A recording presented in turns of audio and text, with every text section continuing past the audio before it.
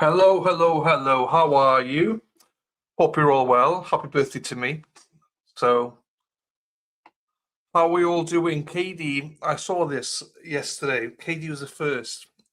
She literally posted this at midnight. I didn't see it till today, KD, but it's exactly midnight your time. Happy birthday, Delan. Hope this is your best year yet. Sending you much love. I hope so as well. That would be amazing if this was my best year yet. I would love that. So, thank you for the good wishes, KD. Bad Dada, how are you, sir?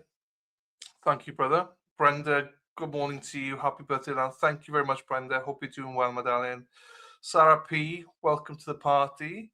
How are you? Hope you're doing well as well. There you go. If you'd like to support the channel, best ways to do so is PayPal or buy me a coffee, as always. Thank you very much. If you haven't subscribed to my other channel, my sports channel, please do so. You're more than welcome over there. And thank you, Sarah P, for happy birthday. So there you go. I'm catching up with you. I'm only like 10 years behind you, so not too far behind you now. Thank you, Lisa. Hope you're doing well. Thank you for the birthday wishes. Lady Di, happy birthday, old man. Thank you. You can say that for another week. Lady Di will be 44 years old in 7 days on the 27th of April. So, Robin G, Pembrokeshire Happy CT, Pembrokeshire Happy CT, Pembrokeshire Happy CT, Pembrokeshire Happy CT. Thank you very much, Robin G.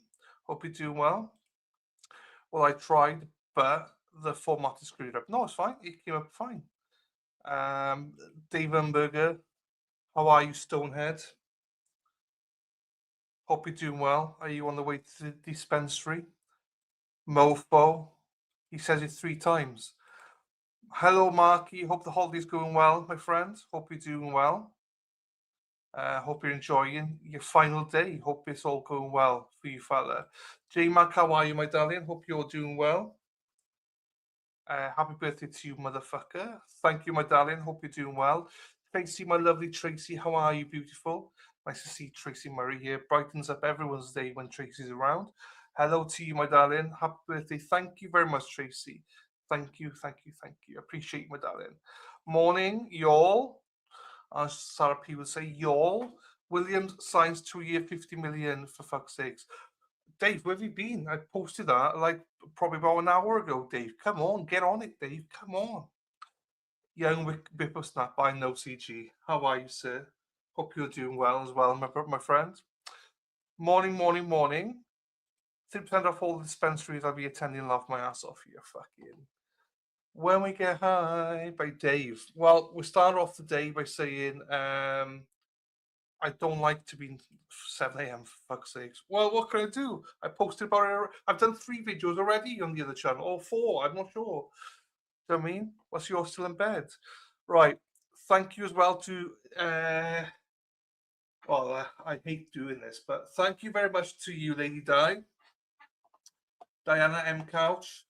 Happy birthday, old man, bitch. 7 days older. I guess I have to be nice to you today. No, please don't. No one, please be nice to me. Just be your usual selves. I'm not used to most of you being nice to me, so just be your usual selves. That'll be fine with me. Never change. Don't pretend to be something you're not. So, the day that you're nice lady die is, I'm not sure what day that will be. But yeah, as I say, you've got 7 days of enjoyment, and then you'll be in my 44 club. As I say, we're not in Sarah P or Erin Pack's club yet in the 50s, so we're still behind them. So that's the main thing. Or Dave in his mid 70s. So deal. There you go. But yeah, thank you very much for the coffees, Lady Di. I do appreciate them. Thank you very much for that. For those, I always do appreciate them. Thank you, my darling. So yeah, how is everyone? Hope your weekend's going well. My walking's been going well. Just an update for you all. I've done about 6,000 steps today, but I think I'm going to give it a rest today.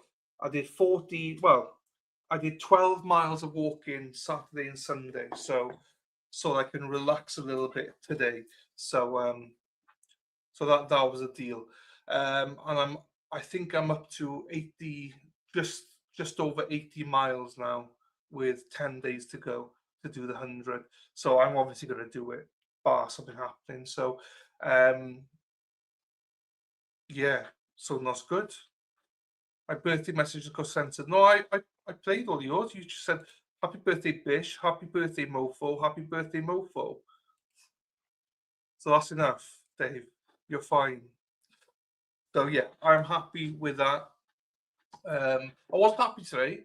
Do you get this in America, right? So I opened my bank app today just to check, and my phone bill was like $140, and I was like, what the fuck? Because obviously I've upgraded. It used to be about $40, but I've upgraded, so I know it's gonna be like $90. But it was 140 odd. I'm trying to do the math. It's over £100, about $140. I was like, what? So I went into why it was that much. Man, they're bastards. I'm in the same company with the same company. They were chasing me to upgrade my phone. I've not upgraded for like 4 or 5 years. So I upgraded it, and yeah, they charged me to upgrade it. I was like, why do they charge you to upgrade? Is what's that, about $50, $60 they charge me just for the privilege to upgrade. It's a one-off payment, but still, that was a crap start to the day. So that wasn't good. So I'm not sure if they do that in America. I did actually look before I upgraded to see if they, because sometimes there are penalties and stuff like that, but there were none. But there's no point arguing with them because they don't care. Do you know what I mean? But anyway, it doesn't matter. I'm turning into Dave Hamburger this morning, turning into the hamburger. But apart from that, it's been a good day. So it's always upgrade. Money, money, money, money. I know they're bastards, though. Do you know what I mean? I don't understand. Anyway, I'm whinging, but that was not a nice start to my day. But as I say, I'm here now, which is probably going to make my day even worse overall. But some of you are still lovely in the chat, so not all of you, but most of you are. No, some of you, I should say, not most of you are nice. But we're also back for this trial. Do you guys have smartphones over there? What's a smartphone? Dave? Yes.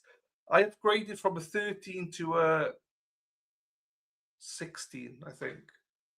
But not good. Not good. Right, let me get it up. That's what she said. Right.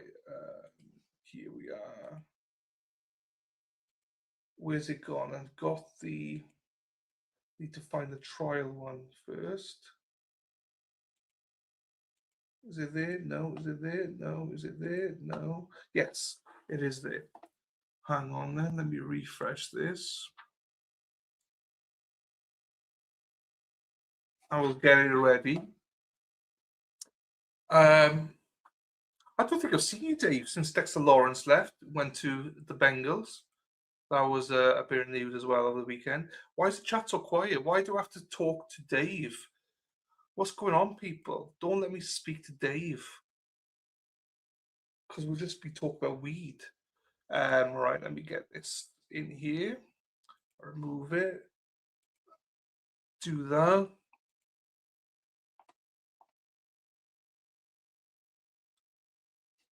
Right, that's ready. The court's going to be starting at, I was going to say, 4 o'clock my time. But 11 o'clock Eastern, 10 o'clock Central, because this is Mountain Time. I thought it was Central Time, which is one of the reasons I covered it, but my mistake. Court's supposed to start at 9. Now, they've been pretty prompt. So if you've missed the updates and stuff like that, I don't know where you've been, but essentially the court, allegedly, there's only one witness left. One witness left for the state, and the defense definitely have one witness. One witness. But who knows? If the Packers had the 52nd pick and now they did something that's I don't know what you're on about. Yes, she is. You might have missed my intro. I did say it's beautiful to see you, Tracey. It's always nice to see you, my darling. You brighten up everyone's day. Hope you're doing well, Tracey. Nice to see you, my darling. As always. Pick. Dave, put the weed down, Dave. I don't know what the frig you're talking about. Have they swapped picks or something? I don't know. So for those that don't know what we're talking about, pass this pipe to Tracey. The NFL draft is started on Thursday, so I'm excited. My dispensary is giving free snow cones today. Yesterday was, oh wow, snow cones is ice, isn't it? Ice, ice, baby. Ice, ice, baby. Yesterday was barbecue food. Fucking hell. Government also signed bill upping us to legal amounts to harvest 2 ounces. Okay. What's it like in Oregon, Dave? Because I think Massachusetts is one of the lowest states for legal amounts. I know that hippie chick speaks of going to Michigan all the time because she can get a ton in Michigan. And yeah, Dave goes to Oregon every day, but I think he's got a large amount he can go as well. That's a good way of doing it because snow cones and barbecue food, because that's when you smoke weed, you want to eat, don't you? Good morning and happy birthday, Dilly. Good morning to you, Johnny. How are you, John? Nice to see you, buddy. Birthday sex, birthday sex. Sorry, that's the only birthday song I know. If your husband's getting it, then fair play to you both. Go get it, you know. How are we doing, Katie? I did say a special thank you to you at the beginning because you were the first one to post as well this morning. So there you go. Pack has hard 52nd pick in the draft because Dallas fucked them. £1 per week. Oh, it's £1 though. That's a lot. And also the legislation authorities' new license for on-site social consumption of cannabis cafes, event-based use and research. Okay. I've been to one dispensary. Not that I smoke it or anything. I don't take weed, but they wanted to see my passport. I was like, nah, I can't be asked. I'm not that desperate to go in and see it. So I sat in a lounge. And I don't, well, I mean, I suppose there's laws, but it's like, what am I going to do? It's the door. Thank you, Jen. Happy birthday, Delan. Thank you, Jen. Thank you, my darling. Hope you're doing well. Now they have 60-second, then 106. Okay. No, I know you did. It was at midnight my time. You did. I didn't see it till today, but thank you very much. You do. I didn't want to say anything, but you did need to re-up your membership from my computer. You do. Don't rush, though. Don't worry about it, my darling. Please make sure you like the stream. That's the most important thing. Good morning to you, Rhonda. How are you? Nice to see you, Rhonda. She's balancing out some stuff here. Oh, hang on. I can spot somebody coming into chat right now. They will be coming into chat in a few seconds because hang on, let me share this with you all. She's on the way. It's not just Rhonda. Who do I always say is lovely? There's two lovely people, Rhonda and Lovely. She just sent 2 coffees. Says level 44 unlocked. Happy birthday, amazing Dylan. Wishing you a wonderful day and may all your wishes come true. 44 is 21 plus 23 years experience, and also birthday cake calories don't count. Cheers and lots of love. Thank you very much, Lovely. When you come in, I'll have to say thank you again to you when you do eventually come in, but I suspect she is on the way in. So thank you, Di. Thank you, Lovely. I've no birthday cake today.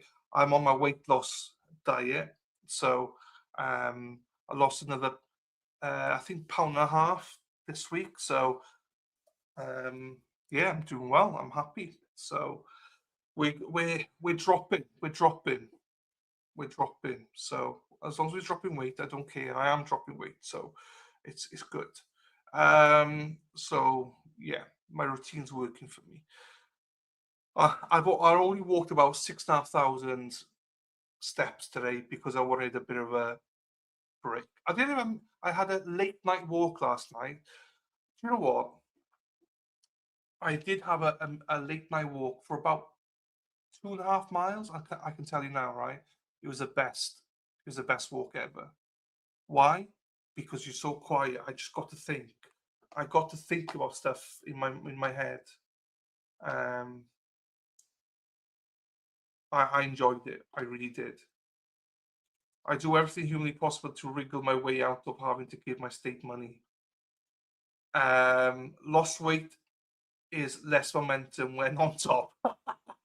Well, as we all know, Sarah P prefers to be on bottom now, so she's at the bottom. So somebody needs to be on top with CCG. Thank you, KD, for upping your membership, my darling. Thank you very much. I hope it works out good for you. School and roads are funded. First day of therapy, there you go. Happy that's done. If people don't know, Rhonda had a knee op, and I hope it does go well for you, my darling. Don't lose too much weight. No, I got to keep the boobs going. Thank you, and thank you for the coffees, lovely. I did put it on screen. I'm not sure if you saw it or not, but thank you very much. Happy birthday, Dylan. May your day be filled with lots of love and everything that makes you happy. Thank you, my darling. I do appreciate that, and thank you for the 2 coffees as well. Let's all welcome Katie's Taco. Yes, Erin's Taco, now Katie's Taco. My state charges me annually for property I own, as well as everyone else. They don't need my ganja budget. Thank you for your memberships, Rhonda. 8 months here. There you go. Hello, everyone. Hello, lovely. Good morning, Dave. How are you, sir? Nice to see you, buddy.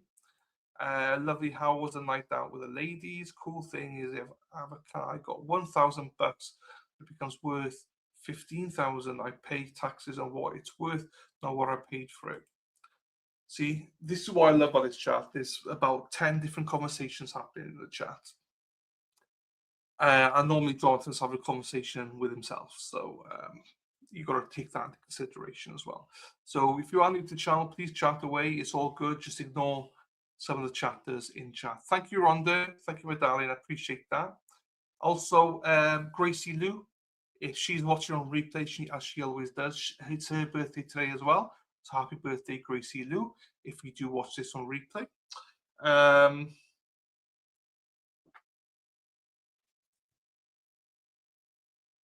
And we got Hippie Chick. If you're listening, Hippie Chick, thank you for the birthday wishes, Hippie Chick. He is with the doctors, so good luck with the doctors, Hippie Chick. If you're listening right now, she's going to see the doctor for a back sack and crack, I think it is, but no, it's a back. Hope she's okay. Also, special shout out to Coco, who is, lots of you in Massachusetts know Coco is unfortunately her father died over the weekend. So God bless Coco and the family. Hope everything's okay for her as well. In this time. So there's a lot going on, isn't there? There's a lot going on. But yes, as you know, it is my birthday. I am catching up Sarah P and Erin Hack, and nearly my 50s. Oof, scary. But as I say, Lady Di will be 44 next Sunday as well. So next Monday, sorry. So we'll have another birthday bash. Basically, I got 2 birthdays, this Monday and next Monday, because if you're celebrating Lady Di's birthday, we might as well celebrate mine as well. So also, I'm waiting for the delivery. I bought new trainers over the weekend. I think they were $80. I'm trying to do American math. I think they were around $80 down to about $40. So I bought them. So basically it's £50 down to £25. So I don't need to pay taxes. Thank you very much, Dave. Thanks, buddy. I appreciate you. Jonathan, oops. I don't pay taxes. I'm on SS only property taxes. Don't know what that means. Nice. The biggest thing I hate about the state I moved to is the freaking property tax. I've never had to pay yearly just to keep vehicles or a home I own. Train bra, laugh my off. Dropping off. Thank you very much. I'm at work today, so I'll have to catch up on the stream tonight. Have a great day. Thank you, Erin. Thank you for the messages on Facebook, text, and now this. Thank you, my darling. I appreciate that. Didn't do taxes like Kentucky Fried Chicken and Pizza. I know, it's very sad, isn't it? Just in case people didn't see it and know her, send her the best as well. UK doesn't have social security. No, not like you guys have. We have national insurance, but like it's not like I don't know what my national insurance. Well, I would know if I looked it up Do you know what I mean? But I don't know where off the top of my head. No, we don't have social security. What social security mean? I don't understand what it means.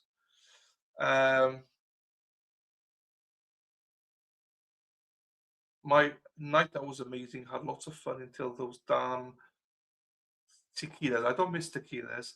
Tequila. Host long until one learns that tequila shots are never a good idea. They are never. They taste disgusting. Dave, I bet they have some sort of pension or time setup though. We do. If you work, yes, I have to pay. I don't remember how much it is, but they take 10% of your salary essentially. Oh, okay, yeah, fine. Yeah, I got you. We do. If you're self-employed, like now I'm self-employed, I have to send something like £1,000 or something every year towards it. It's a pain in the ass, I know that much. But when I was employed, I had to pay 10%, I think it was. And then you got taxes and all that malarkey as well. Right. Let's put it up.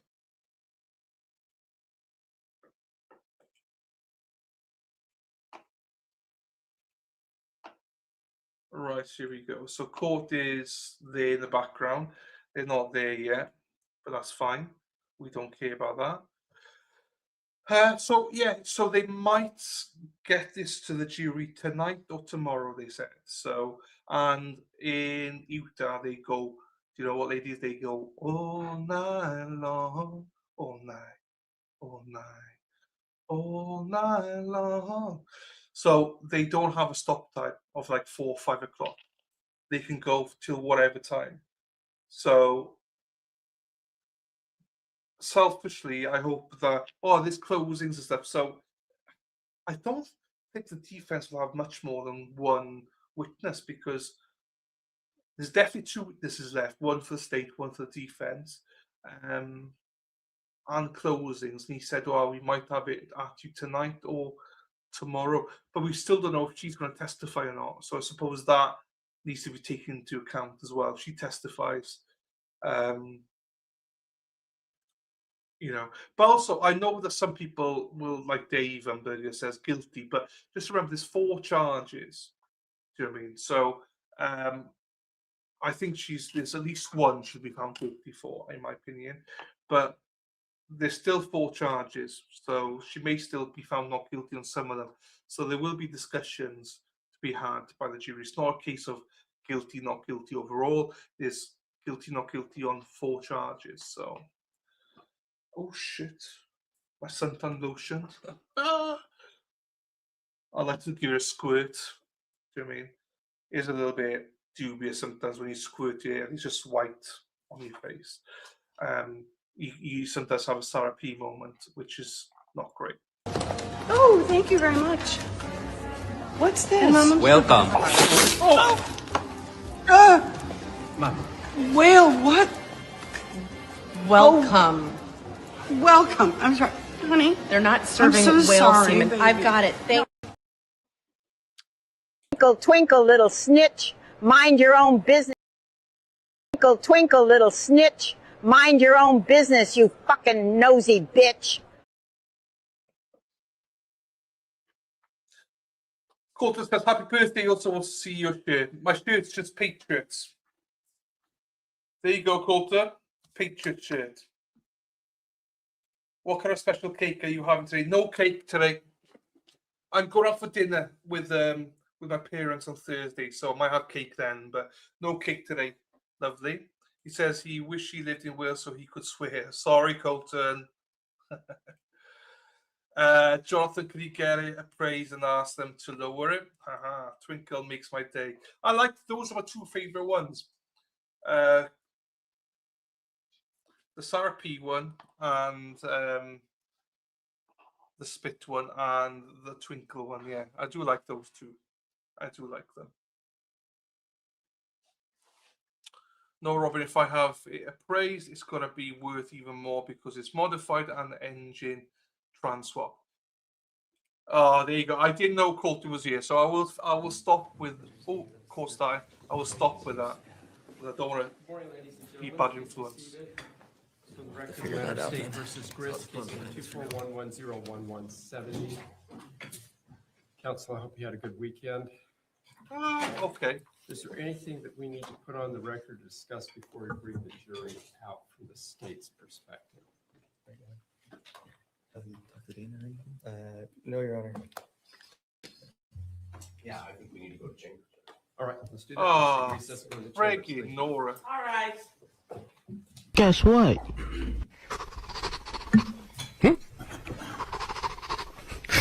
You're a bitch. Oh, they teased us right there. They teased us by starting going, oh no, we need to go to chambers. I won't play the other one, the Bex one, because that's a bit too rude for Colton. But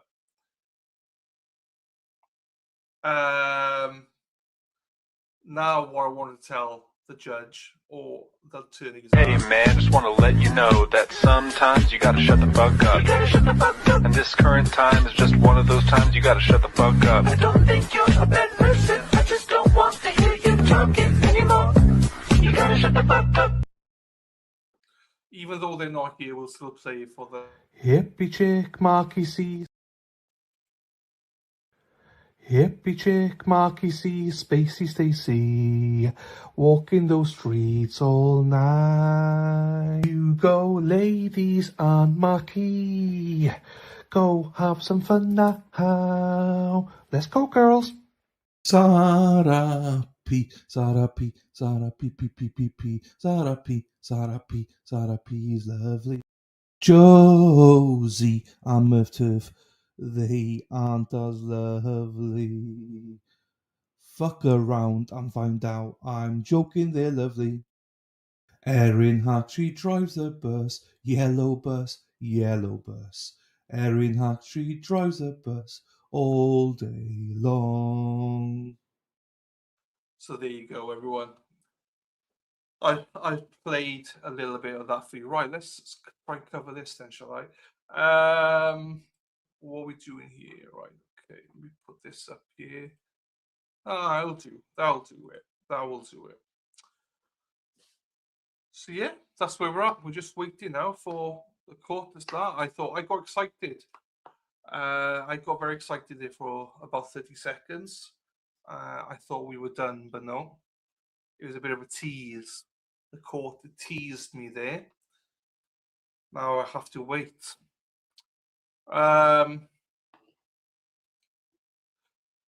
Thank you, lovely. It's Thursday I'm going out for dinner. Thursday night I'm going out for dinner. But hopefully this trial will be done anyway. So on Thursday I'm taking my mother shopping. Thursday morning. Then doing wherever. Then I got dinner with my parents. And then draft night. So I'll be up until about 5 a.m. my time on Thursday, which is because I think draft is 8 till probably about midnight, 1 a.m. So that's like 5, 6 a.m. my time. But I think they've reduced the time now from 10 minutes to 8 minutes or something for the first round. So it should be more like 5 a.m. Let's check that actually, because I don't know if that's in effect. Liberation time for teams in first round of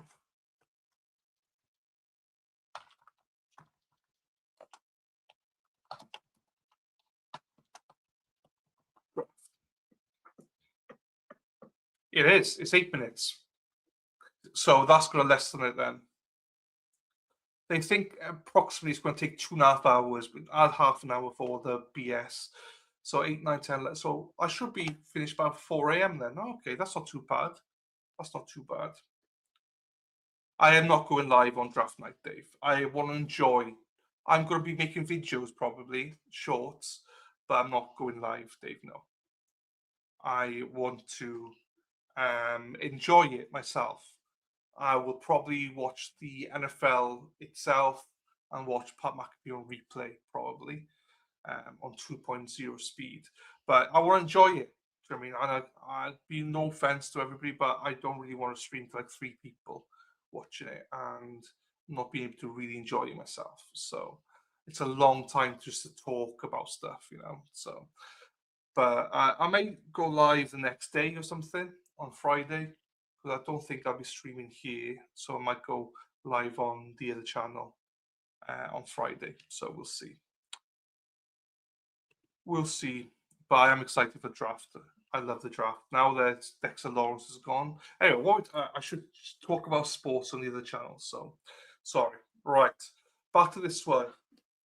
You're not going to watch it by yourself. Go watch with Pat McAfee, Dave. You're going to watch it with Pat McAfee. Let's not pretend you're watching it on your own, Dave.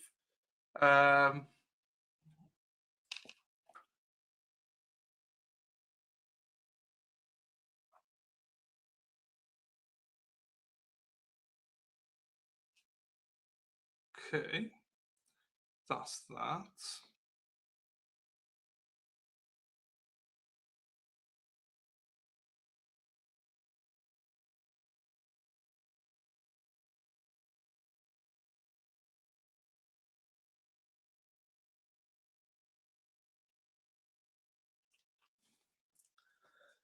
I've not watched it, to be quite honest with you, Dave. I've not watched it, so I'm not a WWE kind of guy. I don't mind it. I used to love it when I was younger, but I'm not as much of a massive fan now. I mean, I don't watch it really. A friend of mine, well, I say friend, but a guy I know, he's gone out to watch it. Is he in Mexico or something? I don't know. But, I do like Jerry Roll though. Jerry Roll's done. He's impressive because he's lost so much weight. He's a bit of an inspiration. Do you know what I mean? With how much weight he lost, he's done well.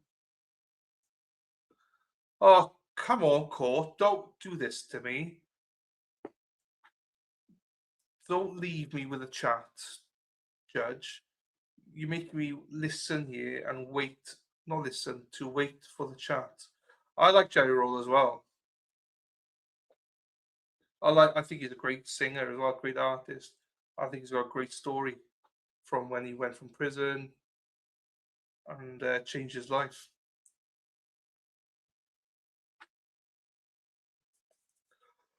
Oh my days, come on. I'm yawning already because I was up super early today. I couldn't sleep last night. So I was up super early today. So it's been a long day already. Only because, do you know what I mean?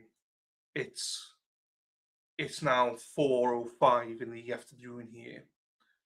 And I was up at like 6 a.m. this morning. And I was in bed like, what, 1 or 2 o'clock my time.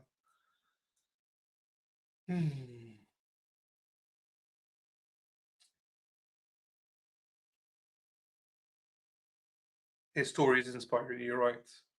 Dude, Pat McAfee is my spirit animal. I used his antivirus forever when it was still the best too. What's his antivirus? I don't know what you're talking about, Jonathan. What's that? Pat McAfee had an antivirus. What's he talking about? Oh no. I can't. Right, let's end the stream then, shall we? Bex is here. Hello, Bex. Good morning to you. Hope you're doing well. I'm going to sell my house in 2028 and take the money and spend it on everything I can't afford today. Thank you very much. Thank you, lovely. Yes, all night long. The meth head billionaire who made meth in his. Oh, I have no idea who you're on about then. There you go. I have no idea who you're on about, Jonathan. To be fair, Jonathan, I don't normally read your messages, so I don't know why I just read your message either. So, oh, I'm an idiot sometimes. I just hate waiting. Why do you have to go chamber? I get it, but like I'm a little bit with Lady Di here. Lady Di said the day, why just do it in open court? Why do you have to go behind? What do you hide in? His name's McAfee. What's happening Thursday? Thursday, I'm going off for dinner with my parents, and then NFL draft is on Thursday, Friday, and Saturday. One of my favorite times of the year as well. I love it. I'll be on the couch all night, and the next day I'll be on the couch all day watching it come through. I love it.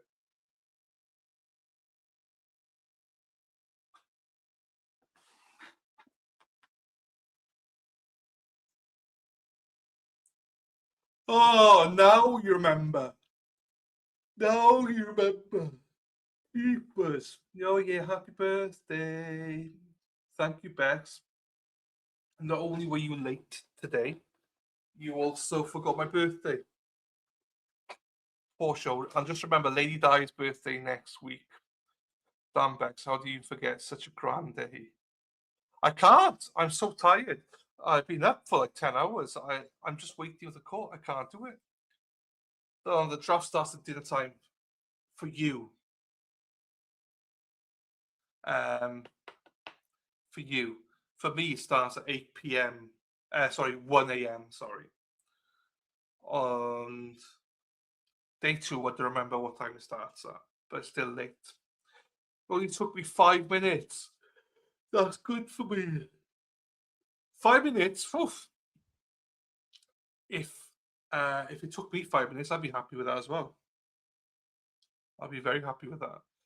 I know I should end the stream now and just say bye, mofos. That's what she said. Yep, Jonathan got it. Bex eventually got it. She's a bit slow, so we forgive her. Just tape it. No, what? The draft? No, I'm watching. I could watch it on replay, but no, I'm watching it live. I love the draft. I love the NFL draft. It's one time a year. I love it. Where did court go? Don't know. They're in chambers. They'll be back when they're back. We just gotta wait for some stuff. I don't know why they're in court, in chambers. So, what do they call those piss pots? Back in the old ages, used to have like a pot, like a porcelain pot they used to piss in. Because that was called something like a chamber or something like that. I'm sure of it. Back in the many years ago.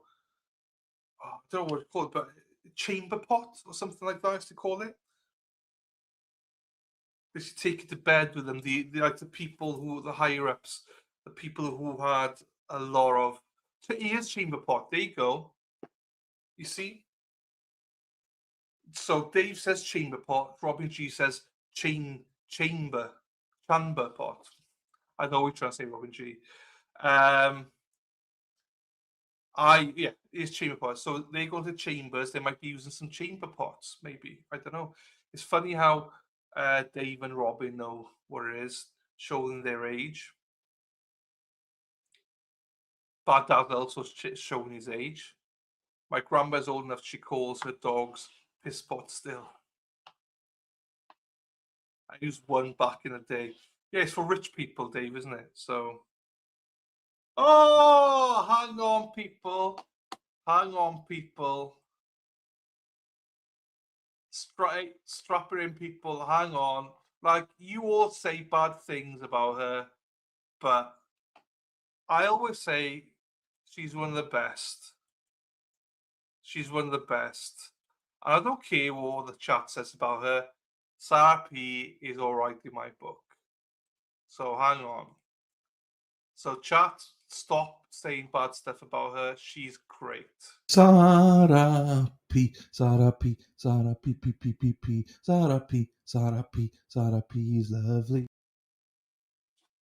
Sarah P bought 5 coffees and says happy birthday to the biggest pain in my ass. Love you, Dylan. Love you too, Sarah P. Thank you so much for the 5 coffees. I do really appreciate them. You see, that was beautiful. That means I gotta be fucking nice to her now. No, but thank you very much for that. Sarah P, you know how much I love you. I hope your hair came out well on the weekend as well. Sending all my love to you, Sarah P. I don't know how Sarah P. So I think Sarah P's been here for 2 years? Over 2 years now. I don't know how she's coped, to be fair. So, but no, I do appreciate Sarah P. Thank you very much, my darling.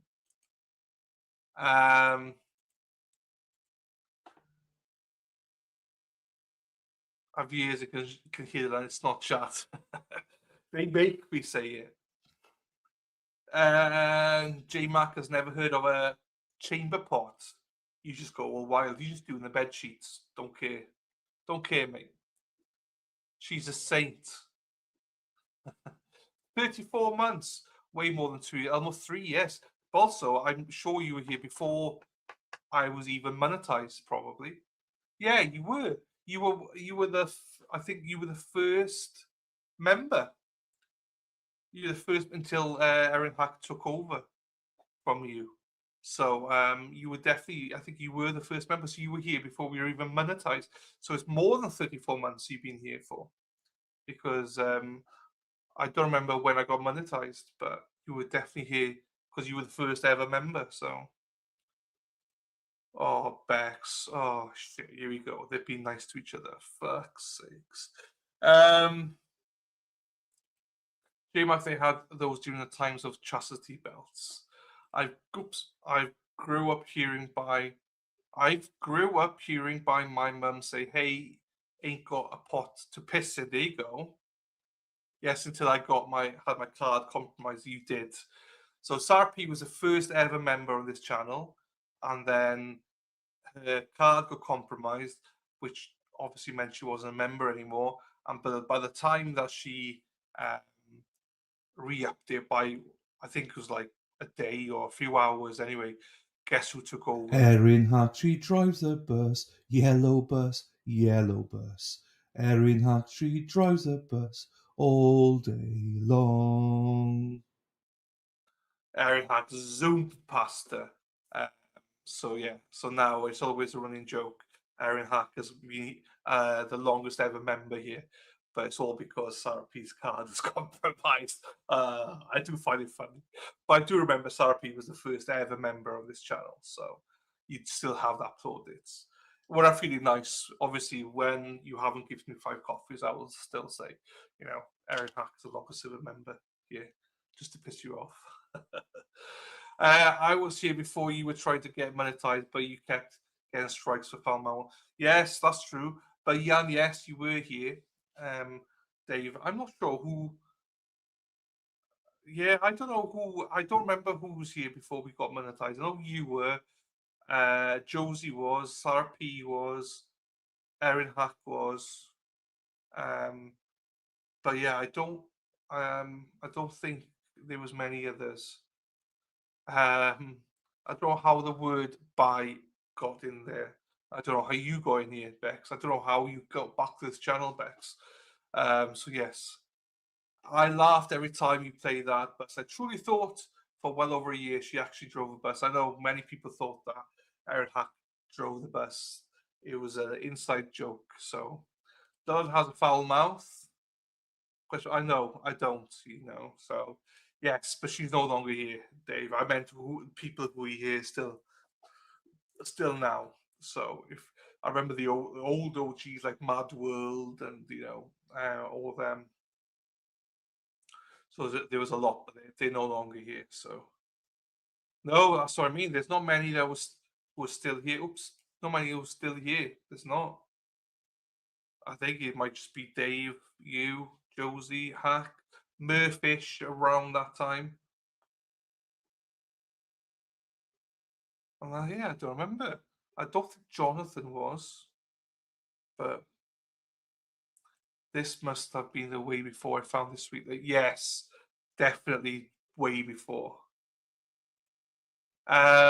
Only the ones that matter. You see, I told you Sarah P doesn't like any of you. I'm joking. No, you're right. You're right. Only the ones that left us. Fuck them. No, good up to them. I don't care. People can do whatever they want. Corn Pulp I saw in chat last week. Corn Pulp, yeah. I've not seen it for ages. There she is, Corn Pulp here. Hi, Corn Pulp. How are you doing today? I know you hate my voice and my songs, so I made this just for you, Compo, better known Compo. Thank you to Robin G for making the name called Paul for thee. That was a song for Corn Pop. She hated me singing. She hated my voice so much, so I made it a video. So just to piss her off. But I like Corn Pop. She's good. But yeah, she's normally in other streams. She's still very deep into all the Massachusetts stuff and things like that. And I'm over it. You know, I'm over all that stuff. Hello, Miss Lynn. How are you, my darling? Nice to see you. Hope you're doing well. Hi, everyone from Miss Lynn. How are you? What is happening? I just explained it. Aha, the singing. I know. Lol. I don't think what's the first ever song we had here? I don't know what it was.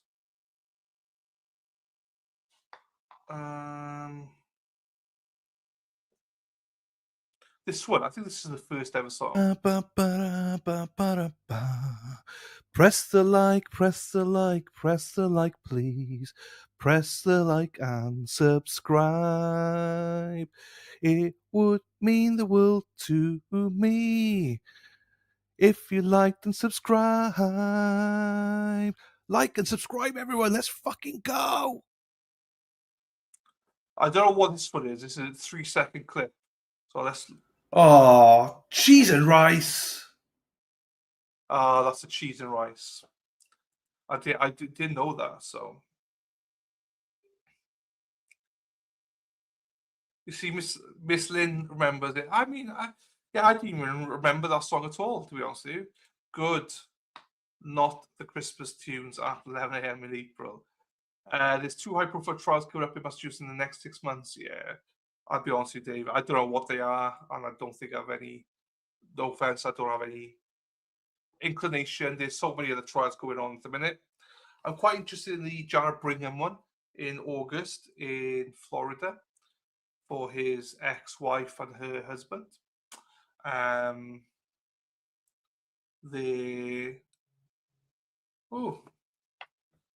Should we take a call? I got a call.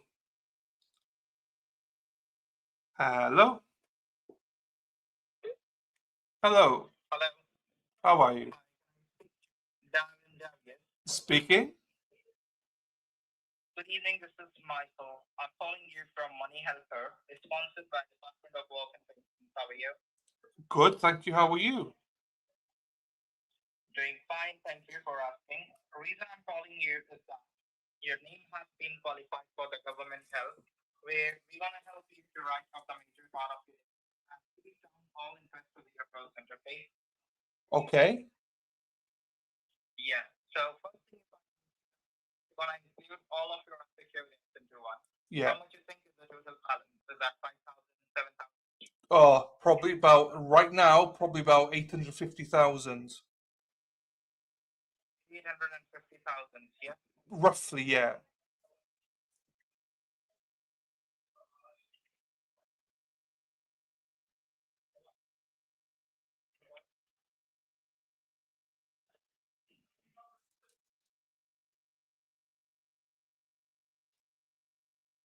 He's probably on hold.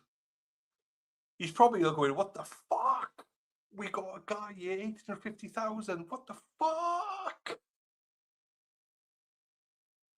That's why I got him on. I got him on mute now.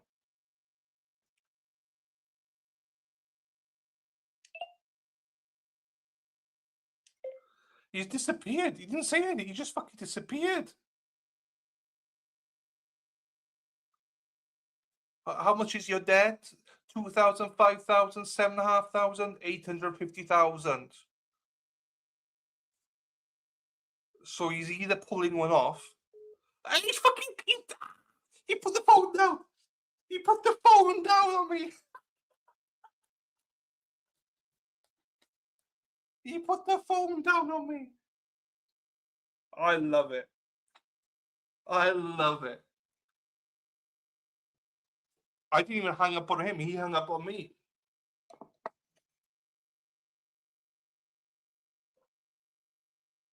Oh, my parcel's here. Hang on. Hang on.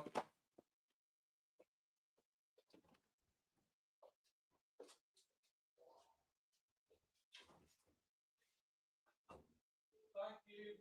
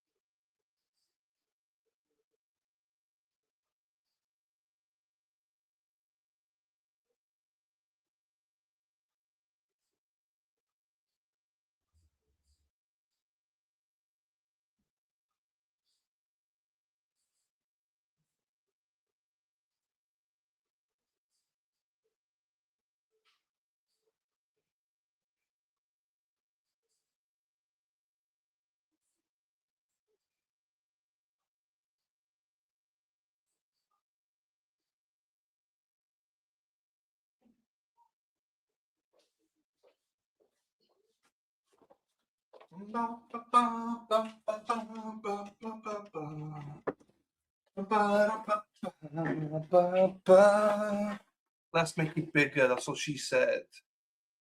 Here we go.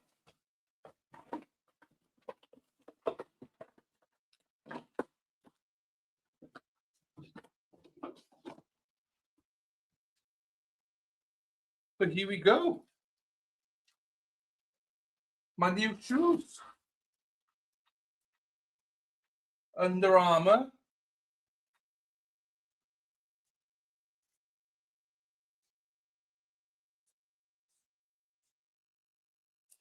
Smells nice.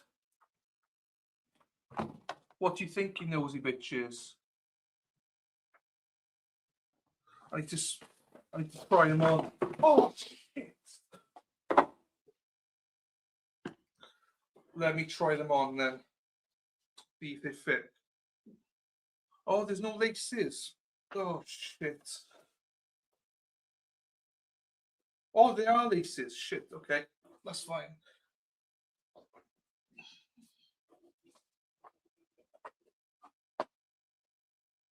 Oh, I'm not sure.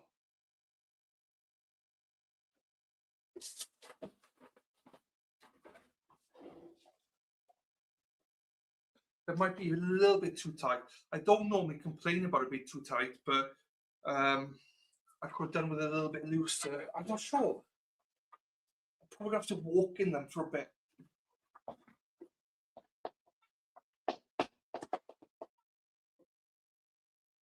No, I like them.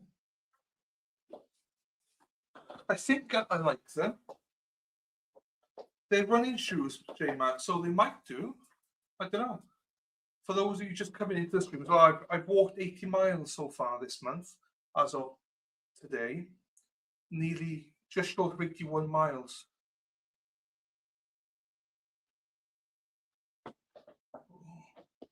They will stretch out a little bit. That's what she said as well, Robin G. No, I like them. I like them. I think they're gonna be fine. Yeah, no, I do like them. Yeah. I like them. So there you go. Those are my new shoes. And here you can see what's inside. There's something deluxe. No, they're nice. I do like them. That's fine. They're solid. They're solid. They're supposed to be running shoes, so I don't know. They're 50% off on sale with Amazon, so you say that to me all the time, J-Mac. John has a farm. So there you go. These mofos still not back. I could, once the judge comes back, we'll tell him. Objection, Your Honor. Lack of foundation, calls for speculation. Unintelligible. I don't understand.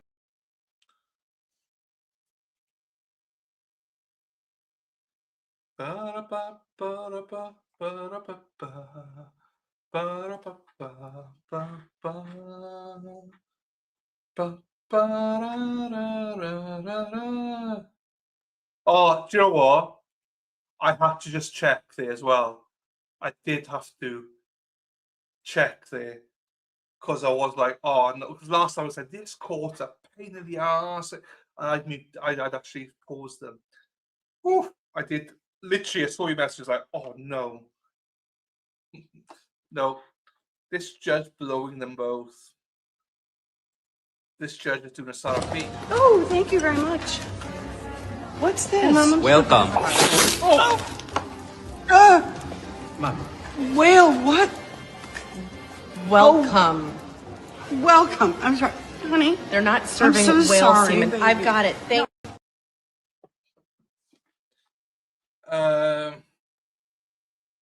Jonathan thought it was so important, he told me twice.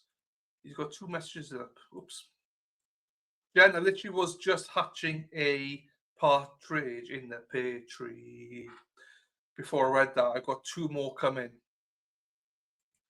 On the something day of Christmas, my true love said to me.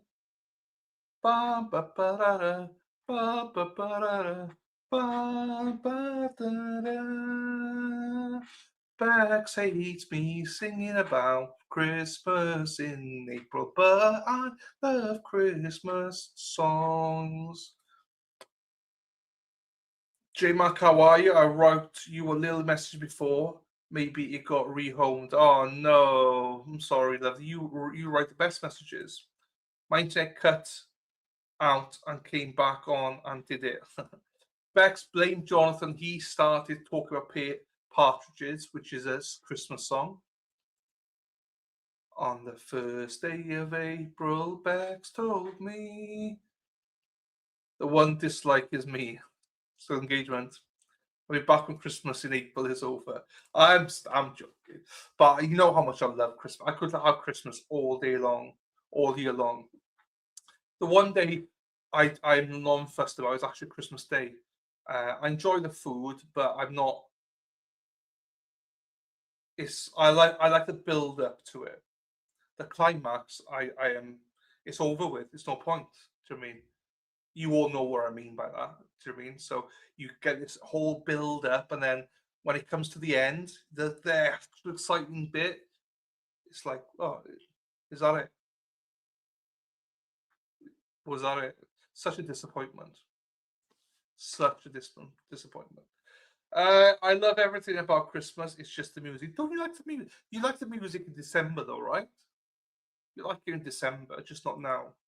Sarah, all summer is Christmas when you always have new babies hatching. The 4, play. CG gets it. Yeah, baby, she gets it. Ba da da ba ba ba ba ba ba ba ba ba ba ba. Ba da ba ba ba ba. Ba da ba da ba ba ba ba. Lovely. I love Christmas and Christmas music too. I know, I do as well. I adore it. You don't like Christmas music ever? Whoa.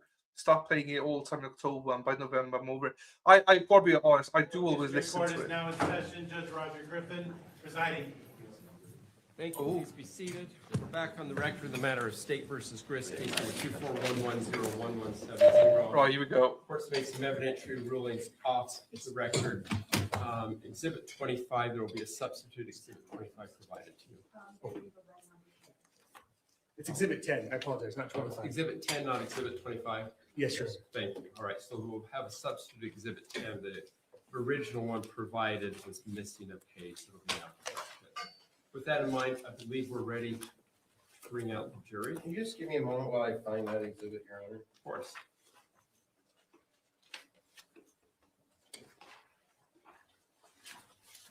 Rocking around the Christmas tree, have a happy holiday. Okay, I got exhibit 10. And what page? It's the very last page. 29, and stops on 28.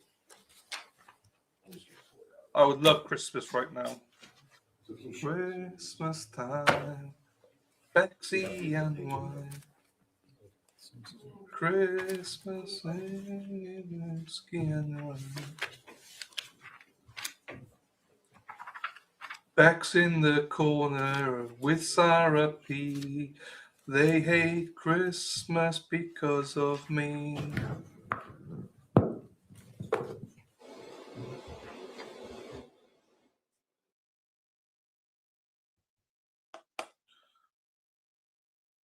Duff, come on.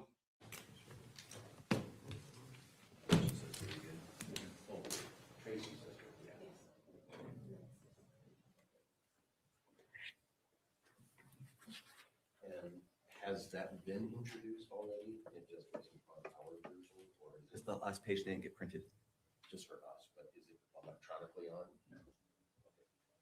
So it needs to be added electronically for the jury. Correct. Thanks.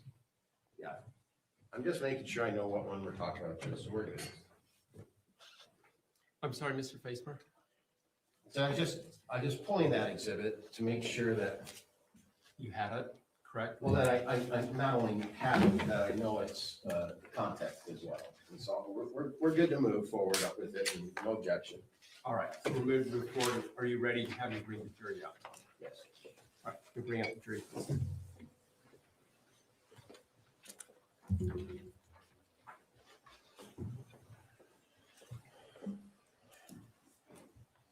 You better watch out. You better not cry. You better not see. I'm telling you why. Bex and Sarah P. Bex and Sarah P. Bex and Sarah P. PP. Right, I'm done singing Christmas because there's some people here going to be pissed off with me, which I don't mind normally, but. All rise for the jury. All right.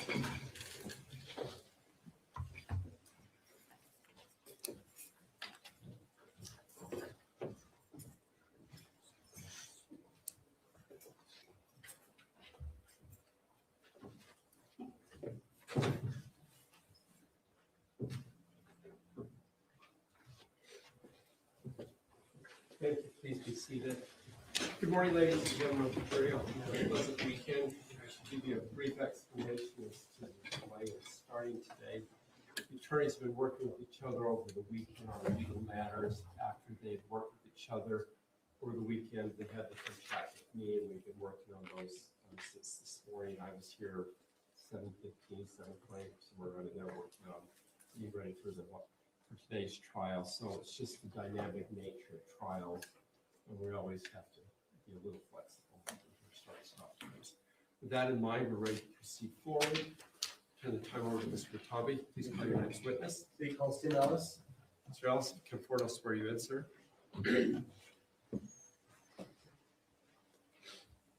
Just stand right there and raise your right hand. You swear or affirm under the laws of the state of Utah on penalty of perjury that the testimony you give in this matter today will be true and correct, so help you God. So please have a seat up there in that chair. While you're coming up, let me give you some instructions to make the process go a little bit easier for you. Please wait for the attorneys to ask you a question before you respond. Please give a direct response to yes or no for proper answer. Typically long narrative responses or objections or you would have to stop that. If you don't understand the question, please ask the attorneys to rephrase it. Don't guess. Please give me verbal responses. If you nod your head and shake your shoulders, We get that today, you don't have a video recorder, so if I get a or that sounds like a yes today, but on the record, it might sound like more no, which is that's yes. That's fair enough? Yes. Thank you. Make sure you speak into the mic, it goes up and down, you can slide the whole thing towards you as well. Mr. Rotund. Tim, thanks for being here today. Yeah.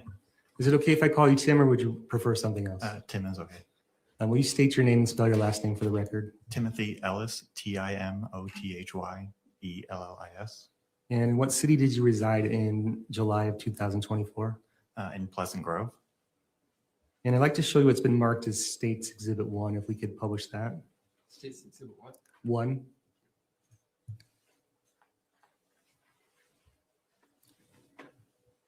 We can publish that to the jury. Have you seen this before? Yes. And is this your family? Yes, it is. Okay, how many brothers and sisters do you have? I have 2 brothers and 3 sisters. And which child are you in the I'm the middle child. Out of 7, you're the exact middle? Yeah. And with which siblings do you share a father with? I share a father with Tara, Katie, and Kevin. And do any of the other siblings share a father? Yeah, Rachel and Jacob share a father. Okay, and does Rory have another father? She does, but she's the only one. And how many times has your mom been married? She's been married 4 times. So let me ask, who is your mom? My mom is Tracey Grist. Okay. Your mom's been married 4 times? Mm-hmm. Yes. And who was the first husband that she had? That would be Stan Ellis. Is that your father? Yes, that's my father. And tell me a little bit about what you remember from that marriage. I don't remember a ton because of how young I was at the time that they got divorced. So all I really know is my visitation rights on the weekends growing up. Okay, and was that in California? Yes.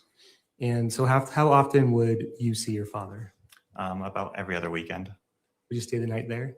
Yes, I would stay the whole weekend. And would Kevin and Teralyn and Kathryn go with you as well? Mostly Kevin, but Tara and Katie would also come with sometimes. And would you guys all sleep the night there?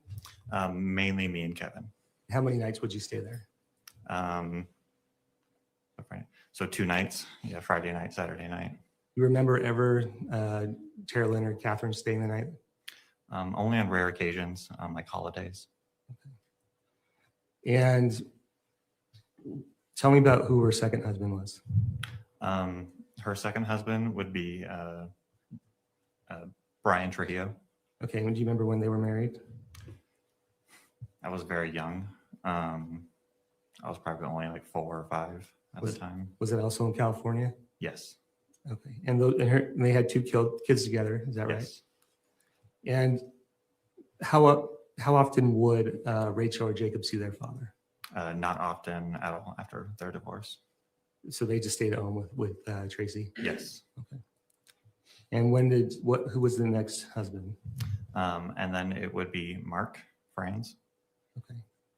And did Aurora ever go and see her father?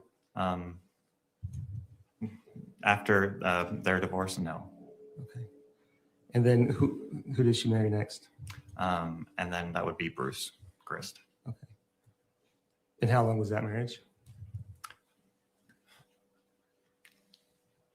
Only, I think maybe like 3 years or so. I can't really fully remember how long.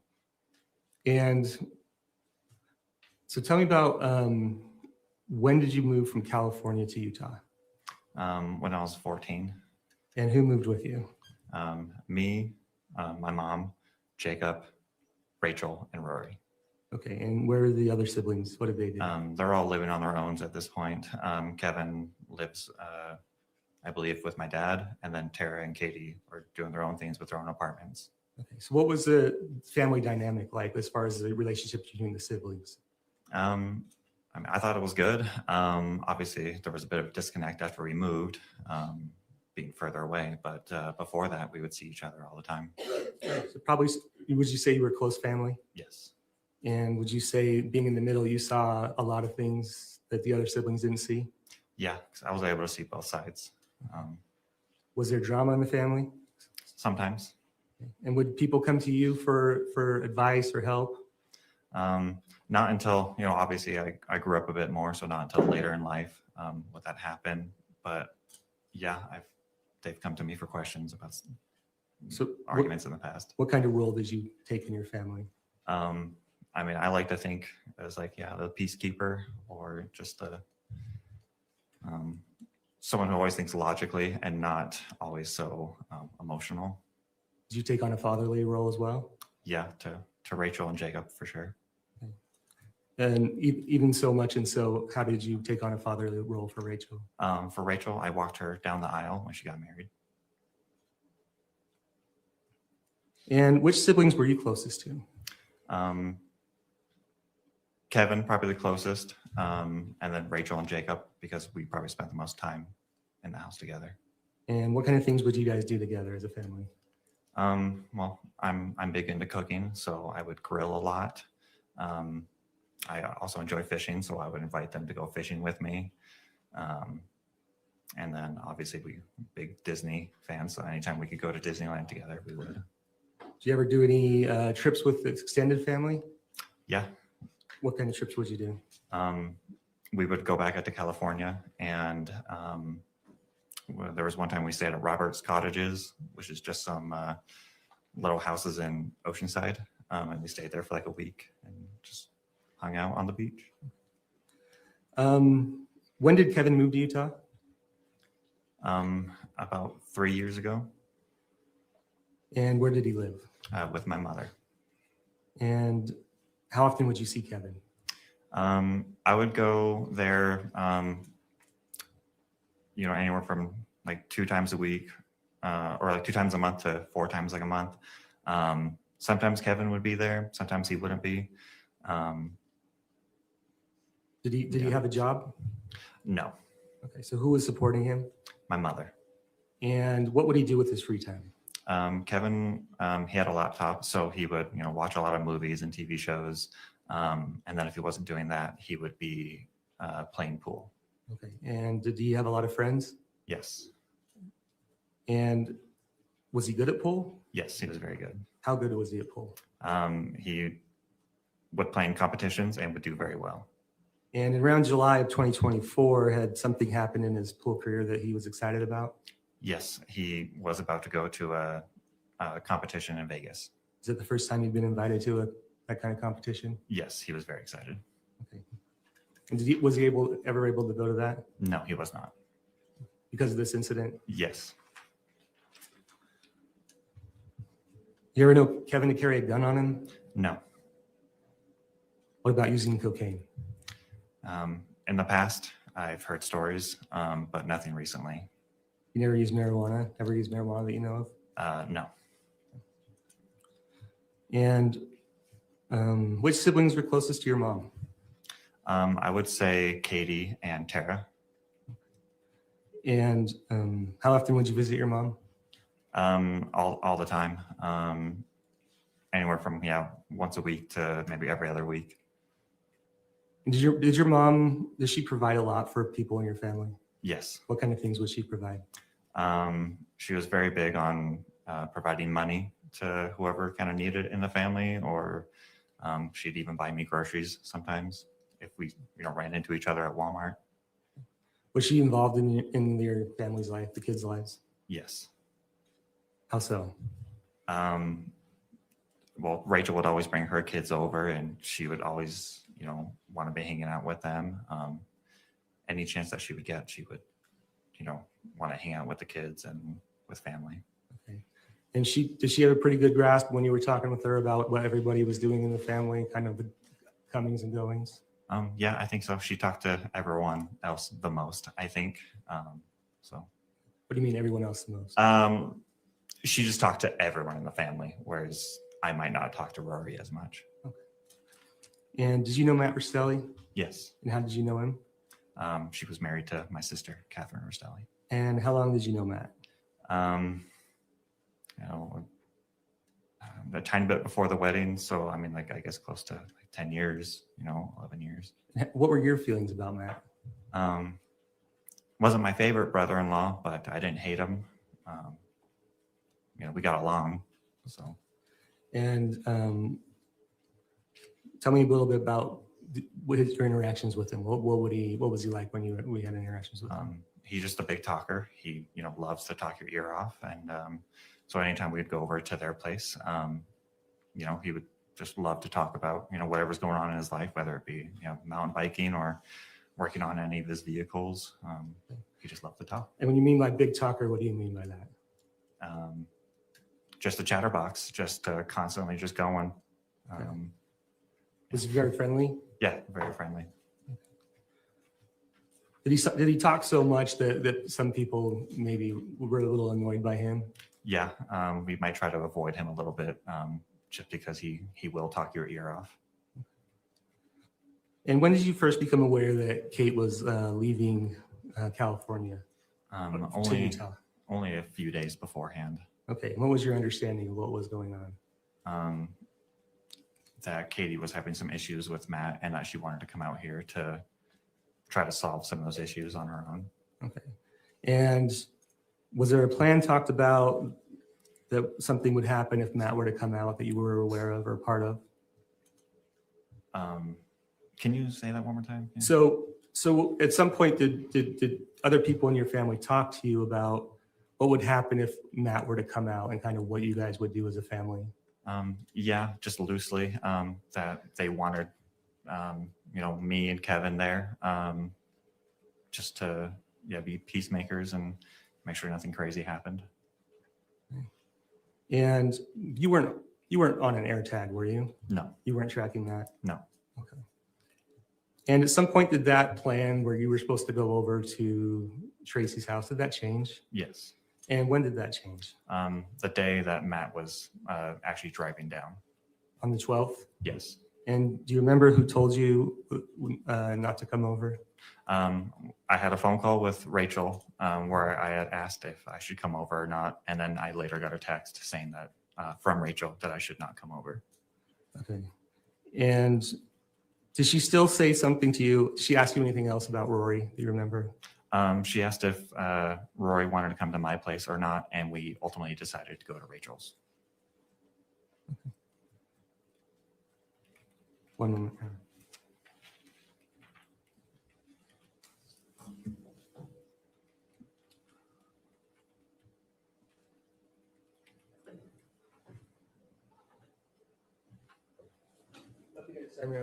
Thank you, Ross.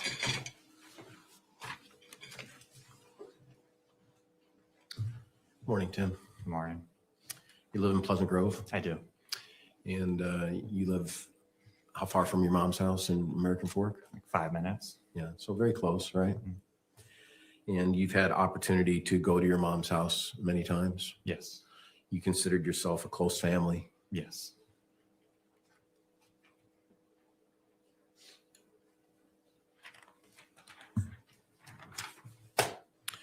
And you talked about that it was discussed that Kevin and Tim should be at the home if Matt came. Yeah. And is that because of you being a peacemaker?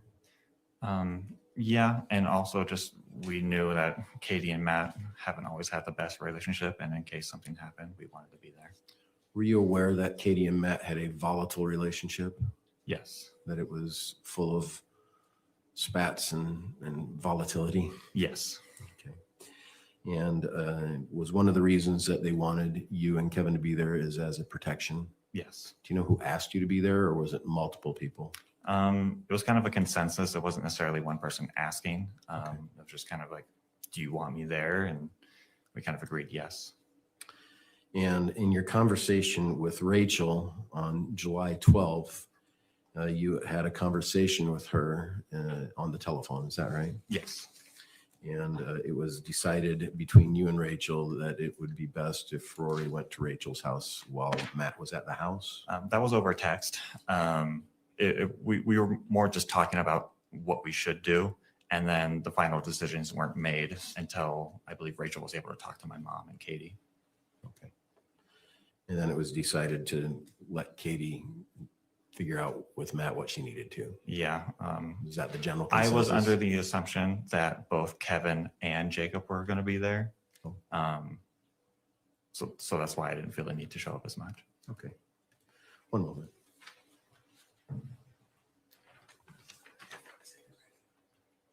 That's all we have. Thank you, Tim. Redirect. 136.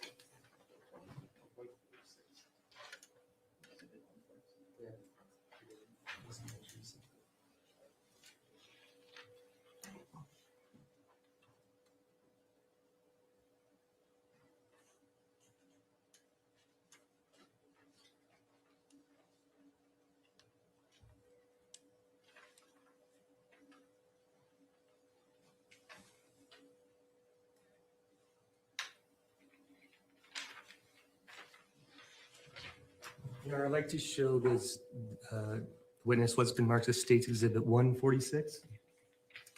Any objection? No, Your Honor. Can I approach the witness, Your Honor? Yes. Do you recognize what that is? Yes. And what are they? Text between me and Rachel. Is that from July 12th of 2024? Yes. They fairly accurately represent the text that you guys had that day? Yes. State would move to admit states in published States Exhibit 146. So ordered.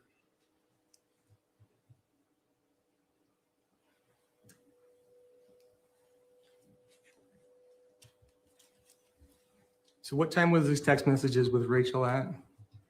2:33 p.m. I could just have you read them to the jury.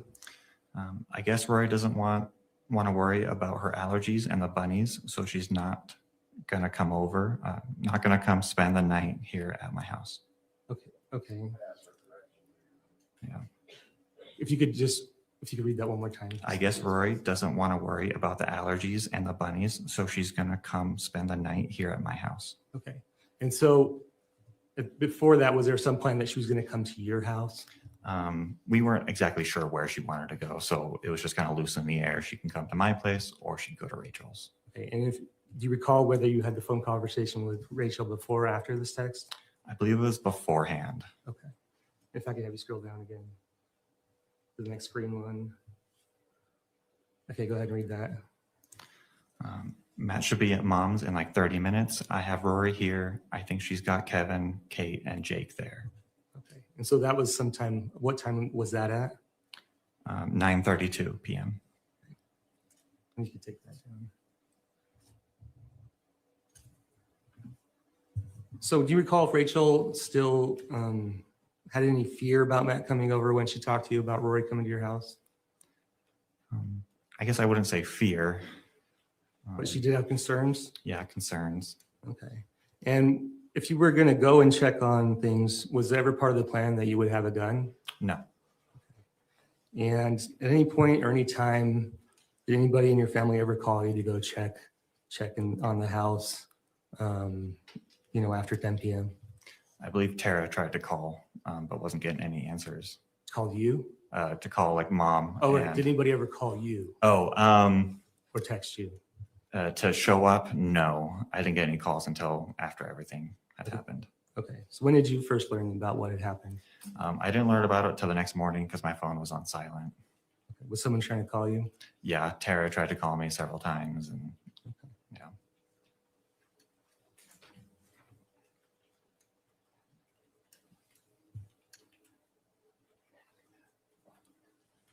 And do you remember when you were, do you remember being at your mom's house the day before on the 11th? The day before? On July 11th. I don't know if I was there the day before. Okay. When do you remember being at your mom's house? It was a couple days before. I was doing my breaks in her garage. Okay. Did you see anything that suggested that Katie was planning on going back to California? No. Anything was packed? Nothing was packed. Okay. Nothing for you. Recross.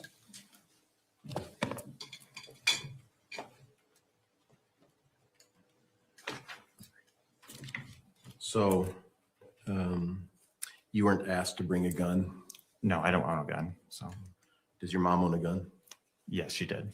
Did you know she owned a gun? Yeah, I did. I did know. Do you know where she put it? I don't know where she put it. I know she kept it in a gun case, but I don't know where she kept it. Just by your hands, can you show us the size of the gun case? It's like a box. Yeah, just a little box, that little key code thing on it. Oh, and have you ever accessed it before? Once before, Yeah. once or twice. For the gun? Not necessarily for the gun. Sometimes she would keep important papers in there too. Like maybe birth Certificates, social security cards, passports. Mm-hmm. And so you've had an occasion to put in the code and go in and get what you needed. Yeah.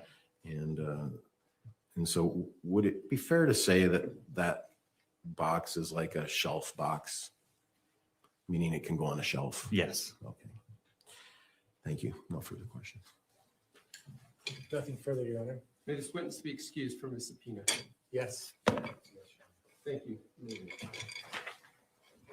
Mr. Ratabi, please call your next witness. Your Honor, stay with rest. All right, counsel, let me see you up here then, please. There you go. We knew they were resting. So if you follow the alternate corner, you would know that they were going to be resting because I'm a genius. So we guessed right. We did guess right, people. Wait, no heater. No question on redirect, thought all you can ask about something touched on. I don't think it matters in this court, to go on to. I think they do whatever the fuck they want. All right, ladies and gentlemen, with the state resting, it is standard practice for us to take a recess. It may be short, it may be long, for the court and the parties to work through some issues, legal issues, and for the defense to look at their next steps that they may take. So I'm going to excuse you back to the jury room. Please don't discuss anything about it is CG. It is about research and social media and play in mind at this point, and we'll be back to you as fast as we can. all right.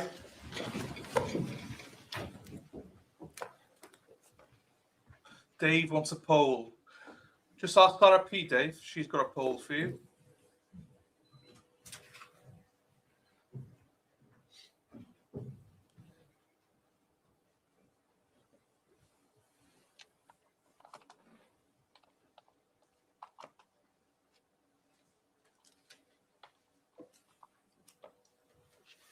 Thank you. Please be seated.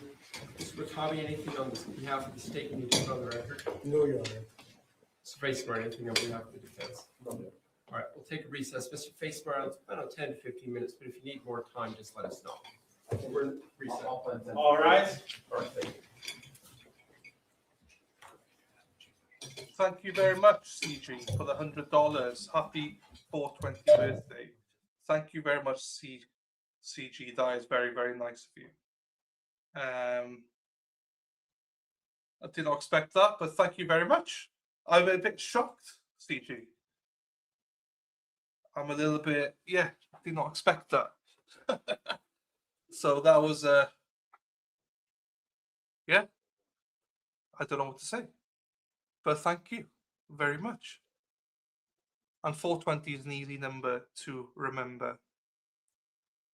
I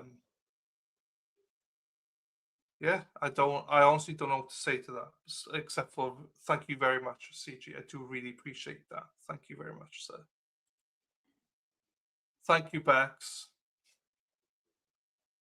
There you go, Dave. I'm stunned into silence. Good job, CG. It is very generous, Jen, you're right.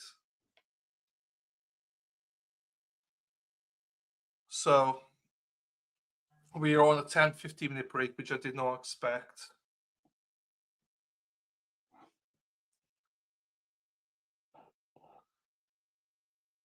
I'll be 69. Dave has been 69 for the past 4 years.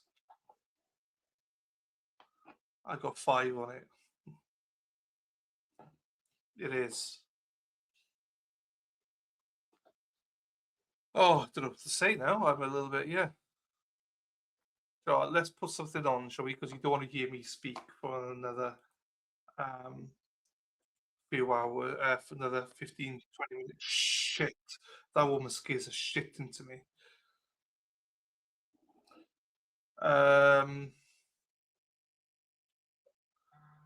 I got 5 on it. I got 5 on it. Hang on then. I need to do something. That's why I need to put this on for you people. Ba ba ba. Ba ba ba. Ba da ba da ba ba ba ba ba ba ba ba ba. You and me were meant to be walking free in harmony. Law and Crime Network. Hard to be. Don't you know that Rome wasn't built in a day? Hey, hey, hey. Hey, hey, hey.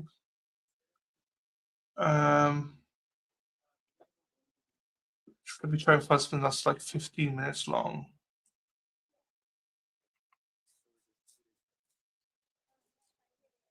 Oh, thank you, Mark. You don't have to do that, but thank you, my friend. I appreciate you for that.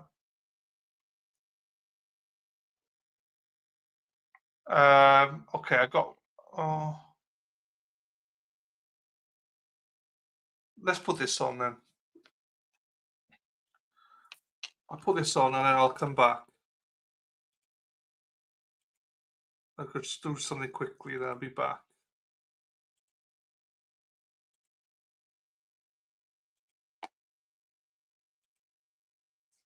Tension between roommates erupts, ending in a deadly confrontation. Walk down here. Sorry, Jeff. Come here. Come here. Come here. He's upstairs. He's unconscious. When police investigate what led to the fatal blows, the reason is almost hard to believe. He was telling me that something about his Taco Bell. The other guy that's down in the living room with my partner, he said that guy started freaking out, going crazy, and he said he beat him up here. This is Inside the Crime, presented by Law and Crime. I'm Elizabeth Milner. Now, there's nothing like wrapping up a late night with some fast food, especially from Taco Bell. Now, in this case, police say that late night craving was actually the motive for murder. It's January 31st, 2024. We're in Roseville, Michigan. Officers are responding to a home on Waldorf Street. After 2 roommates got into it, one of them is still unconscious. How you doing, sir? I'm good. What's going on? I kind of freaked out because I thought somebody stole my Taco Bell, and ever since then, he's just been freaking out, stomping around. I just witnessed him beat the living of a man that's like 15 years older than him. He's not responsive at all now. Officers go upstairs. That's where they find 72-year-old Dale Mitchell bleeding from his head. Dale's roommates would later tell news station WJBK there was blood all over. Where's that person at? Where's the person that hurt him? Police, you better announce yourself. Okay. Put your other hand out. Put your other hand out. Okay, come down here. Walk down here. I'm sorry, sir. Come here. Come here. Come here. He's upstairs. He's unconscious. Okay. Stay with me, sir. Police, who's all upstairs?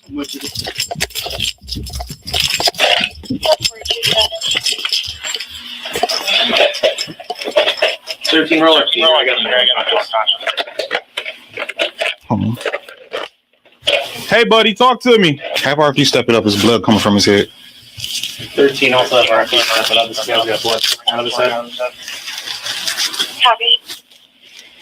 Hey, sir. I have to see you, buddy.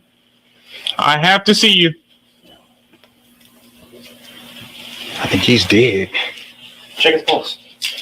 Check his neck. Yeah, I think he's dead. He urinated on himself.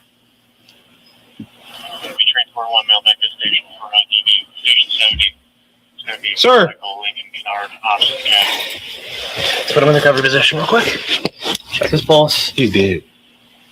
Oh. I see a little breath coming from over my. Ooh. Some versus status check.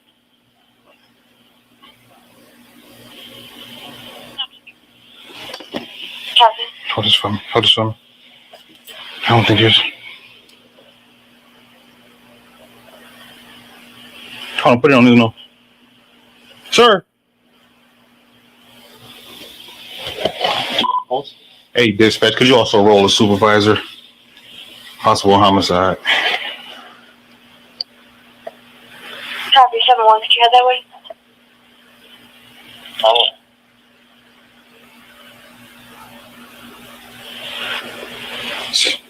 You got a pulse or no? No, I'm not feeling anything, buddy. Officers are working to piece it all together. No way this brutal and fatal beating started over Taco Bell, right? This happened a while ago? We're not sure. How long ago did this happen? Yeah. You were told this guy called? I'm not sure about this guy. I don't think he called. He was face down that way. He's warm. Hey, one, why don't you grab her and come on down? Yeah, I'm very fast. Watch who's on call just in case. Yeah. The last time somebody talked to him? I'm not sure. Guy came to the door. He told us something about him. So he was complaining to another guy about his Taco Bell missing. Guy was going crazy. Then he said the guy was beating this guy up here. I came up here. He was face down with his hoodie pulled over his head. Rolled him over. Checked his pulse. I didn't feel anything. Okay. I didn't even get a chance to speak to anybody yet. So the story is the younger guy came to the door. He was telling me that something about his Taco Bell. The other guy that's down in the living room with my partner, he said that guy started freaking out, going crazy, and he said he beat him up here. Okay. That's all I have right now. All right. No idea on a time frame at all? No. Okay. I didn't get it because he also said that this guy was unconscious up here, so I was like, let me go ahead and get out of my way so I can try to go up here and help this guy. First responders did all they could. However, they confirmed Dale Mitchell's heart stopped beating and he died from his injuries. According to Macomb County prosecutors, Dale Mitchell lived in a group home with multiple roommates. According to Fox 2 Detroit, it was initially reported Dale allegedly stole his roommate Mark Newsom's food. However, Mark's attorney later said in court, Dale took food from another roommate while Mark was sleeping.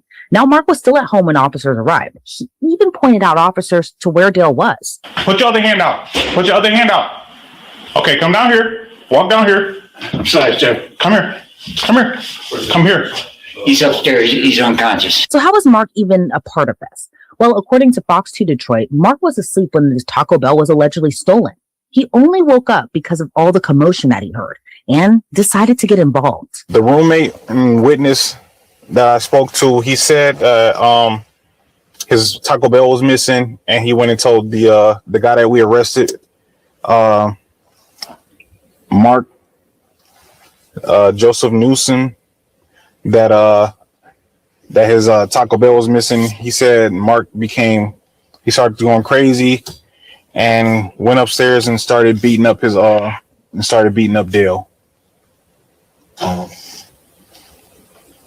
So the guy you arrested was his roommate as well? Yes. And what's his name again? His name is Mark Mary Adam Robert King. So the way from what Christian was telling me, and I have Christian's, my partner just sent me Christian's information, who's the witness. But from what Christian was telling me, he believes he was just taking his anger out on Dale because no one accused him of anything, according to as far in regards to taking his Taco Bell, and I don't know, he just got upset and started beating him up. Do you know if Dale has medical issues at all? Christian said he had a stroke in the past, but I'm not sure on any other medical information. Also, just at this home, no one in here is related. We didn't see the arrest on body cam video, but Mark Newsom was arrested and charged with second-degree murder. He was held in the Macomb County Jail after a judge denied him bond. The following year, Mark Newsom pleaded no contest to manslaughter, and the same year, he appears inside a Macomb County courtroom to learn his fate. Is there any evidence suggesting how many times the defendant struck the victim? Your Honor, in the preliminary exam transcript, the witness testified that he heard the defendant, he heard what he believed to have been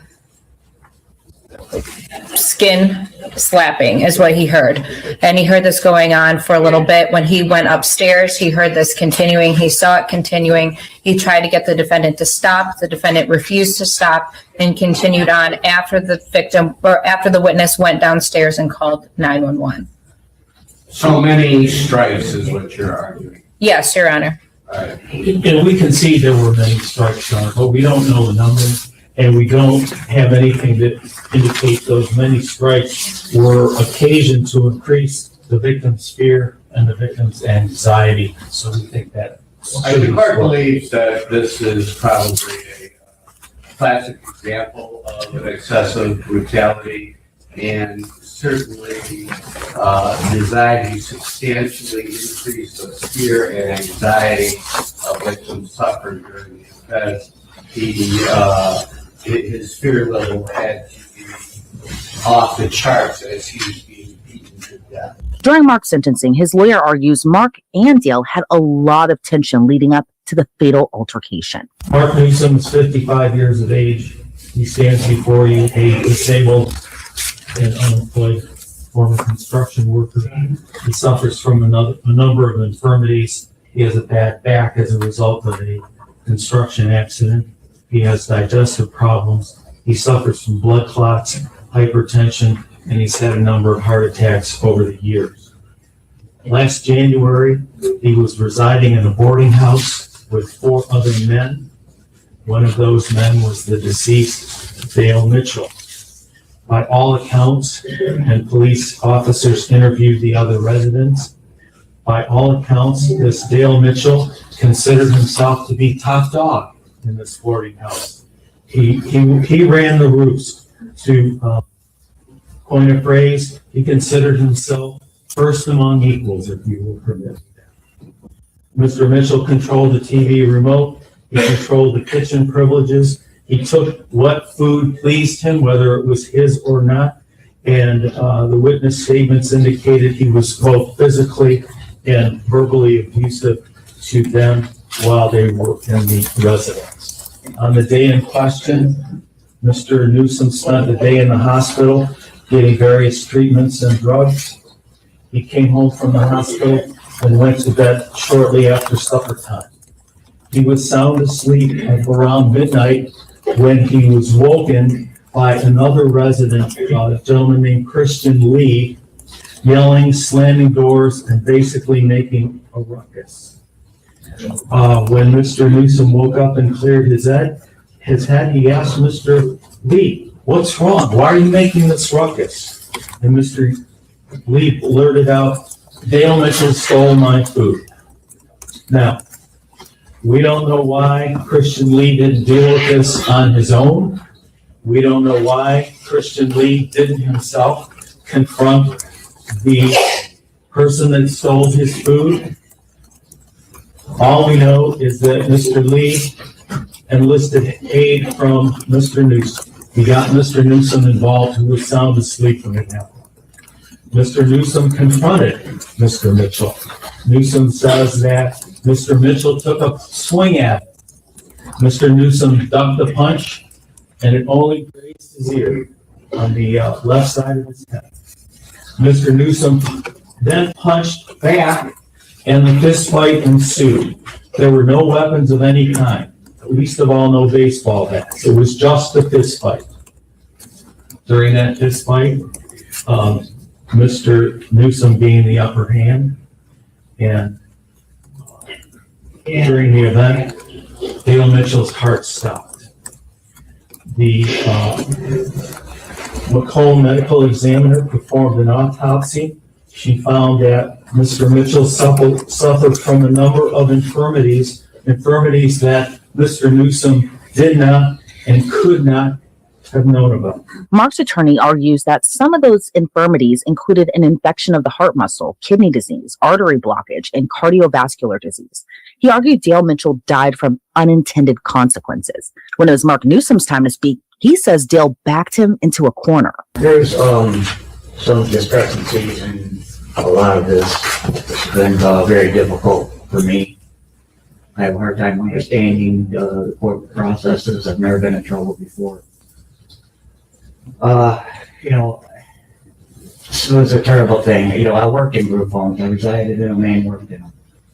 And I helped people, and I was helping everybody there. I didn't take that. I was trying to help them. I helped everybody there.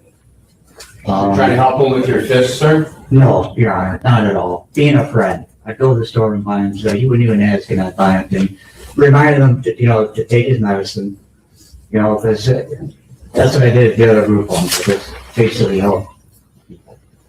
Dale Mitchell had some underlying mental issues that were pretty consistent and bad, and what I've seen in other group homes was a lot like schizophrenia. It was a bad thing. You know, he physically would go after everybody. I mean, I even have the statement to the police from Robert McQuaid of them beating on him. And Robert McQuaid stating that this would have never happened if the group home would have. Whenever anybody was a threat at these other group homes, they'd be immediately removed, especially if they physically attacked anybody.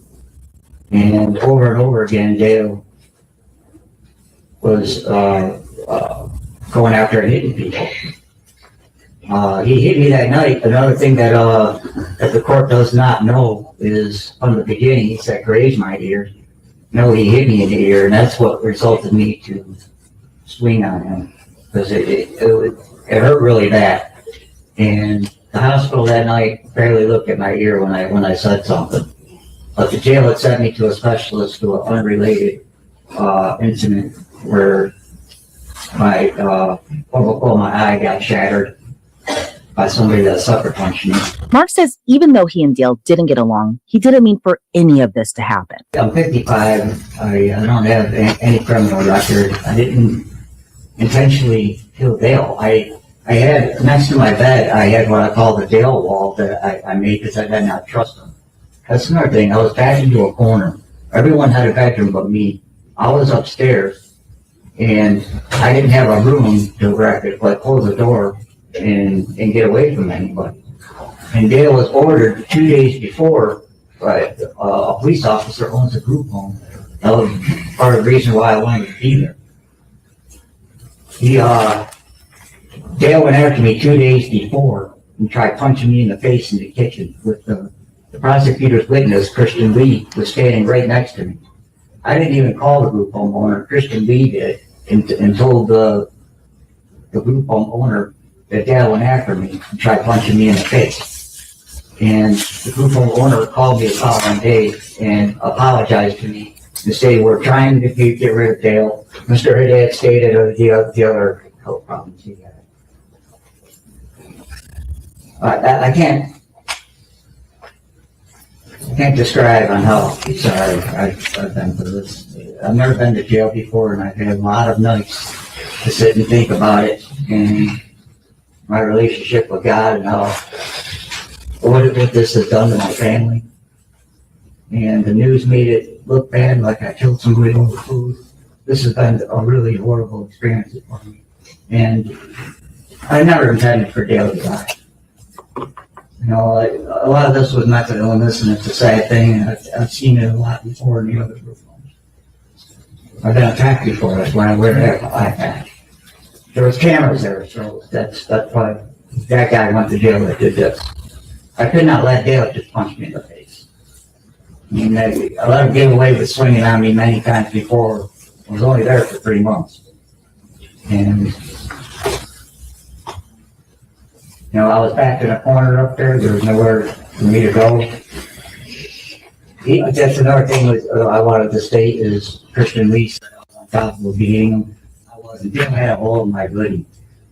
I do believe when I called 911, I was holding him down. He was still trying to punch me. And I did not cause any damage to him. I was careful not to hurt him by holding him down. Dale was a lot bigger than me. He was 6'1" and 171 pounds. I was really sick at the time. I was 111 pounds. No sleep for a couple of days from being in the hospital. I mean, this thing has been such a whole mess, Your Honor. I'm so sorry. Under Mark's plea agreement, he avoided a life sentence. Still, even the judge was shocked that a life was taken over a Taco Bell meal. Talk about a crime that should have never happened. If there was a book of senseless crimes, this would truly be at the top of that list.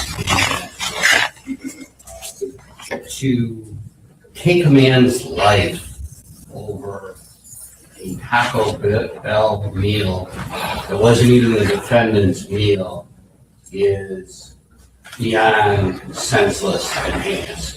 The court struggled long and hard with the sentence agreement negotiated between the prosecutor and the attorneys, and seriously considered not following that sentence agreement and exceeding that. But somewhat reluctantly, the court will follow the guidelines in spite of the savage eating and death caused by that.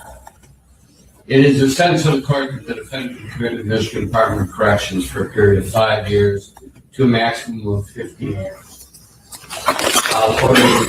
Credit for 581 days. Online records show Mark Newsom is serving his sentence at the Parnell Correctional Facility in Jackson, Michigan. Online records with the Michigan Department of Corrections show Mark Newsom's earliest release date is January of 2029. If he serves the full sentence, he'll be released in 2039 when he'll almost be 70 years old. Fuck. Somebody told me that I've never had Taco Bell. I've never had it. But somebody said that if you have Taco Bell, then you're going to be in the toilet the next day. It's, it makes you run to the toilet. It's not very nice. Well, I wouldn't say it wasn't very nice. So I was told, because I asked in Boston, what is Taco Bell like? And they were like, it's nice, but you'll be ill the next day. I was like, oh, okay. So I've never had it. So quite a few people said that to me. So that's just I have no idea if that's true or not. Obviously, I've never had Taco Bell. So caramel apple empanada. I have to Google that. Caramel apple empanada. Sweet handheld pastries. Okay, these looks nice. They're very similar, Mexi, to our apple turnovers. We have a similar thing, but with apple in it. That does look nice. Not the caramel bit. We don't have that, but we have apple. So many preservatives. Taco Bell has never sent me to the toilet. I don't know. As I say, it was just something in Boston. I'm fine the next day. No comment. I've never tried it. Just what people told me. Not worth dying for though. Let's just still have those. They do, because I just Googled it and it looks nice. I do like that. Mexi, don't count. Taco Bell is the key to my generation's white women's heart. Please make sure you like the stream to help out the channel. Love soft tacos. But it's soft tacos for fajitas. I always confuse these. For me, soft tacos we use for fajitas and quesadilla. I've never tried a quesadilla. But then a taco to me is a crunchy thing, if that makes sense. I've had one Taco Bell in 1987. Oh, Miss Lynn. I won't ask your age, Miss Lynn. A gentleman never asks a lady how old she is. But I imagine you're about 38. No, I'm joking. I'm not even guessing. Jonathan. Crunch Wrap Supremes. I don't even know what that is. So we had Taco Bell a couple of weeks ago. It cost $50 for my husband and I. Fucking hell. Granted, he eats a lot, but still, we won't be going back. Not that good, and I can sit down somewhere and get much better food. Fair. Ranch chicken at Chick-fil-A. Never had Chick-fil-A either. 53. Thanks for sharing with us. We did have to tell it. So, but don't worry. Most people in here is older than 53. So you're 53 young compared to most people in here. I vastly prefer superior tacos from my local taco truck than Taco Bell. There's nothing like, hang on. I much prefer the superior tacos from my local taco truck and Taco Bell. They make them by hand, and they're just little 5 foot tall. If you said 4 foot, I'd be thinking you talk about Erin Hack. That make better tacos than you and me lot. Yeah, if I was to have a taco, I'd want it from some sort of truck or something authentic, not from Taco Bell. This is like authentic tacos. They're so good. Amen, Jonathan. I'm 53. To be honest with you, Robin, I thought you were 55. No word of a lie. I did think you were 55. I don't know why I thought you were 55. Thank you. Please be seated. Let's go back to the record of the matter of State versus Grist, case number 2411011170. All right. I understand now that with the court's ruling on the state's conspiracy theory, that the defense is ready to proceed forward. Is that correct, Mr. Facemeyer? Yes, sir. All right. Let's bring the jury back out. Shaved steak, get fresh cilantro. Don't know what cilantro is.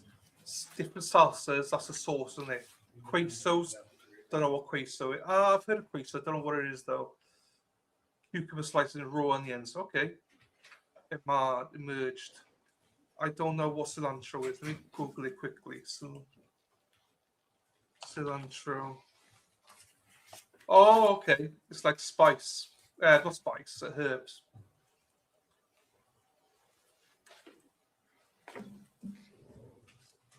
$54. I don't know why I thought he was 55. I don't know what. Maybe I mixed up USRP. I don't know. Thank you, Dave.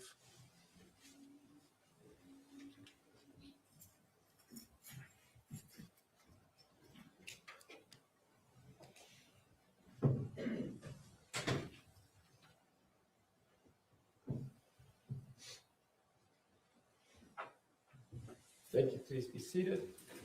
Ladies and gentlemen, the jury, thank you for being patient while we work through some last procedural legal matters. This time, I'm going to turn the time over to Mr. Facemeyer. Mr. Facemeyer.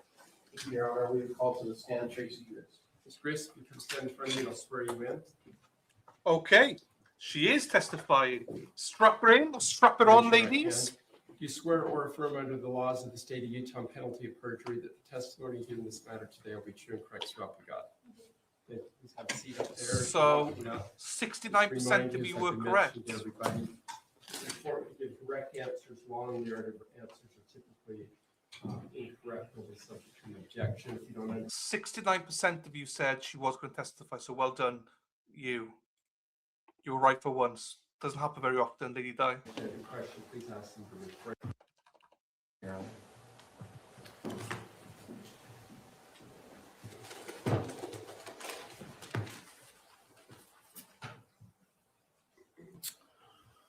Honor. Tracey, could you please state your name for the record? Tracey Marie Grist. And can you spell your last name? Hold the mic a little closer to you, please. The whole base moves you. Tracey Marie Grist. Is that better? Yes, thank you. My glasses just broke. Oh, would you mind passing me my glasses as well, please?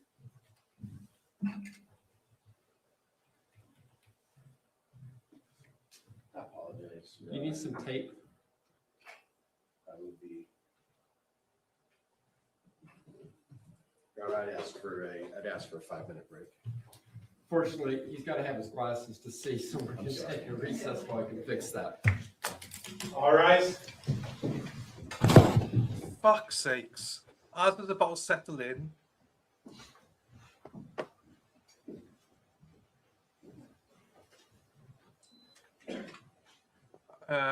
I believe she's 53 years old, I think. I'll be back, Your Honor. All right, fair enough. We'll be in recess. Thank you. Fuck's sakes. Fuck's sakes, chicks to that, I know. I was literally settled in now. I was like, yes. Somebody forgot their glasses. A defense attorney, I think, forgot his glasses. She's cringy already. I've not seen any of her yet, so I don't know anything of her demeanor yet. I do like. They must think they're losing, or they must be trying just to get at the certain charge. I don't you know, I don't know.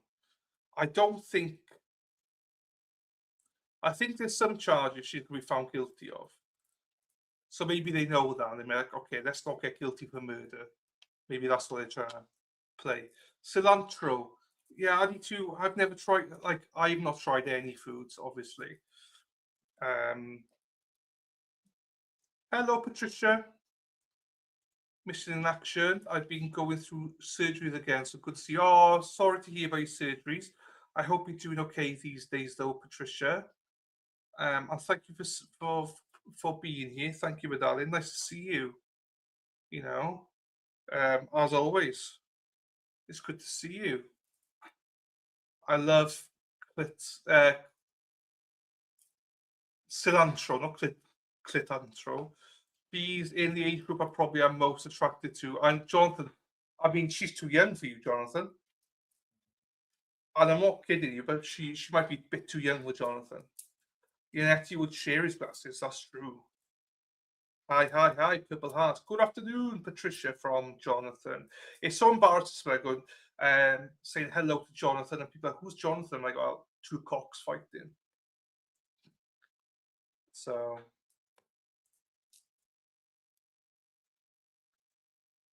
there you go. What can you do now? I don't think the state is that strong with questioning and defense. Feels she can handle it, in my opinion. Maybe, yeah. She's probably been so she'll do, I imagine, quite well on now direct. Cross though, you know, there's only so much you can prep yourself for cross. Do you know what I mean? So they might end up being like nasty towards her and stuff. I don't know, but at the end of the day, they might be thinking, you know what? You have to go up there because we think that you're going to be found guilty on all charges, or likelihood is there. So I think they're edging their bets a bit here by doing this, by going, if you testify, then lean towards one area and say, look, you know, I might be guilty of this, but I'm definitely not guilty of this, type of thing. And the daughter wasn't that believable. She'd been, you know, obviously seen as a bit of a fraud, a bit of a liar. So there's just something about 40 to 54-year-old women that has mastered carrying herself around like a lady. My new rule is under 55, I refuse to date the elder. So if you're under 55 years old, Jonathan is interested, but you have to be at least 40 years old. 40 to 54. Nice to see that you've dropped the age range, Jonathan. And by the way, Jonathan is 30 years old. So just to give you a reference point, ladies. So if you're single, ready to mingle, Jonathan is your guy. Oh, Miss Lynn is there. Miss Lynn, are you single, Miss Lynn? If you are, then Jonathan's in Kentucky. He's got a farm, he's got eggs, he's got all sorts. We've been lucky. We've covered a lot of AJ and FD and SC. What's the ones in Texas? They were amazing. That team in Texas were probably my favorite. They were very, very good. Erin Hack and her boyfriend. You're safe for a year and a half.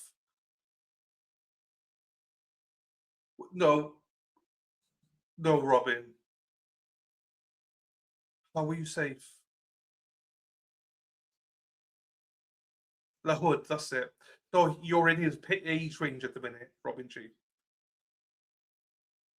Until 55. He'll probably up his age by then anyway. La Hood, he was great. I like the combination of the three of them. Do you know what I mean? Well, not just La Hood. I liked all three of them together and what they brought. You know, I don't need AARP. What's AARP? I'm not hinged yet. Hinged? That's what I meant. I'm confused. There's about 3 different conversations going on here. It doesn't take much for me to get confused, to be fair. Dating by the land. Oh, fuck. No, I don't think that I'd be good at that. Me too, I just remember the other one's names. You know, one was British. That's why probably, because it's so impressive of what, you know, he knew about gun laws and stuff like that. Lol, AARP. What the fuck's AARP? Can get AARP earlier. Something age. 90% off at Goodwill, which would be sweet. Age something up. I've no idea what AARP means. AR-45 or whatever it's called. I don't know. Ignore me, people. Ignore me. As most of you do anyway. Pretty much the whole chat ignores me anyway, so it's all good. Let's do a bit of a transition here.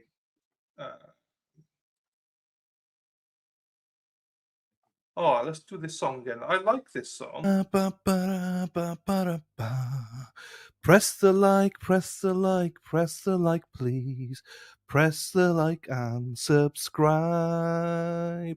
It would mean the world to me if you liked and subscribe.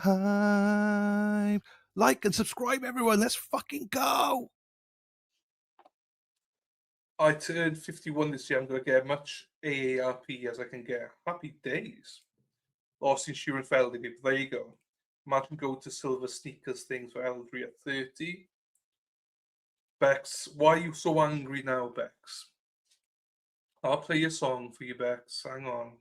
You're a cunt. You're a cunt. You're a cunt. You're a cunt. You're a cunt. You're a cunt. You're a cunt. You're a cunt. AARP is 50 and over. Okay. Thank you, Jen. This court's doing my head in now. So they said they were going to play a witness on Zoom or WebEx or wherever it was. So I'm not. Are they still going to do that? Are they going to end with a witness? Because I think it's one of their family members. Or are they just going to end with this witness? I don't know. I don't see most I know just getting old as fuck and after 60s.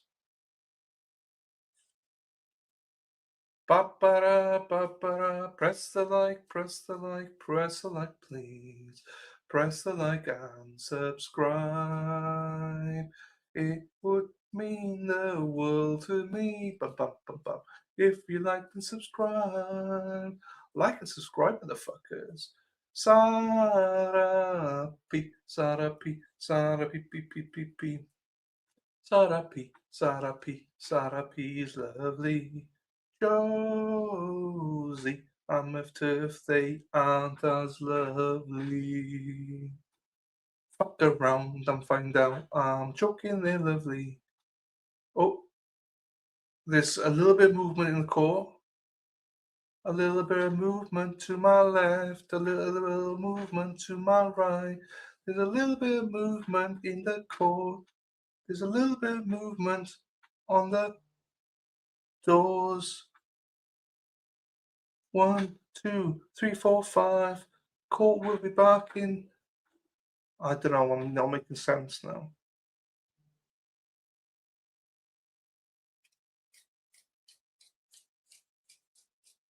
You and me were meant to be walking free in harmony.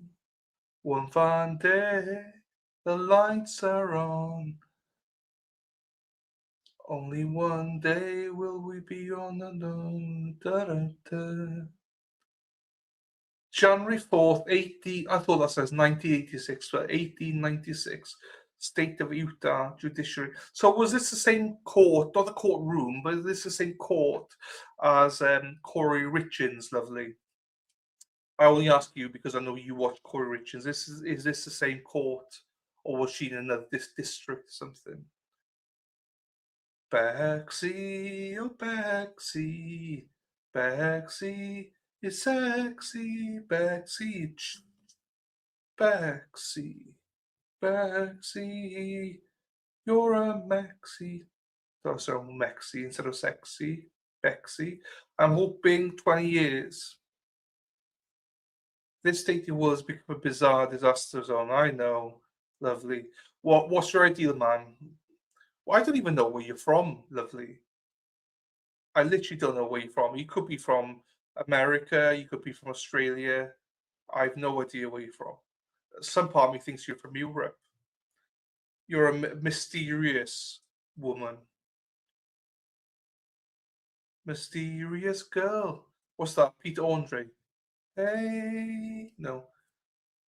Mysterious girl, I want to make love to you. Bow, bow, bow. And he takes his top off. Da, da, da, da, da, da. Mysterious girl, I want to make love to you.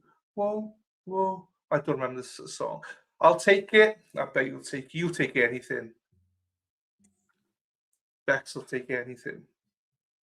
She ain't fussy. Big, black, greased up radiator hose. Don't get SRP too excited now, Jonathan.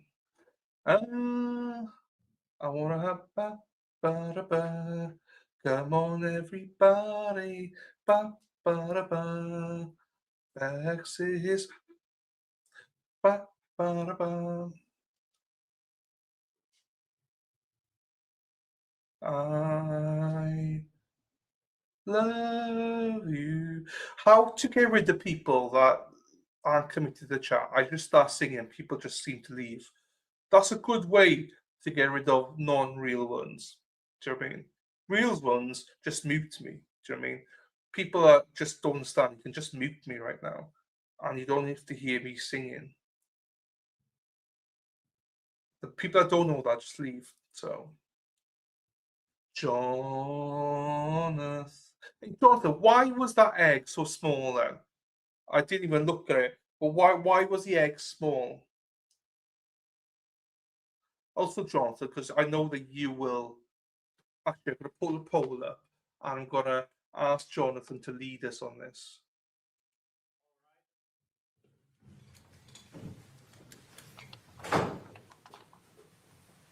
Thank you. Please be seated. Let's go back to the record of the matter of State versus Grist, case 2411-01170. Mr. Facebar, we back in business? All right. That's never had that happen before. I'm glad we could find you up here. Let's bring the jury back. So what came first, the chicken or the egg? I'll keep it a mystery. Don't keep it a mystery. I really like to know where you're from. I know nothing about you, lovely. I'm guessing your first name's Crystal, but I've literally no idea. You're a mystery. You could be a man. I've literally no idea. I don't think you're a man. But All right, for the jury. right, strap her in, strap her on, whichever one you prefer, whatever your preference is. Let's get her on.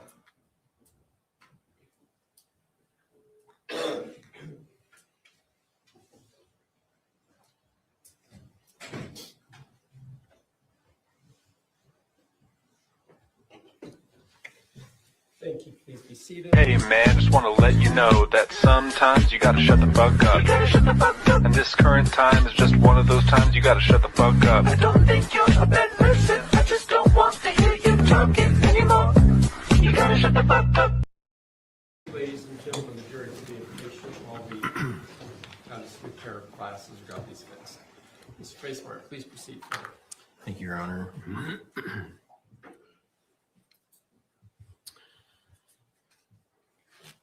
Tracey, you've heard the testimony of this trial, is that right? Yes. You've been here throughout all the proceedings, Yes. and you've heard the testimony of each and every witness. Yes.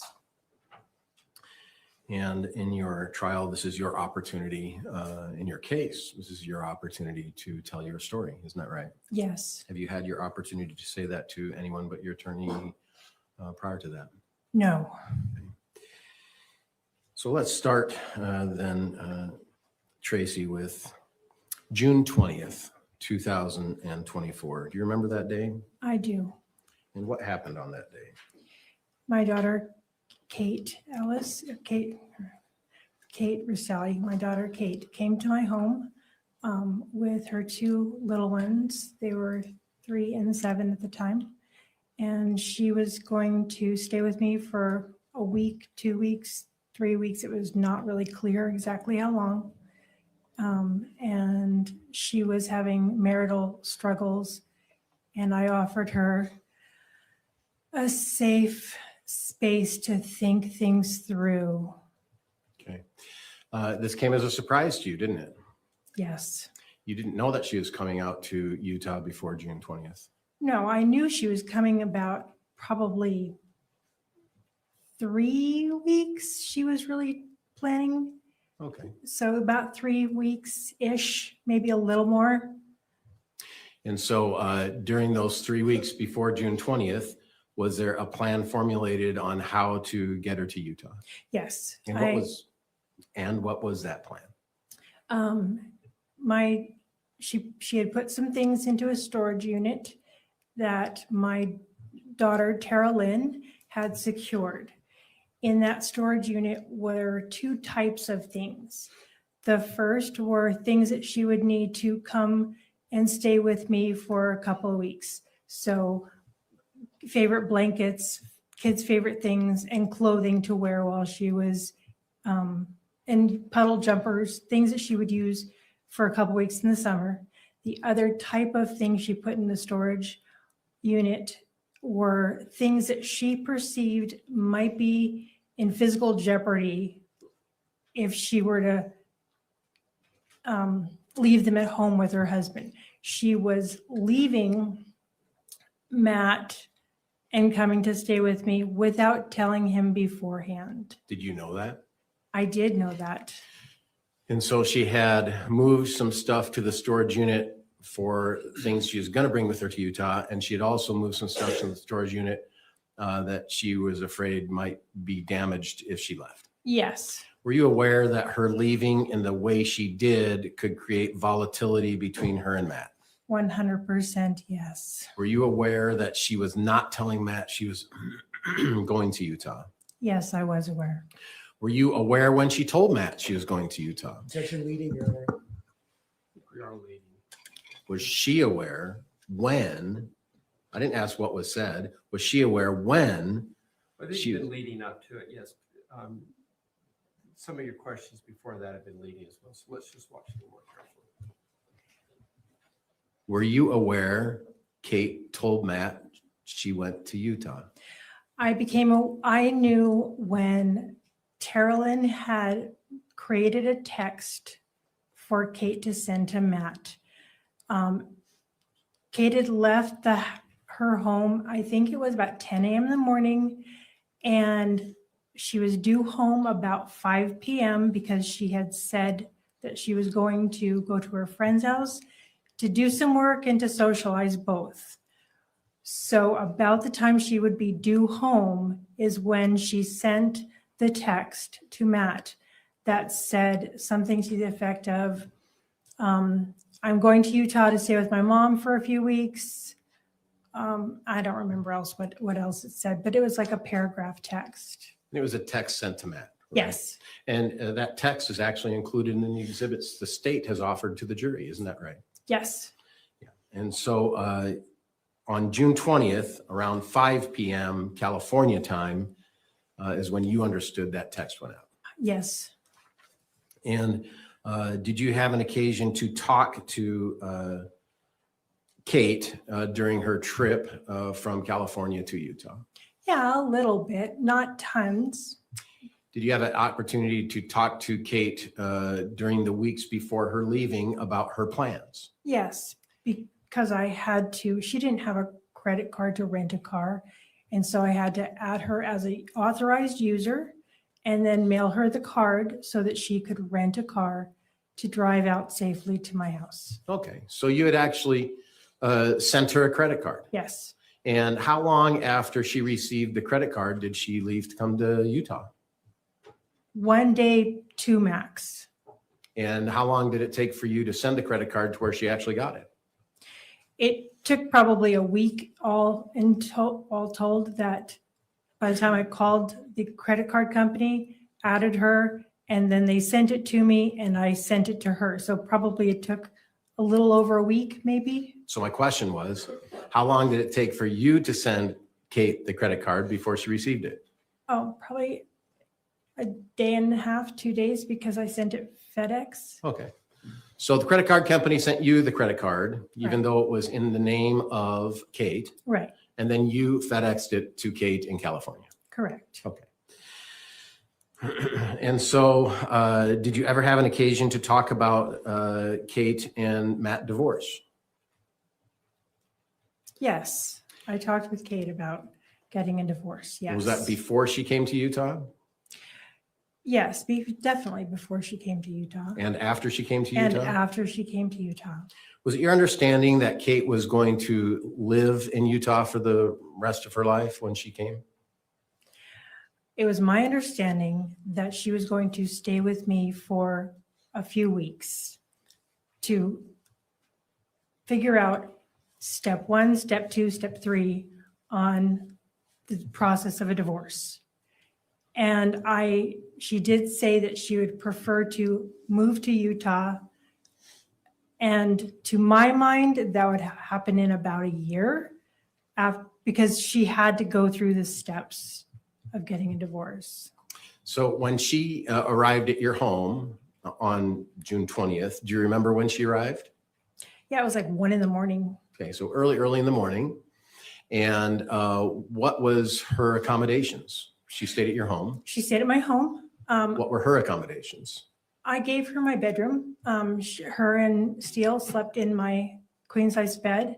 And then I put a mattress on the floor for Cheyenne, who is 7.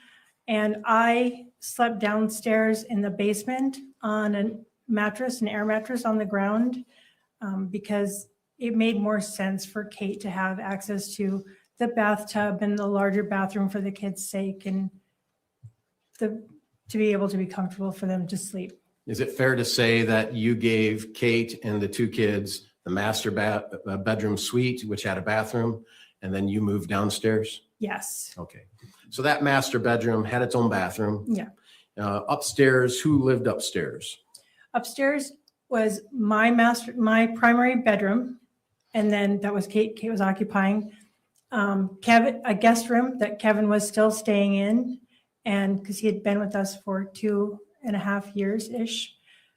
And then Rory's bedroom, Aurora, and then another bathroom for Aurora and Kevin to use. So upstairs, 3 bedrooms, Yes. 2 baths. Yes. Master bedroom had its own bath. Yes. And then Kevin and Rory would share the hallway bathroom? Correct. Okay.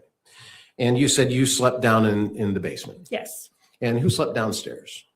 Jacob had a bedroom downstairs, and down the downstairs basement, there was a TV area with a couch and you could Xbox TV and a place we had a pool table. And then it was Jake's bedroom. And so I was sleeping next to the pool table.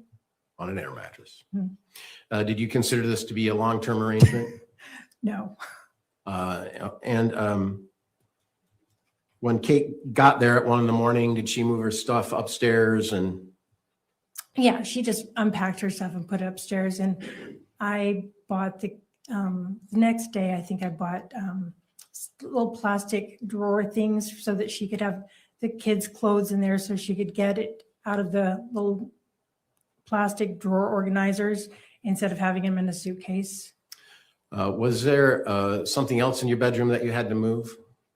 Oh, to make it safe for the children, I did have a gun safe underneath my bed that had a gun in it, as well as passports and birth certificates, immunization records, a little bit of cash.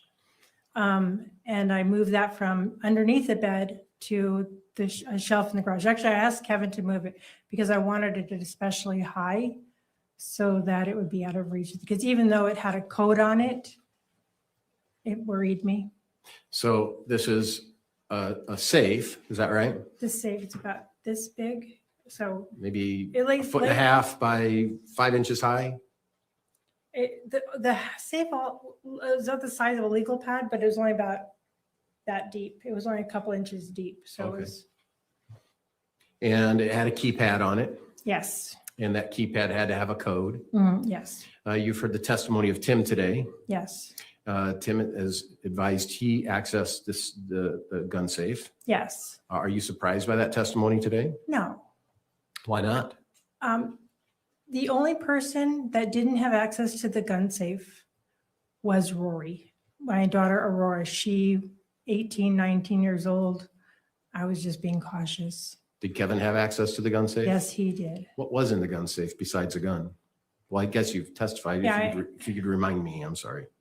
Passports, some cash, birth certificates, immunization records, and some social security cards.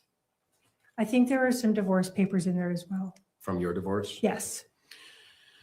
And so if we go back in time now, there was a trip planned in early 2024 to Disneyland.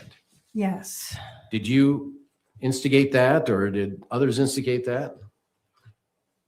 Kevin and I came up with the idea together And why did you do that?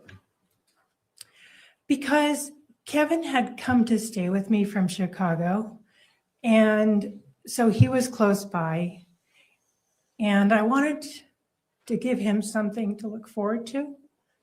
And I had all these kids who were in a place where we could transport them from Utah to California with relative ease, as opposed to as they got older and maybe kids were getting spread out more. So we chose, I chose to give it to them. I think we started planning it back in January, the prior year, maybe October, November. So the prior year. And it was supposed to be a Christmas gift for 2024, but the trip wasn't going to happen at Christmas. It would happen in February because crowds were less in Disney in February. Did all the family know about this Disney trip? 100%. I didn't want to make it a surprise because it took too much planning, and part of the fun and part of the gift is planning for it, buying custom t-shirts. Do you do custom t-shirts for the whole family? Yes, we did. You heard Tara Lynn talk about having t-shirts for all the kids, Yes. including Lucas, Matt's oldest son. Yes. How old is Lucas at that time, do you think? Lucas was 18 or 19, and I'm not sure. I do not believe he was living with Matt and Katie at that time. I think he had moved out. So how old was he? He was probably 19. Okay, thank you. And did you have an occasion as the Disney trip came closer to have a dispute with Matt? Katie was having yes. And tell me, how did that dispute originate? So I don't know what Kate and Matt were arguing about specifically until a day or so later, but Matt was mad at her because he was suspicious of her cheating on him. Had you heard of that before? Yes. And how did you hear of that before? Katie told me. She told you she cheated on him? Yes. Had you ever heard of Matt and Katie arguing about that prior to this time? Yes, So was that sort of a theme for a short time? it was. And from what I understood, it was a one-time thing. It wasn't what I would have. Remember my question? Tell me again. Was that a theme that you have heard prior to that day of her telling you? Yes. And so had she expressed to you their disputes about that issue previously? Yes.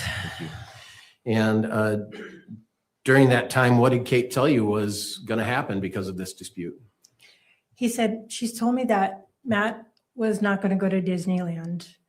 And Did that surprise you? shocked me. Yes. Surprised me. Yes. Were things already paid for at this time? Everything was paid for. Everything, the tickets, the Airbnb on the beach, the Disneyland hotel, the tickets to go into the park, and the car rentals, the flights to go out there. So everything was paid for Yeah. before this announcement that Matt was not going to come. Yes. Was Kate still going to come?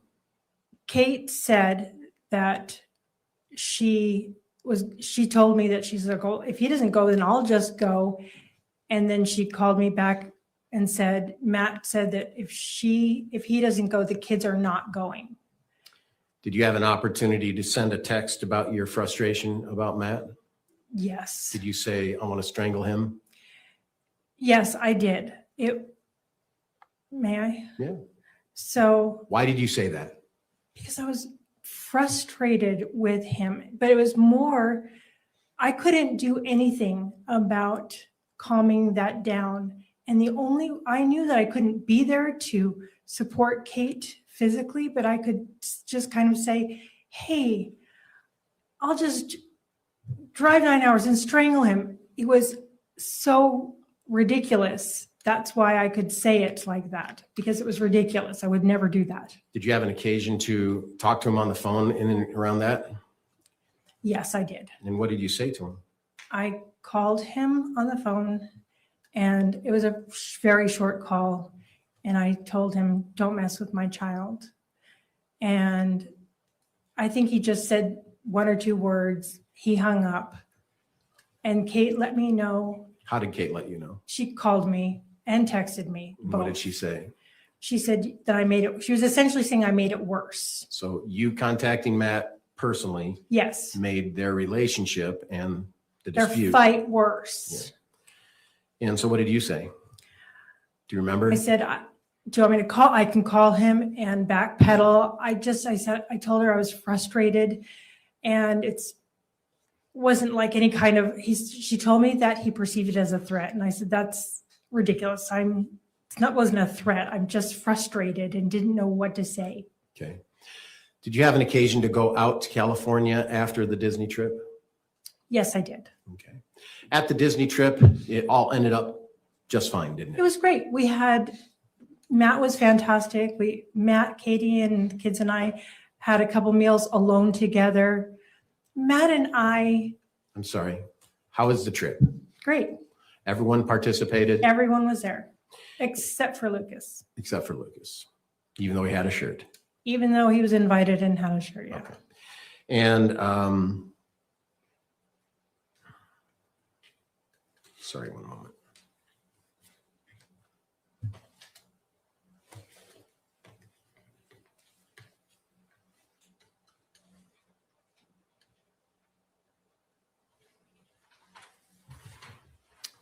And then you had an occasion to go out to California after the Disney trip. Is that right? Yes, I did.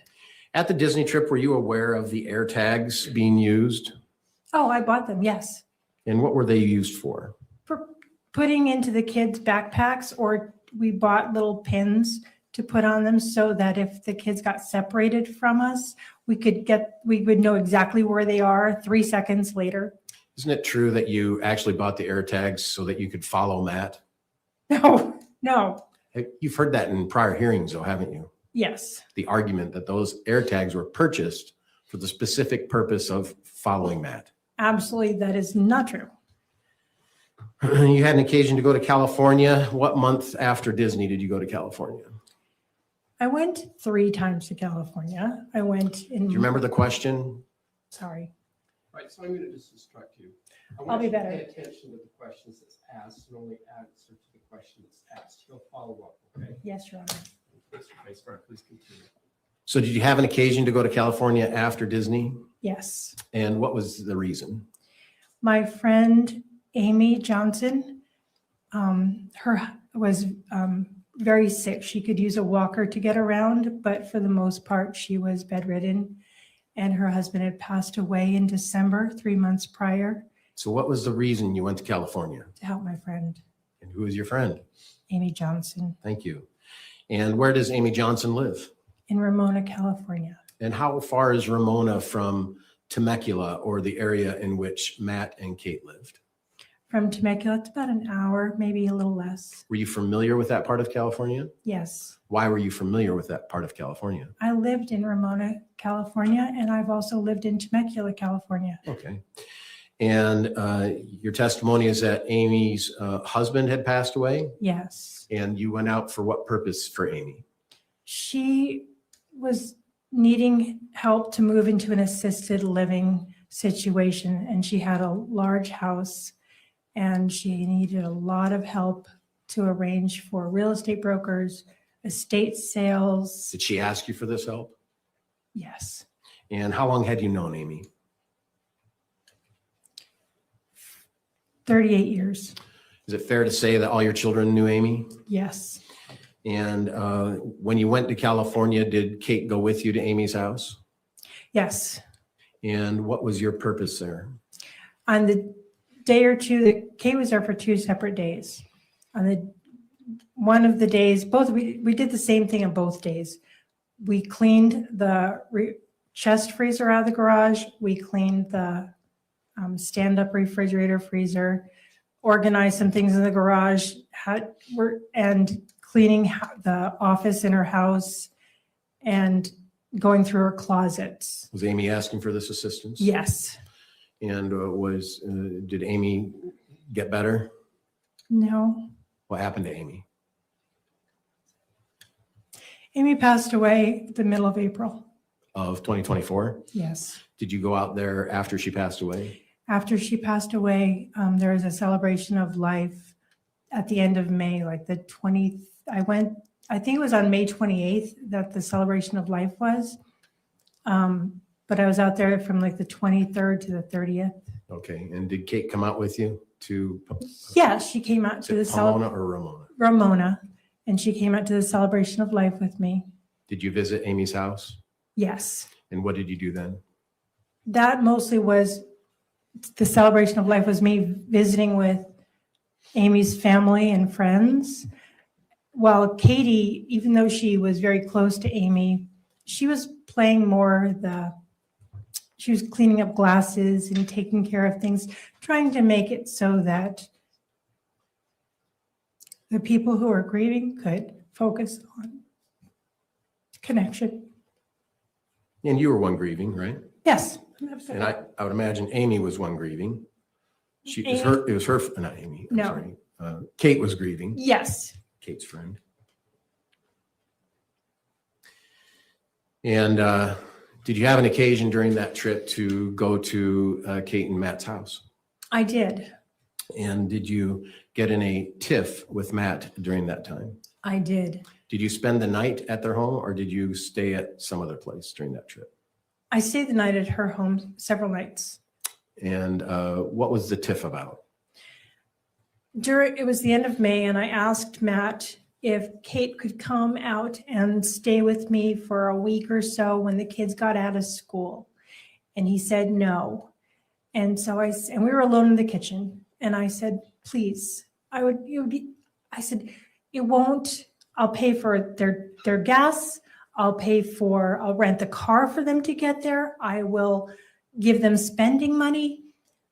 And he said, no. He got mad at me and he was really irritated that I pressed the issue. And he said that Katie needs to stay and work and she didn't have a job, but he was saying that his implication was that she should get a job.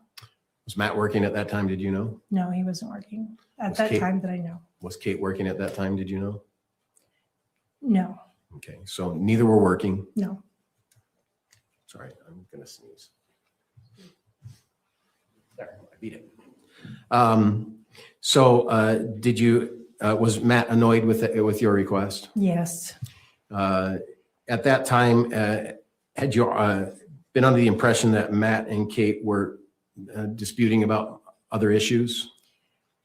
Kate and Matt were often disputing about other issues. So is that a yes? Yeah, it's a yes. Thank you. Do you recall Kate testifying about the Las Vegas trip with Matt's mom and her Yes, and Matt? yes, And was this in and around that time? yes. And what was your understanding of that annual event? I knew that Diane's family would invite Katie and Matt to go to Las Vegas with their kids and spend, I think it's just shy of a week there in Las Vegas, enjoying a timeshare that the Restelli family had. And when so they were planning to go this year, as they had gone every year for a while. And Kate told me that Diane had canceled the going to Las Vegas. And I don't know if that was just Matt and Kate's canceling or everybody's being canceled going to Las Vegas. I'm still unclear on that. Did you understand why Kate was uninvited and Matt were uninvited? I understood that it was because Kate and Matt were very, very broke, and to spend money, gas, wear and tear on the car, spending money was something that Kate told me that Diane didn't want to put that burden on them. And also, Diane was aware that Matt and Katie were fighting, Okay. argumentative. And now let's move into the time Kate's in Utah. So when Kate moved to Utah to be with you, did she bring enough items that she would then be living in Utah? Living in Utah permanently? Yes. No. So was it your understanding at one point in time she would have to go to California to get other stuff? 100% yes.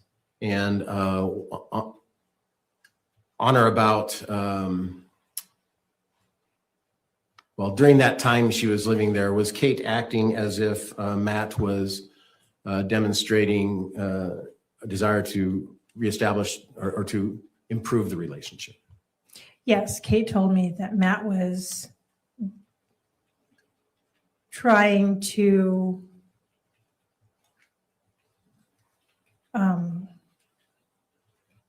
convince Kate to come back, and that he was trying to be a better person. He had stopped drinking. He was trying to get them to come back home sooner rather than He was later. trying. Yes. And did Kate believe him, to your understanding? No, she didn't. Not at all? A little, but no, not really. A little, but not really. So when you were in California in May or April, I don't recall, but when you were in California, there was a text message between you and Kate about the smoking trailer. Yes, And Kate was angry about you talking about the smoking trailer with Matt. that is correct. And what's your understanding of that? So Kate, after I got back home to Utah, Kate told me that Matt had said that I was judging her in a negative way for being out in the smoking trailer so much. And I told Kate that I had never brought that up, never said anything like that. I don't know what he's trying to do, but he is lying. I'd never brought that up. Had you known about this smoking trailer? Oh yeah, of course. How long have you known about this smoking trailer? As long as she's lived on that property. So probably a decade, maybe 8 years, however long it's been there, that's how long they use it for. To smoke their weed. To smoke marijuana, yeah. You heard the testimony of Tara Lynn, correct? Yes, She said if you're around Kate, she's on weed. yes. Is that your opinion as well, or do you have a That- different opinion? No, she smoked every day. Did she smoke at your house Yes, when she was in Utah in Yes. June? every day. And did she hide it, or did she or try to keep it from people? She didn't hide it from anyone except for she didn't do it in front of the kids. She would go downstairs in the basement and have the window open and try to have the smell go outside. You've seen texts that the state offered as exhibits, right? Yes, And you saw a text where Kevin had said to her, "I smell it," right? right. It really, That referring to something specific? yeah, the smell of the marijuana when she was smoking it just smelled gross. And so he smelled it in the house. Yeah, and it bothered Aurora really badly. It made her so frustrated. So amongst the adult kids in your family, it was a well-known issue involving Kate and her marijuana use. Yes. Did Kate act while she was in Utah as if she was still a married woman to Matt? No, she didn't. And what did Kate do that did not demonstrate that? Kate was on dating apps, several, much to my chagrin. She would ask if I would watch the kids a couple of times so she could go on a date. Would she ask the other siblings to watch the kids during these times? She asked Kevin. Yeah. I don't know if she asked Aurora or not, but Had she been on these apps previous to coming to Utah? yeah, it didn't seem like it was new. Okay. You're not sure, but it didn't seem like it was new. Yes, And she actually went out on dates. yes. Did she talk to you about what happened on these dates? No, would not enjoy that conversation. Okay. On July 11th, 2024, Yes, this was the day that the issue of a rental car being provided. correct. Were you going to provide Kate a rental car?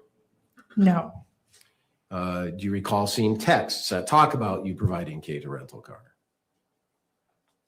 I remember seeing texts. What do you recall of that situation? Matt wanted Kate to rent a car. And at that time, we were trying to let her be able to stay and postpone her going back to California by maybe a week or so more. And I knew that Matt's truck couldn't make it to California, could not make it to California. What Was it? truck? The truck he drove. So he couldn't come pick them up, Where was the truck? California. So you said the truck couldn't make it to California. So the car rental, if Kate stayed in California, and Kate stayed in Utah, Matt and Kate would be separate for another week or so if she couldn't rent a car. I knew she could rent a car. You knew what? I knew she could rent a car. But Because she had a credit card. yes. Matt was unaware of this credit card. We were just wanting to extend her time so she could make a plan. And did she ever make a plan? I know that she spoke to at least one attorney. So the day before Matt was killed, she spoke to an attorney. Yeah, So is it your understanding at that time she's delving into what it's going to take to get a divorce? yes. And at that time, was there some idea of killing Matt? No. Well, you had said it in February to strangle him. Wasn't that part of the plan? No. Well, you had said it in April or May. Leading, argumentative.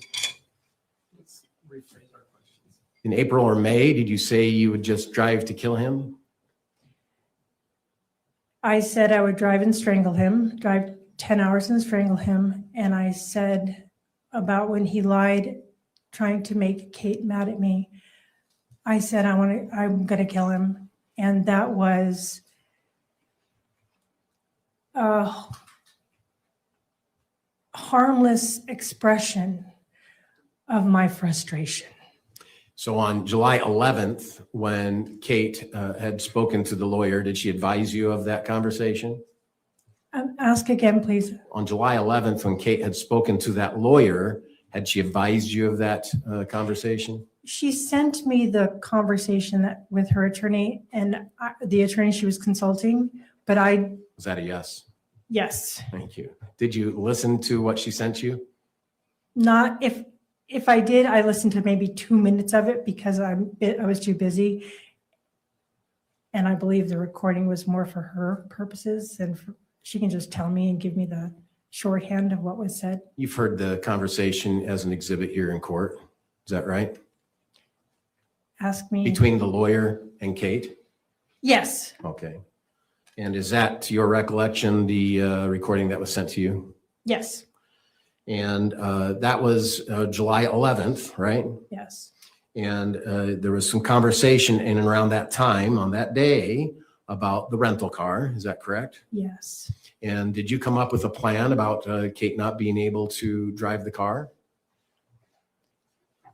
It was Tara Lynn's idea to suggest that Kate pretend like she has a sprained ankle so she couldn't drive the rental car back. And also it worked out that we could show Matt that the car rental agency wouldn't rent a car to her unless she had a credit card in her name. Was Kate trying to get Matt to come to Utah at that point? No. What was your understanding of Kate's desire at that point as far as Matt coming to Utah? She wanted to stay. I'm not answering the question again. Did Kate want Matt to come to Utah? No, When did you find out Matt was coming to Utah? it was the 12th. And how did you find out? Kate texted me. So she texted you, Matt's coming. Yes.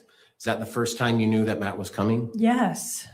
The day before you joked about her having a sprained ankle, you recall that? Yes. And you recall that there was the question of being able to get a debit card or credit card or something to rent. You recall Yes. that? And did you know Kate went to the rental car agency before she left to go there? Yes. You knew she was going to do that? Yes.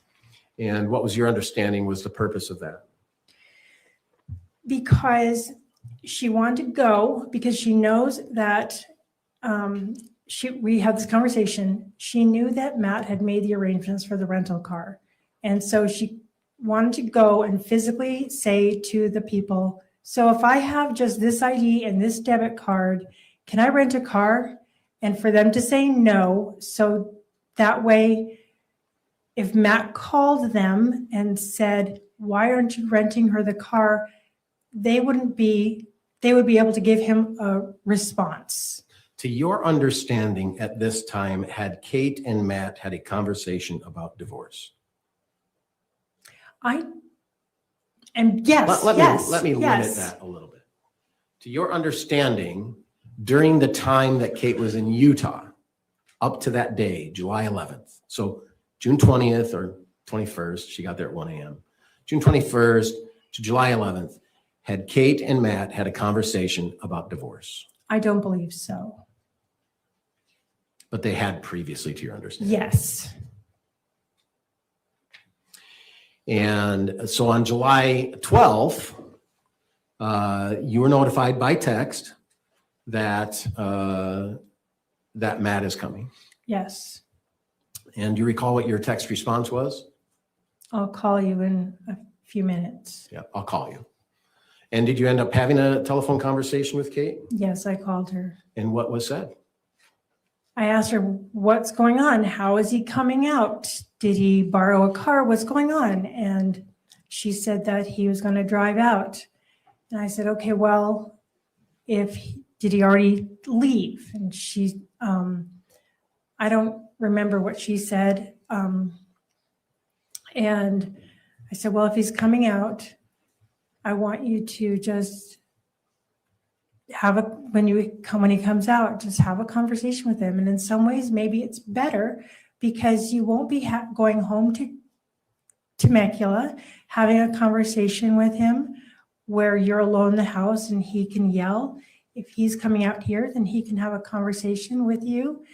And there's adults in the house. He will be able to be more civil in a conversation. And did you have an occasion to talk to Kevin that day? Yes, I did. And where was that? I asked Kevin if he wanted to go for sushi because no one else in my house likes sushi and Kevin does. And so it's one of the things that we do just to connect. And so I said, you want to meet me for sushi? And we did. We met at about 2-ish, 3-ish, somewhere in there. Okay, so you received a text earlier in the day that Matt's not coming. Matt is coming. Matt is coming, sorry, thank you. Were you home when you received that text? No, I was in Salt Lake. Okay. And when you met for sushi, Matt's living at the house, right? Or not Matt, Kevin. excuse me. Kevin's living at the house, right? Yes. And did you communicate with Kevin to meet for sushi? Yes. And how far is sushi from your house? 2 minutes, couple And blocks, And had you been there before? several times. And you and Kevin met there? Yes. And when you met there, what'd you talk about? We talked about, I told him, I said, I can't believe Matt's coming out. And we were talking about, I said, do you know how that came about? And he said, no. I asked him if he would please not go out that night so he could just be around the house when Matt showed up. We talked about Kate's options, like, well, if he comes out so they can have a conversation in the living room. And if he got there and he was really too tired, I let Kevin know that, yes, excuse me. I let Kevin know that I had invited Matt to stay at our house if he wanted to, because he would have gotten there after a long day of driving. And I know that drive, it's a long drive. I let him know that I had offered Matt and Kate money to stay in the Holiday Inn Express so they could sleep and talk. And I said that, they could just, I said, I remember saying this and thinking, oh, this is never going to happen. I said, maybe he'll come out and says, I want to stay an extra week. And I said, I don't think that'll happen because he won't want to turn around and go back home. What did Kate tell you Matt's plan was when he came to Utah? To pick them up and bring them home. And so what did you do in preparation of that? I cleaned my house because it was a disaster. So after sushi, you went home Yeah. and you cleaned your house. Yeah, I did laundry. I did Kate's laundry because she can't go home with dirty clothes. So I did Kate's laundry, normal putting away laundry. So at the time, you've been in Salt Lake, right? Yeah. You come home and you start cleaning the house. Yeah. Living at the house is Cheyenne, Steele, Kate, Kevin, Aurora, me. and you. Is the house well kept when you get there? No. Was it sort of common for it not to be like that when you got home? Well, yes, because I had company and company is messy. And so how did you prepare or clean the house? Well, Matt was coming and I wanted it to look nice when he came. So what'd you do? I did the dishes. I vacuumed the house, which is a big house. It's like 3,200 square feet. I knew that Kate they'd be carrying the suitcases and blankets and things out to the truck if Kate left, which that's why I thought she was going. He was coming out to pick her up, so Kate was going to leave. And so I have a screen door that hangs from the door frame. You've seen the picture as an exhibit? Yes. It's a screen door with magnets in the middle. Yeah. And so how do you get through that screen door? You have to part it like a curtain, but it's kind of stiff and you have to kind of duck. And so I just took it down so that A, the screen didn't get damaged, and B, if they're carrying kids, blankets, and suitcases in and out, it would make it very much a hindrance to go through the screen. And Did you take the screen down to make it easier for Matt to get in the house? in the house, no. We went in the house all the time. It's just getting in the house. It's more carrying the items. How hard is it to take down that screen? It's nothing. It's Velcroed on. It takes 3 seconds. And what else did you do to get the house clean? Well, when I was taking the screen off, I also noticed that there was the sidewalk chalk all over the patio, the front porch, and I hosed it off I wanted to make it look nice. So who did the chalk?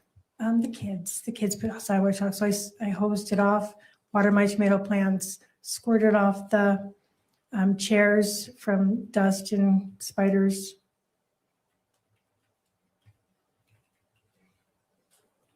And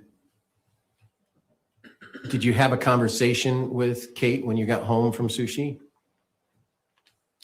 Yeah, I asked her what she was going to. Is that a yes? Yes. Okay. And you got home from sushi, and where did you have that conversation? It was probably when I was doing the dishes and cleaning the kitchen, and she was sitting at the dining room table. So do you really remember, or are you just trying your best? No, I'm trying my best to remember. Okay, thank you. You've heard the testimony of Kate, right? I've heard the testimony of Kate, yes. You were here. Yes. Kate says that when you got back, you had a meeting with you and Kevin and her on the yard. Do you remember that testimony? I remember that testimony. And when did Kevin get back from sushi? I think he went and did an errand before he came home because I don't think he was right behind me. So you didn't drive together to sushi, did you? No. And so Kevin didn't arrive at the same time that No. you arrived. No. And so you had a conversation with Kate. Was there a conversation about how she was going to handle her meeting with Matt? Yeah, she was just going to talk to him and see how things were going, and hopefully that they would be peaceful. And I told her in that conversation, I had said, don't rile him up on the drive. Just have him be calm. He's welcome. Don't let him think that he's anything else besides welcome. Did Kate indicate that she wanted to call off the divorce? No. Did Kate indicate that she wanted to follow through with the divorce? Yes. Was it your understanding that that conversation was going to be about getting a divorce? Yes. One moment.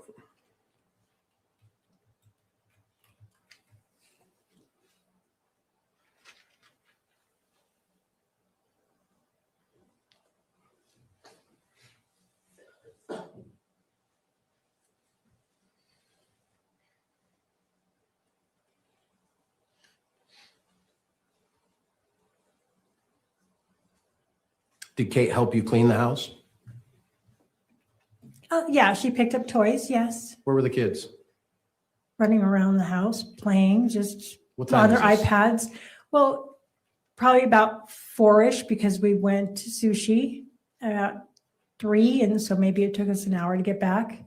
And so between 4 and say 6 or So it's not bedtime for the kids? No, not yet. And what time do the kids usually go to bed? 8:30-ish. You've heard telephone conversations between Kate and Kevin on that day, haven't you? Kate and Kevin. I'm sorry, Kate and Matt on July 12th. Yes. Those were telephone conversations when Matt was getting ready to leave from California, and then while he was on the road, excuse me, to Utah. Yes. Did Kate tell you about those conversations? No. What did you understand was their communication during that day? I thought that she was surprised that Matt was coming out. I heard on those phone calls that Just to clarify, surprised that he's coming out and immediately arriving, or what do you mean by that? I didn't think he was able to come to Utah. But you said you thought she was surprised he was coming out. Oh,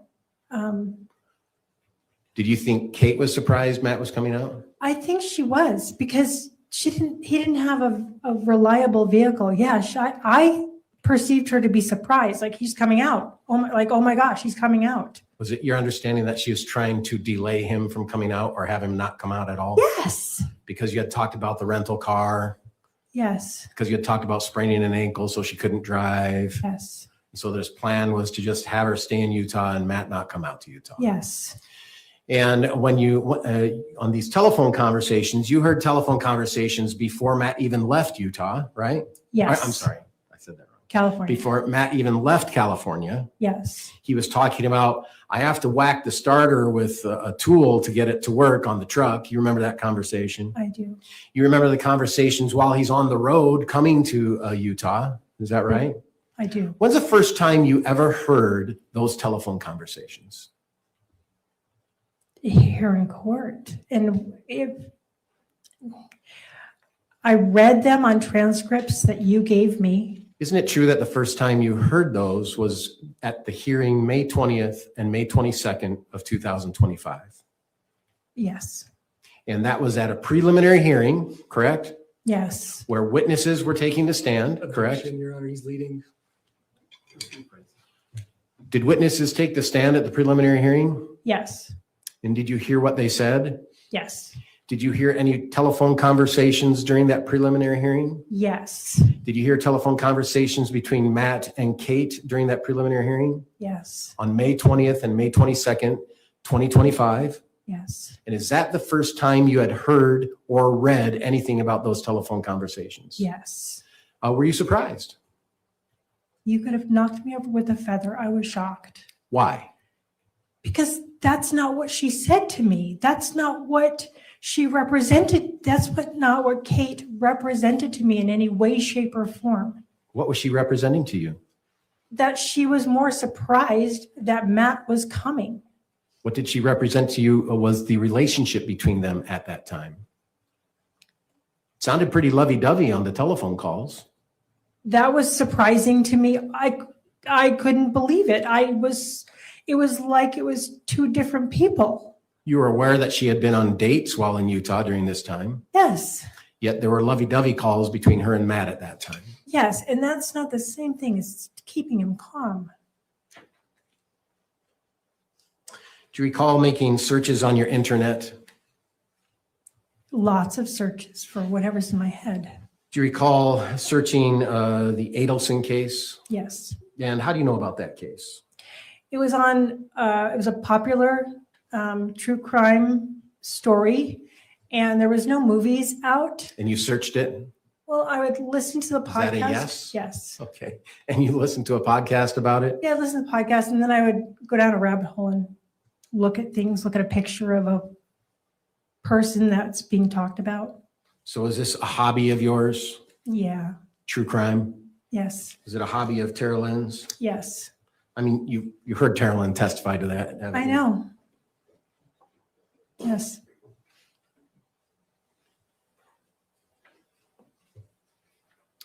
Did you ever search on your history anything about gun licensing? Yes. Why did you do that? It was at a very specific time. I was talking to Tara Lynn, and Tara Lynn had me on speakerphone.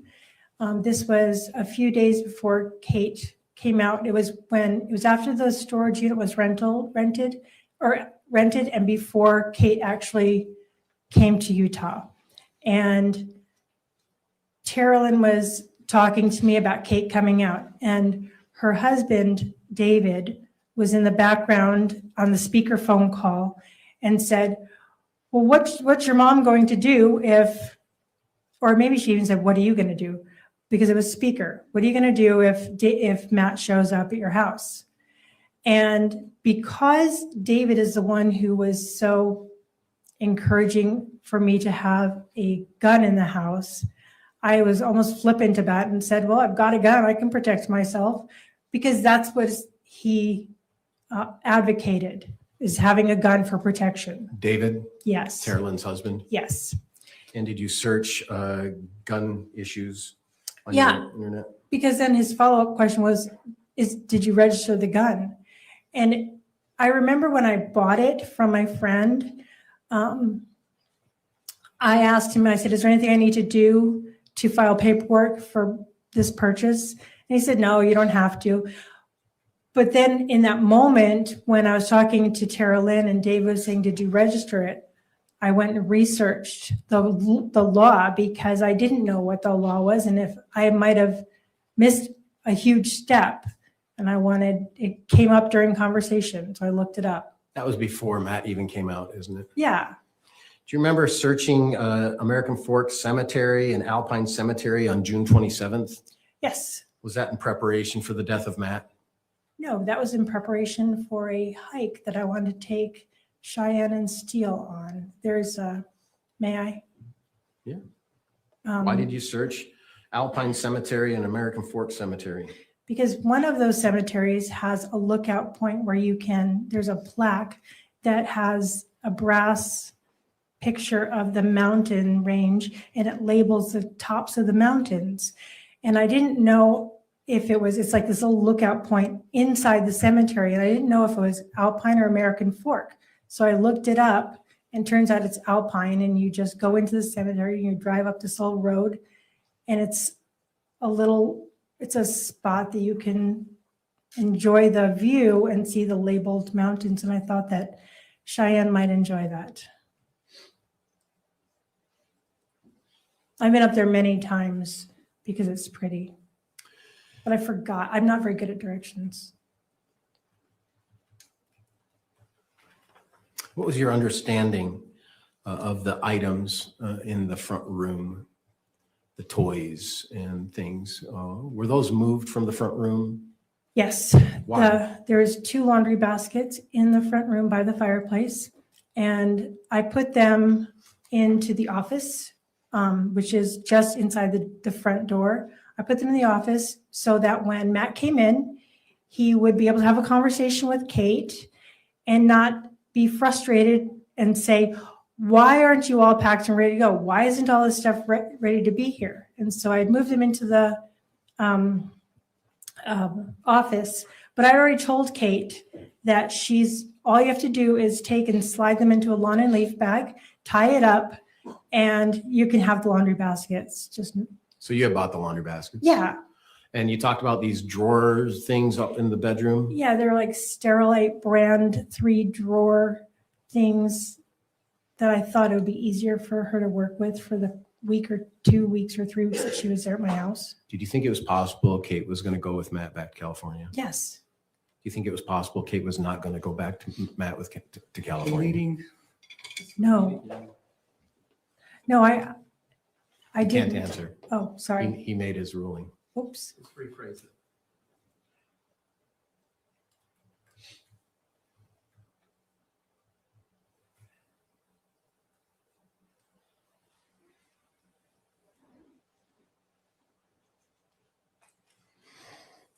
Did you know Kevin used cocaine?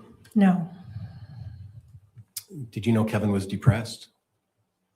I knew he had a bout of suicidal ideation 1.5 years before. What was your understanding of that? He just told me that he was contemplating suicide, and so I got him some counseling. Did you get him counseling? I got him counseling, and he went on a prescription. And do you know what precipitated his depression and suicidal ideation? Yeah, it was he was engaged to be married, and she broke up with him, and he was just heartbroken. And when he was engaged to be married, where did he live? He lived in Chicago. And while he lived in Chicago, did he prepare for a wedding? To your understanding? Yeah, he was. They were in the process of starting to prepare for a wedding. So it was very serious. Yes, it was. This wasn't just. No, it was a ring. It was real. Okay. And when that relationship terminated between him and his girlfriend, was it amicable? Was it kind? And I think we just don't fit. Is that your understanding? It was my understanding that it was amicable.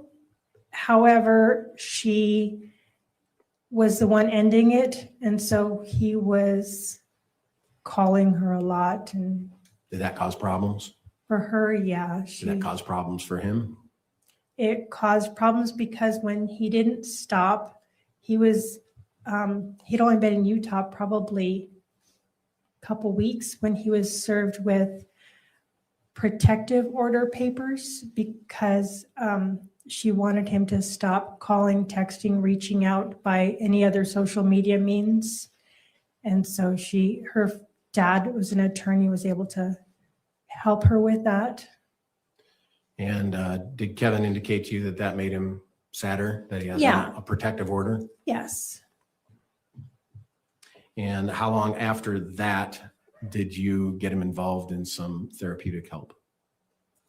Immediately, within a day. So when he got here, I didn't get him any help because I just thought he was licking his wounds and being, just Broken heart? Yeah, brokenhearted. It was months after that, maybe 6 months, because he was with us for 2.5 years. It was months after that where he still couldn't gain his footing and he was not feeling productive, or he wasn't feeling better. It got worse. So on July 12th at around 10 o'clock, Matt came to the house. Is that right? Yes, And where were you when Matt came to the house? I was in the kitchen. And so if we could pull up exhibit.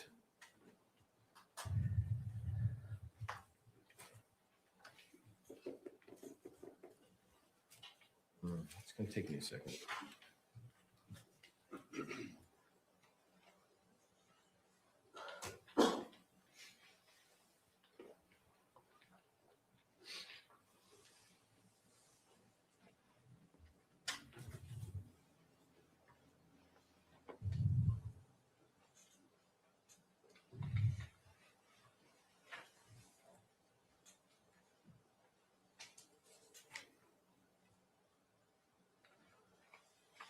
Twinkle, twinkle, little snitch. Mind your own business, you fucking nosy bitch. 52.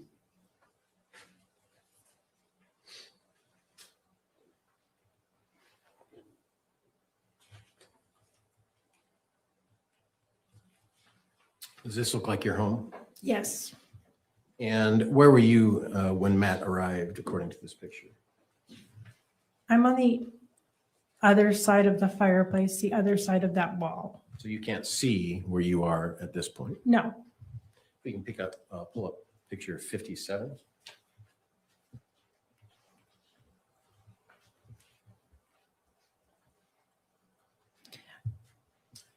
Where are you in this picture when Matt arrived? I was sitting on the corner of the counter. Okay, so there's a water bottle. Yes, Is that your water bottle? yes, Is that your computer? it looks like it. Yes, And there's one chair that's out a little bit. yes. Is that your chair? I probably was sitting there. Yeah, Were you sitting there when when Matt came into the home? I was sitting on the other side of the counter. So does this picture show where you were sitting? Yes, Okay. Do we have the pointer thing? This states that it's working. It's the taxpayers, Your Honor. That's true. It's yours.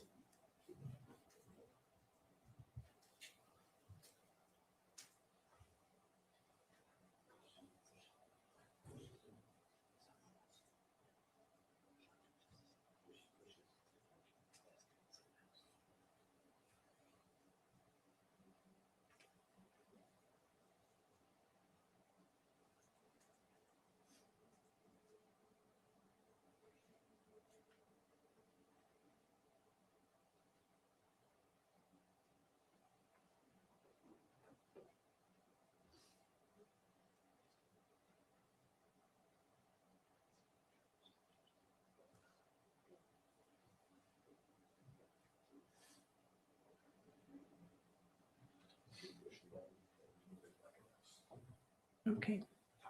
Top button. So if you can push the top button of that pointer and please put that red dot where you were sitting when you first saw Matt. When I first saw Matt, I was right there, right about there. So were you sitting on the gray covered chair? No, I had been sitting there prior to earlier, but I was sitting, And where were your feet? hanging down in front of between the oven and the sink. Okay. So you were actually facing toward the oven? Yes, Okay. Did you hear Matt come in? no. Did you see Matt? I saw Matt. I didn't hear him come in at all. Did And you I saw hear him. Matt? No. Okay. Sorry. Thank you.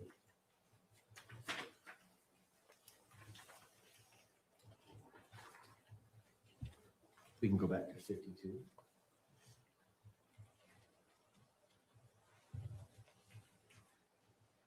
Can you use the pointer on where Matt was standing when you first saw him? You still can't see it. It's on the other side of the wall right here. Okay, is it fair to say that he was standing on the tile portion of your house instead of Yes. the carpet portion? Yes. Can you point out the tile? Tile's right there. Do a line to the tile if you can. And so he came around that corner? Yes. And what did he say? He said, hey, so where's Kate? And what, were you surprised to see him? I was extremely surprised. Didn't expect him to be standing in my dining room. Why? Because I knew he was coming, but I didn't hear the doorbell. I didn't hear a knock, and I didn't expect him to walk into the house. What were you expecting? I was expecting for Kate to answer the door so that he could come in and they could talk. And then, may I May you what? talk? No. So you were expecting Kate to answer the door? Yes. And had you had a conversation with Kate about that? Yes. And when did you have that conversation? During the day when I was tidying up the house, trying to make it look nice for when her husband got there. And what was your understanding of what Kate was going to do? Kate was going to talk with him, knowing that Kevin was probably in his bedroom upstairs, which the stairwell goes up. Do you remember the question? Sorry. Question was, what was your understanding what Kate was going to do? Talk to Matt. And when Matt appeared around the corner, was he threatening towards you? No, he was just kind of like jerky. He was like, so where's Kate? And I was like, and I was in that moment, I'm guessing since he didn't see Kate in the living room, that Kate must not have been in the living room because otherwise he wouldn't ask me that. Did you know Kate wasn't in the living room? I guessed, but I didn't know. Well, from your position in the other photo, you could see the stairway, couldn't you? Yes. So did you see Kate come downstairs? No, I didn't. So did you know Kate wasn't in the living room? I know Kate wasn't in the living room, but I'm sorry, did you say, I know Kate wasn't in the living room? I was confused by your reply. Okay.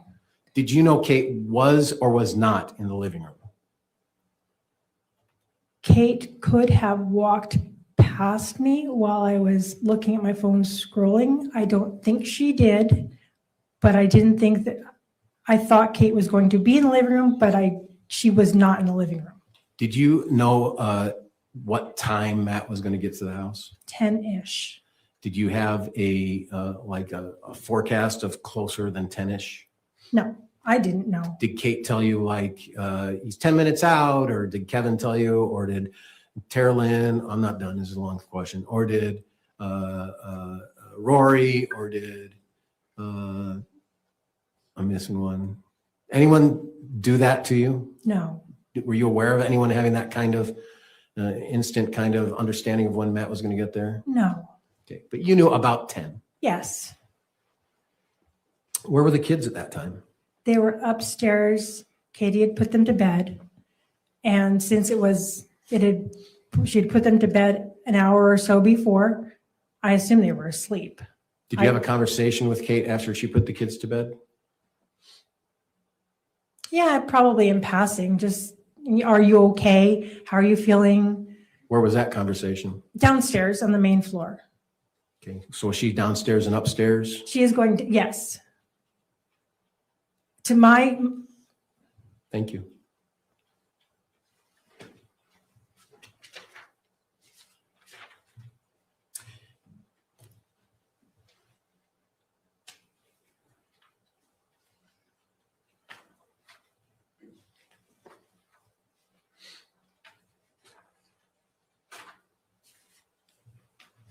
And so after Kevin said to you, where's Kate? And you said what you said, then what happened? Matt said. Oh, I said Kevin. I'm sorry. After Matt said to you, where's Kate? And you said what you said, then what happened? What I replied was that she's upstairs and I'll have her come down. And then what happened? Then I glanced over to look at the stairs to see if she was on her way down. And then what happened? And then Matt turned the corner and went back into the living room. So he went back on this ruggy area? Yes. And then what happened? within a few moments, I heard gunfire. And then what happened? Then I went through the kitchen onto the other side. You can't see it on this picture, but I went to going to the foot of the stairs because the stairs are on the other, you still can't see them. I went to the foot of the stairs, and that's where I saw Matt laying down where he had fallen down. And I saw Kevin and I said, Kevin, what happened? What happened? What did Kevin say? He said he had a knife. Did he say anything else? He said he had a knife. And I said, are you okay? Where's Kate? He said, I'm okay. And so I then went upstairs. Thank you. Sorry. You can pull up exhibit 44.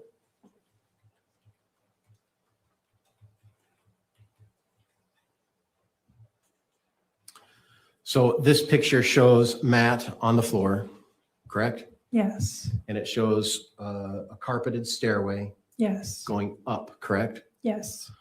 And this is obviously not a photo by you, correct? Yes. And this is after you have left the property under order of law enforcement. Yes. And when you saw Kevin and Matt, did you go this way through this hallway, or did you go around the ruggy living room way? I went from the kitchen right there this way. And where was Kevin when you saw him? Kevin at that point was over here, and then he walked over this way. So when you say over here, you're referring to the feet Yes. of Matt, is that right? Yes. Yes. Okay. And then he walked where? Then he was there. Where you're showing? Yes, because right. Okay, but towards his feet.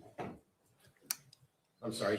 My error, Judge, is that there's a little red mark, but that seems to be part of his shirt, and I thought that was the marker. But can you move the marker a little bit just so I can see it? Thank you. So if you can put the marker where Kevin was again. So he was here and here. Okay. And then I was in the kitchen and talking to him across over Matt's laying down body. And then I went upstairs, and the stairs aren't straight up. There's like 7 stairs of landing and then 7 stairs jigging back the other way. And what did you do at that point? I went upstairs to talk to Katie, and it's just because I was scared. Is this picture the picture you saw of Matt when you first saw him on the ground? That I don't remember exactly, because I've seen this picture, and I remember the first time I saw it, it was as an evidence picture. And I didn't remember because I think I averted my eyes a lot initially. I don't know from my own memory exactly what he looked like. So I know that I went upstairs. But you've seen this photo a lot of I have times. seen the photo a lot of times. And when the police came, is this how Matt was when the police came? Yes. So when you went upstairs, what did you do? I said, I took Katie's face in my hands. And I said, Kevin shot Matt. And she started. Go ahead, I'm sorry. She started crying. And I said, please, please, please stay up here.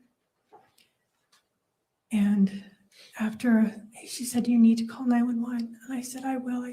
I checked my pocket for a phone. I didn't have my phone in my pocket, so I went back downstairs. And when you went back downstairs, did you have an occasion? Well, let's go back. When you first saw Matt on the ground right here, was it your impression that he was dead? He looked lifeless when I stepped over him to go upstairs. Okay.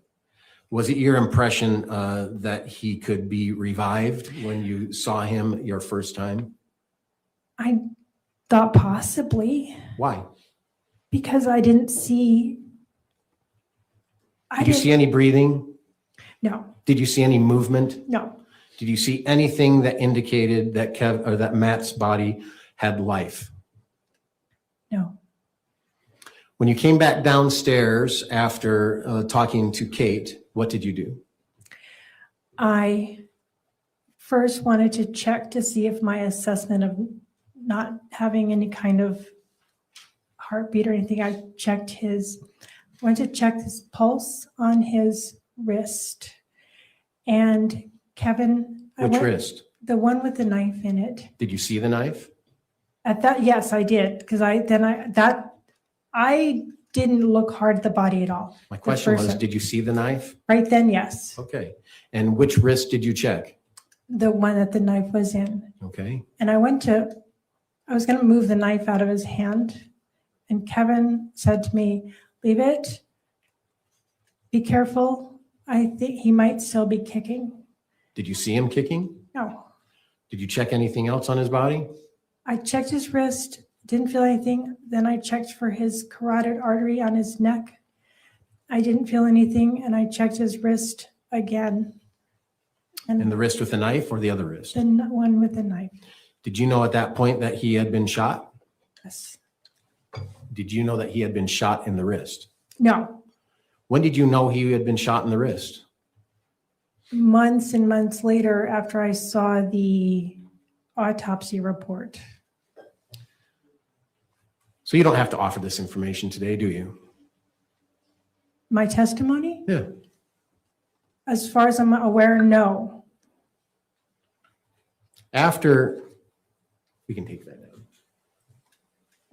After you checked his wrist, what did you do? I had kneeled down to check him and I stood up to go get my phone, but I had gotten lightheaded and I felt nauseous. And I went to the kitchen and I had to steady myself on the counter because I was worried that I was going to pass out. Then I looked for my phone. Where was your phone? On the counter by the fridge behind me. It just took me a moment to locate it. You're aware that it was about 6 or 7 minutes between the two 911 calls, right? Yes. What were you doing during those 6 or 7 minutes?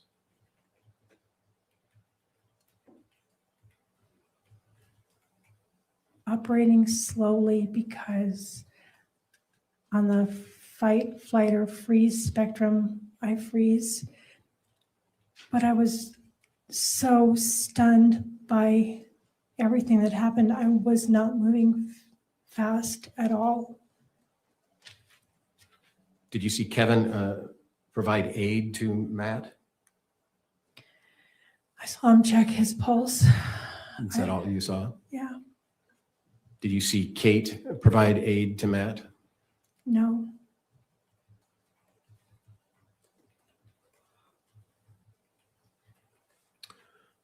How long after you called 911 did police get there?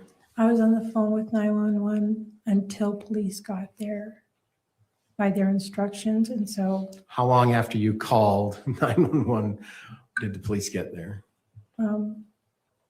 5 minutes, 6 minutes. And when you first started your 911 call, were you confused at the questions the operator was asking? Yeah, I called 911 and they said, is this Caitlin? And What's your daughter's name? Kathryn. Kathryn? And so I was just really confused by that because Did you know that Caitlin, your neighbor, had called 911? no, but I figured it out later. Yeah. But you were confused. They asked you if you were Caitlin? Yes. You informed them what? Said, no, and I gave them my name. And then they started asking questions and I answered them to the best of my ability. Do you recall when the police had you leave the property? Yes. From the inside of the home? Yes. Do you recall, did you have any conversations with Kevin before the police got there about the knife or Matt or anything of that nature? No, Did you hear any dispute between Kevin and Matt? no, Did you hear any argument between Kevin and Matt?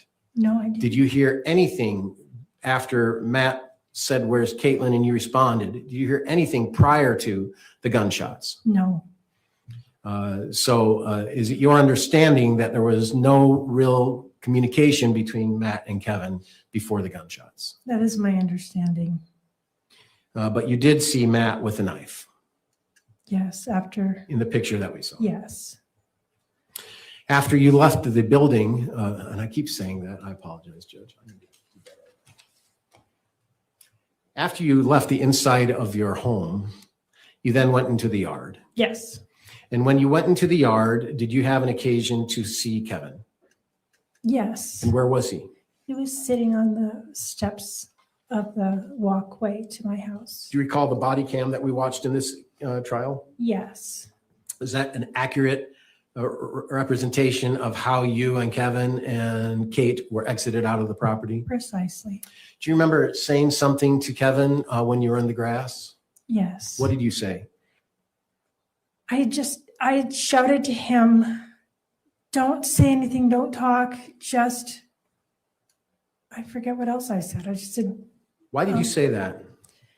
because it was a terrible situation and Kevin had fired a weapon and I've seen it on True Crime and Law and Order and TikTok that you should always call for an attorney. Have you searched before self-defense on your web browsing? Not before this happened. Did you do it after? After, yes. After Kevin was sitting in front of that truck, did you ever talk to Kevin again? Never. He was arrested, is that right? Yes. Did you get transported to the American Fork Police Station? Yes. Did you get transported together? No. Did you get transported separately? Yes. Were you taken into separate rooms? Yes. You called an attorney while you were in the yard, is that right? Yes. And who is that attorney? His name is Richard Bednar, and he's a friend of mine. He had been a friend for 6 or 7 years. And did you have Richard, or did you ask Richard to meet you at the police department? No. What did you ask Richard to do? It was late at night, and I called him and asked him, I said, my son just shot my son-in-law. What do I do? What did he say? He said, call the police. And I said, Richard, you're my second call. What do I do?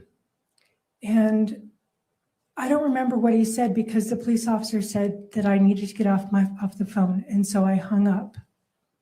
That was the last I talked to Richard until he got to the police station. You recall that a video of you at the police station? Yes. And when Richard is walking in to see you, is that the first time you saw or spoke to Richard after that phone call? Yes. And what did you tell Richard to do? I said, go be with my son. Go to Kevin. Yeah.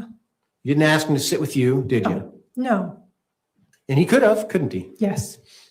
Outside the presence of law enforcement, you could have had an attorney-client conversation. Yes. Is that right? And while you're in the police station, did you offer your information to law enforcement? Yes. Did you answer them honestly? Yes. Did you assert your Fifth Amendment right to remain silent? No.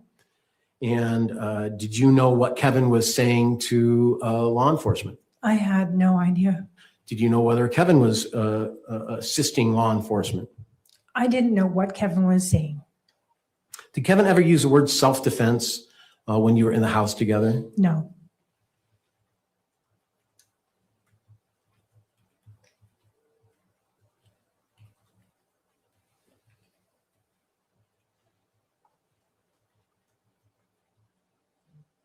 You've heard the you've heard the audio of Kevin and Tara Lynn that's been provided as an exhibit. Is that correct? Yes. And are you familiar approximately when that audio phone call took place? Right after Kevin was convicted of murder. Okay, thank you. So it was after his trial. Yes.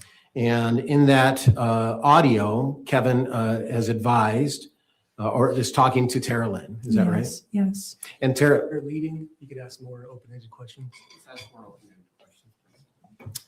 where does Tara Lynn live? Tara lives in Carlsbad, California, which is in San Diego County, California. And where does Kevin live?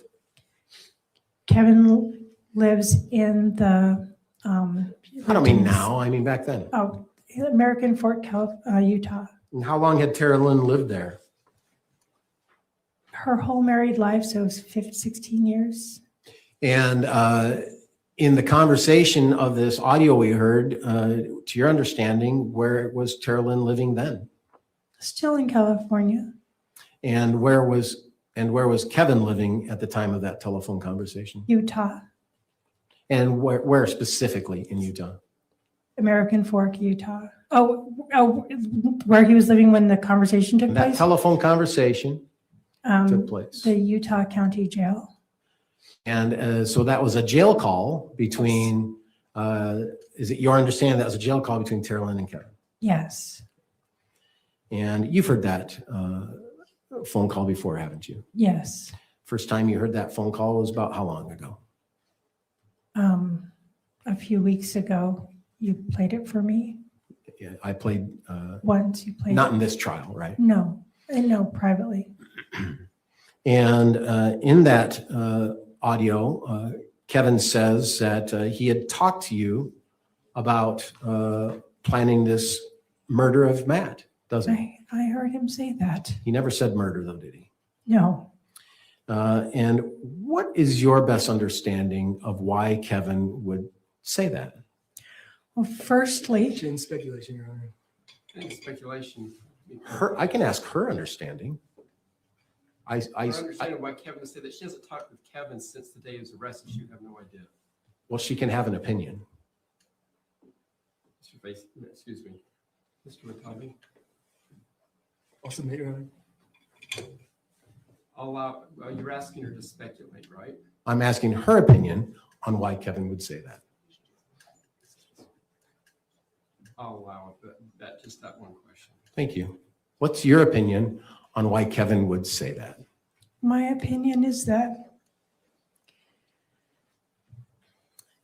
Kevin was trying to shift some of the blame for what he had done off of him, because Carolyn and his brothers and sisters are his loving support system while he has been incarcerated in jail. And he doesn't want to lose that while he's in prison.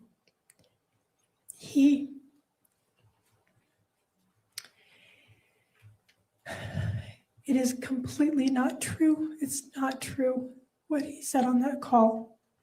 We don't have a question pending on that. Sorry. I apologize. Did you have a plan for Kevin to shoot Matt? No. Do you know how Kevin got the gun? I know that he took the gun from my safe. I did not know. That's a different question. I didn't know. I'm trying to That's answer the okay. question. If you can let me ask a question. Please. Did you know where the gun was before Kevin shot Matt? Yes. Where? In the gun safe. Thank you. Did you know how Kevin got the gun? No. Has Kevin ever been in the gun safe before? Yes. How many times? Countless. And was it a common known keyboard? Very simple. How old's Kevin? Kevin's was 36, 37, 38, somewhere in there. When Kevin was suffering from depression, was this in and around the time of the shooting? No. Was it in and around the time of Disney? No. I mean, it went Disney and was in February, and this was in July, so months later, 6 months later. I don't know the.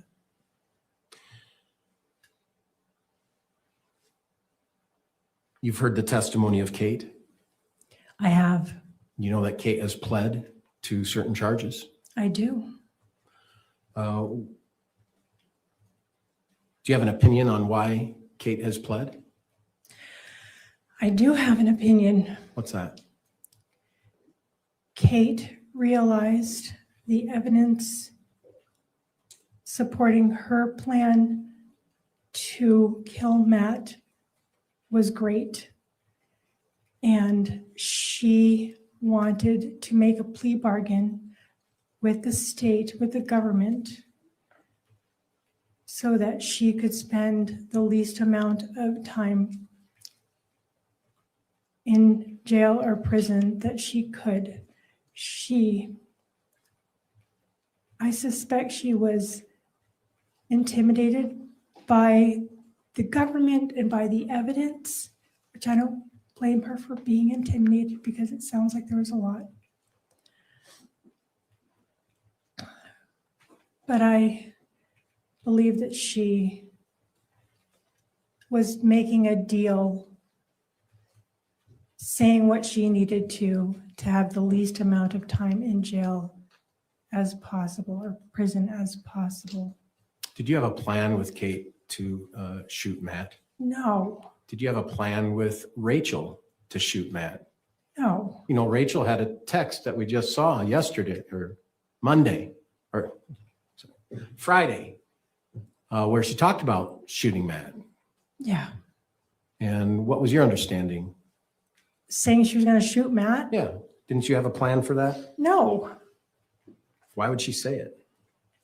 If she said that, then it was, again, a figure of speech, not intended to be executed in any way, shape, or form.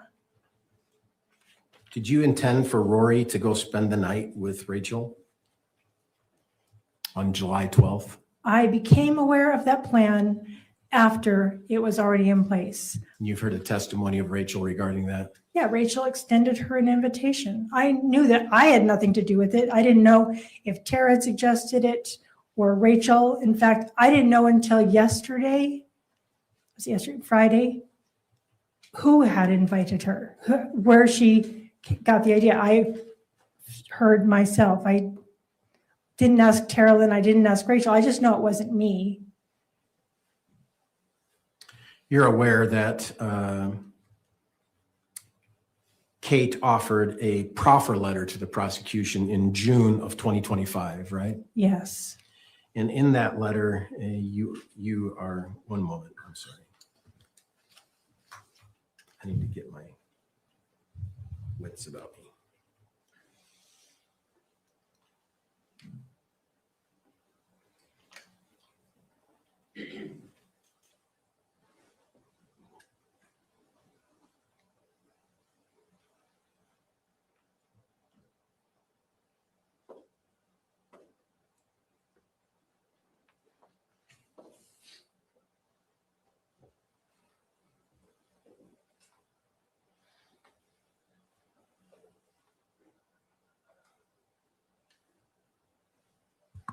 In that proffer, in paragraph 10, if we can pull up that exhibit. What exhibit number? Defense exhibit number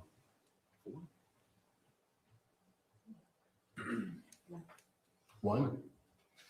Defense exhibit 1.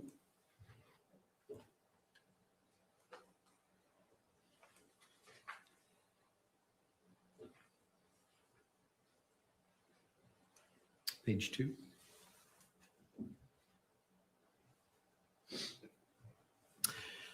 Paragraph 10, it reads, Kathryn and Kevin never discussed any criminal actions towards Matt. Do you see that? I do see that. Are you aware of any criminal discussions between Kathryn and Kevin? I need to rephrase it. That's terrible. Are you aware of any discussions Kevin and Kathryn had regarding criminal actions toward Matt? No. Had you ever heard of any? No. Now, you have heard of Kate's testimony of that, right? Yes. And she testified that there was a meeting after sushi where you all three were present. I heard her say that. And then this letter says that that didn't happen, didn't it? Yes.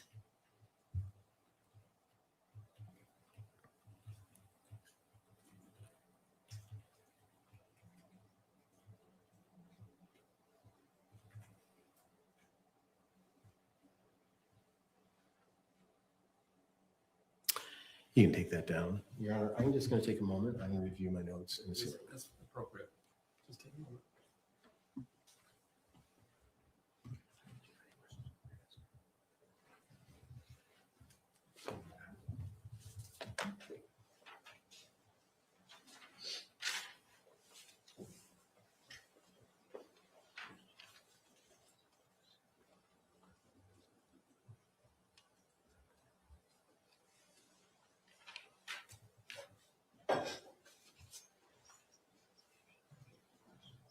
You can pull up exhibit number 24. 24? Yes. Thank you.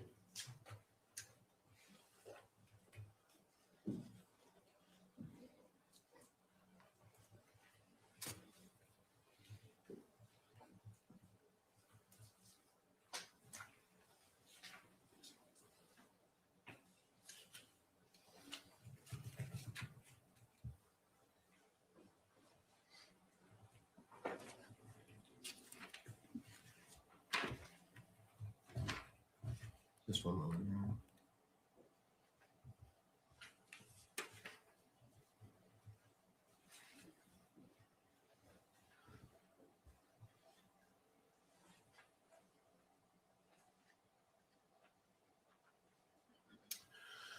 This is State's Exhibit number 24. Do you see this text? I do. Do you see the date of this text? It's the 8th of June.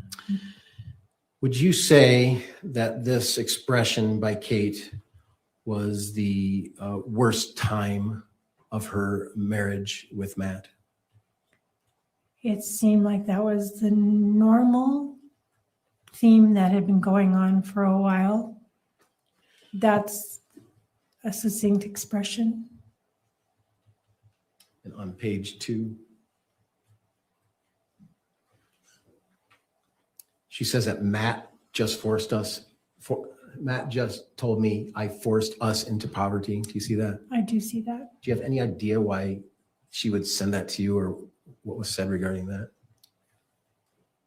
She had told me that Matt had said that they were so broke because he was distracted because he was suspicious of her affair, because she would use the truck a lot. She wasn't getting a job. So myriad reasons to be. The very next text says what? I hate him. And then the very next text says what? How do I get out? Did you plan and conspire with Kevin to shoot Matt? No, Did you ever ask Kevin to shoot Matt? no, Did you ever plan and conspire with Kate to shoot Matt? no, Did you ever ask Kate to shoot Matt? no, Further, did you ever ask Kevin to kill Matt? no, Did you ever ask Kate to kill Matt? no, Did you ever make a plan to kill Matt? never. No further questions, Your Honor. Counsel, I see up there, please. He's going to ask, how long have you got across? Should we break now for lunch? Should we, do this or do that? Boom, ba-da-ba-ba-da. Yes, he's asking, how long will you be on cross for? Ba-da-ba-ba-da-ba-ba. Oh, they're looking at the clock. Maybe. Zara P, Zara P, Zara P, P, P, P, P, Zara P, Zara P, Zara P is lovely. Hello, Yaya Trucker. Nice to see you. Hope you're doing well. Dave says, let's fucking go. The matriarch. Yes. Judge is like, look, if we go to the chambers, I can bend you both over and I just need a couple of minutes. That's all I need. Ladies and gentlemen of the jury, we're going to take our lunch break now. We're talking with the attorneys about how long it'll take for cross and redirect. It'll probably put us well past 2 before they were done at the earliest, so I don't want to keep you that long. So he'll be back ready to go at 2 o'clock. We'll take our lunch now. Please keep in mind my admonition we've been hearing all week long about forming an opinion about the case, talking about case research, or using social media. Please follow that instruction. We'll see you back at 2. Thank you. All right. No, I don't. So what I plan on doing is I'll play something now over the lunch break for people. Let me find something for you all. Shoot to the left if you're having a good time. Shake it to the right if you're. Shake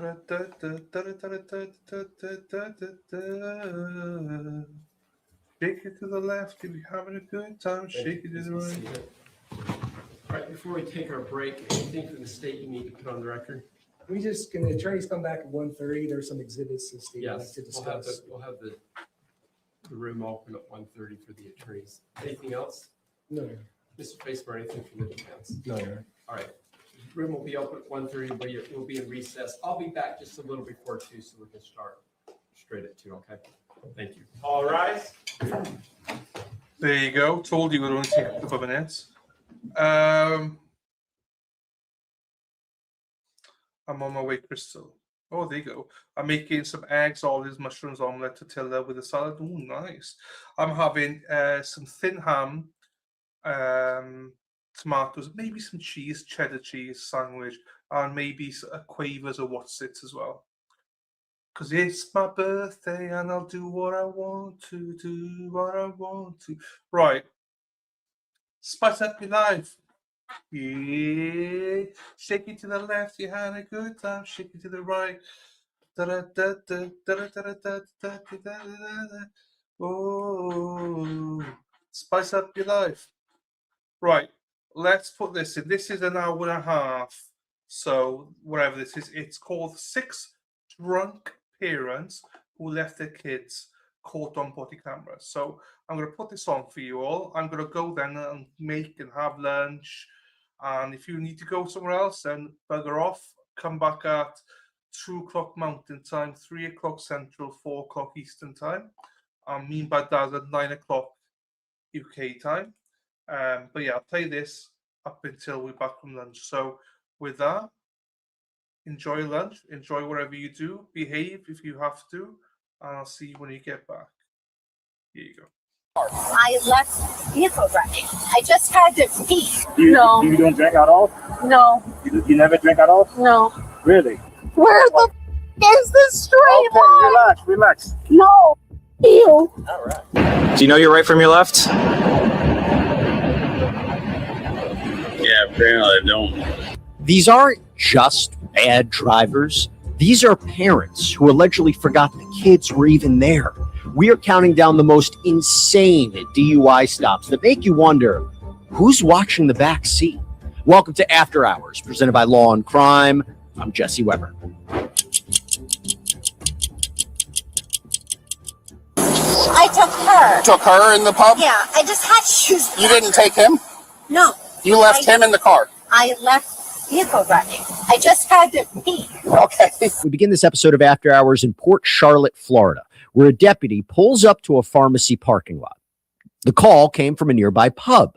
A witness said this woman, Amanda Patton, walked in with a toddler, allegedly seemed, quote, messed up, and then got back in the car with 2 kids inside.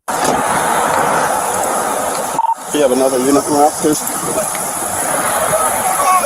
Hello. 330. Hope to go with the Sheriff's Office Traffic Safety Team. Reason I'm stopping the Infinity is we had a call about your vehicle. They were concerned about your ability to operate a vehicle.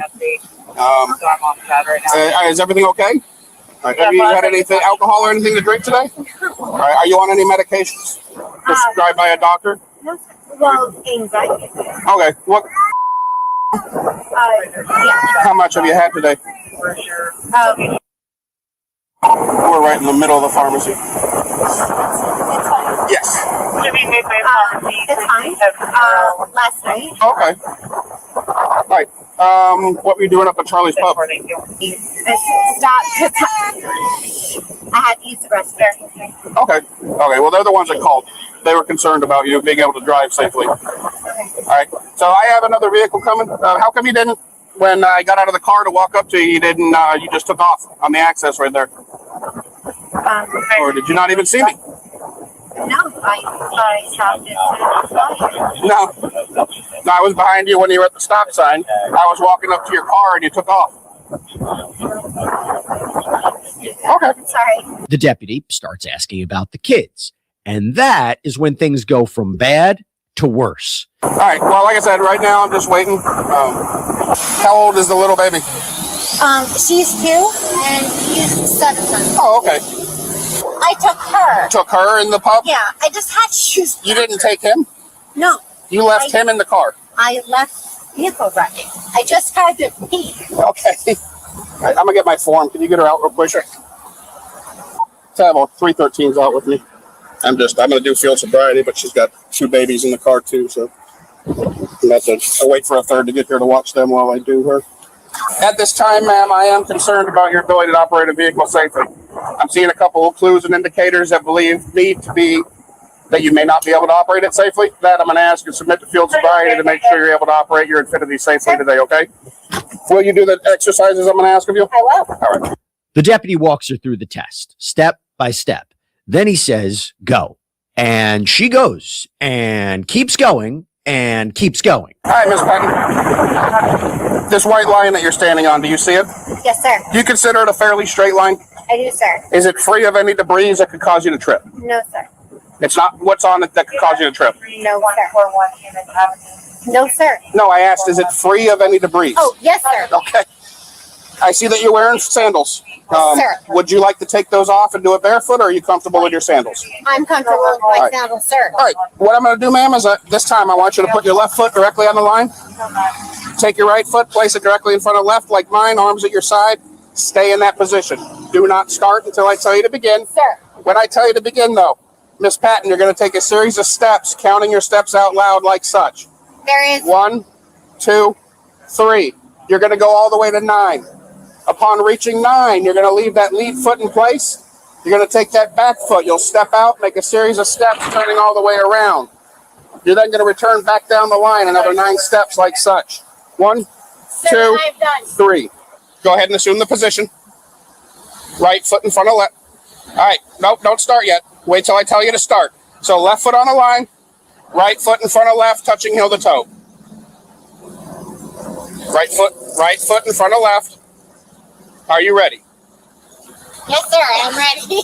I'm sorry. Yes, sir. I am ready. All right. Put your right foot in front of left. That's the starting position. Now begin. Yes, sir.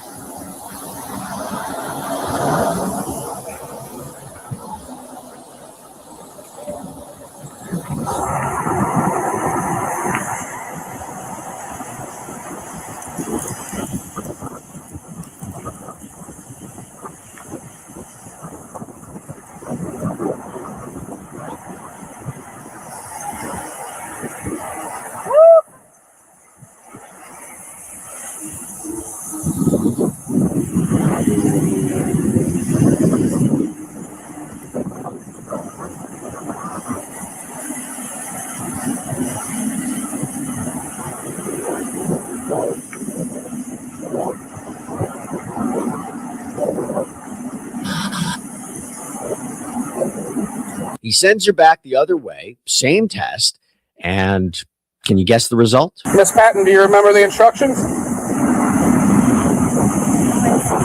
in front of the other for 9 Yep. steps. And then turn and go back 9, right? Okay. How many steps did you take? I didn't count. I'm Okay. sorry. Do you want me to start again? No, just continue back the other way.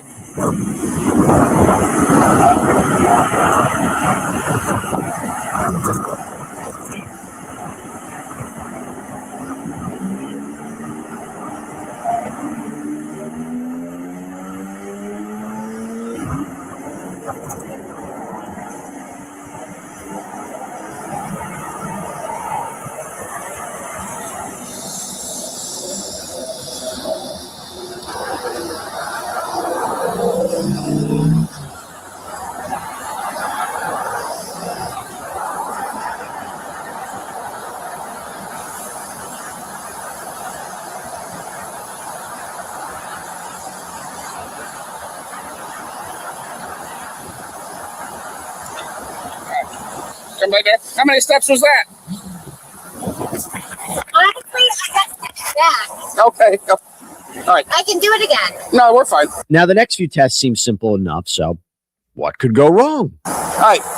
The next exercise is called the one leg stand. Sir. Okay. When I tell you to, you're going to take the foot of your choice and you're going to raise it approximately 6 inches off the ground. Sir. It's going to look like this.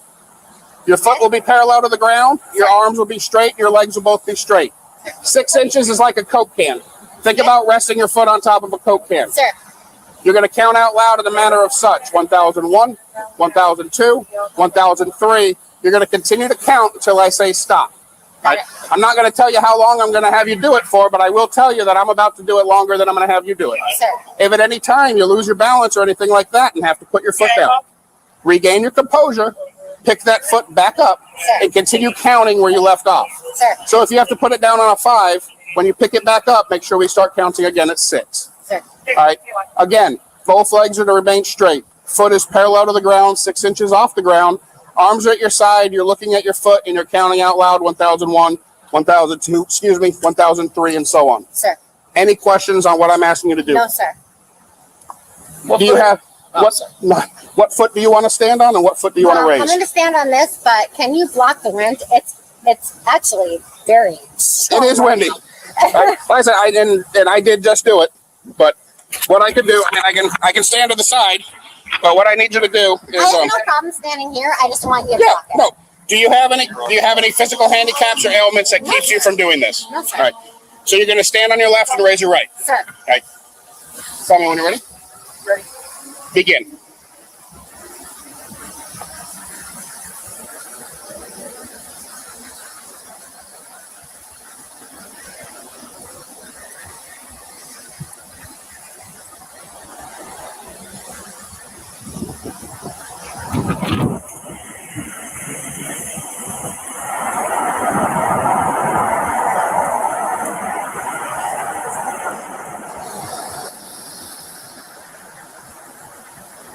And you can stop.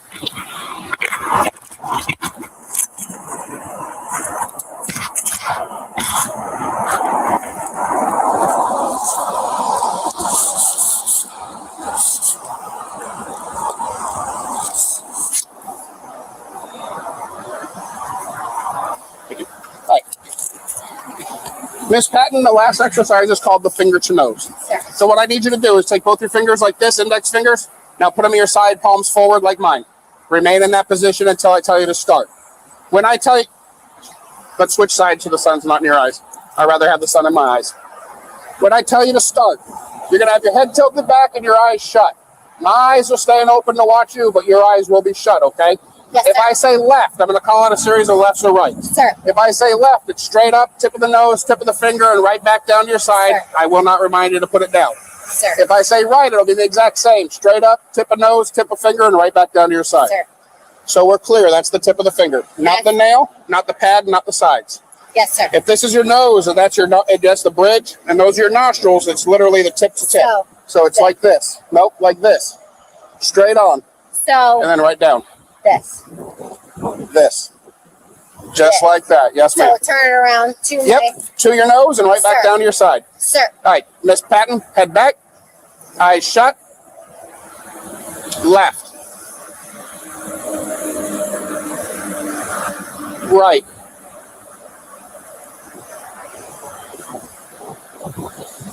Remember the instructions. Remember the instructions. This. You got to put your hand down. Oh, sorry. Sorry, sir. Left.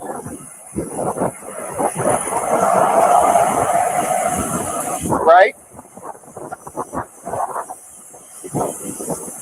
Right. Left. All right. I got one last exercise. It's a balance exercise. Sure. Face that stop sign real quick. I'm going to explain how to balance for you real quick in a minute. Meanwhile, another deputy tries to entertain Patton's kids. CF. Yeah, that's your unicorn. What's its name? Is that your brother? He's crying. What's your brother's name? What happened? A boo-boo? In my hair? Yeah, I got a couple of those.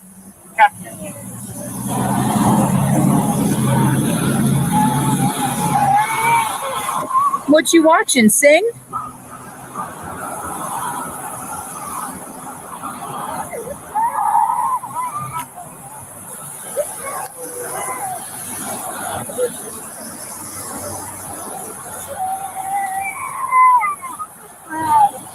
He's crying. How old are you?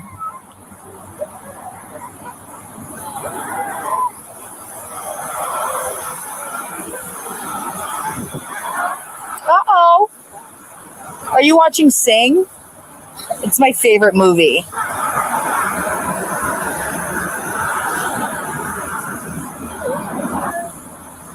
Yeah, he's crying. What's his name? What is it?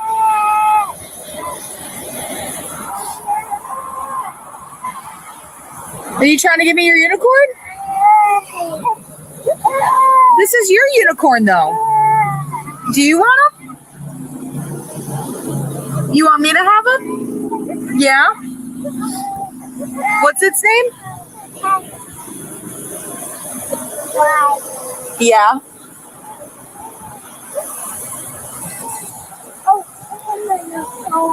What's on your feet? You don't know? Yeah.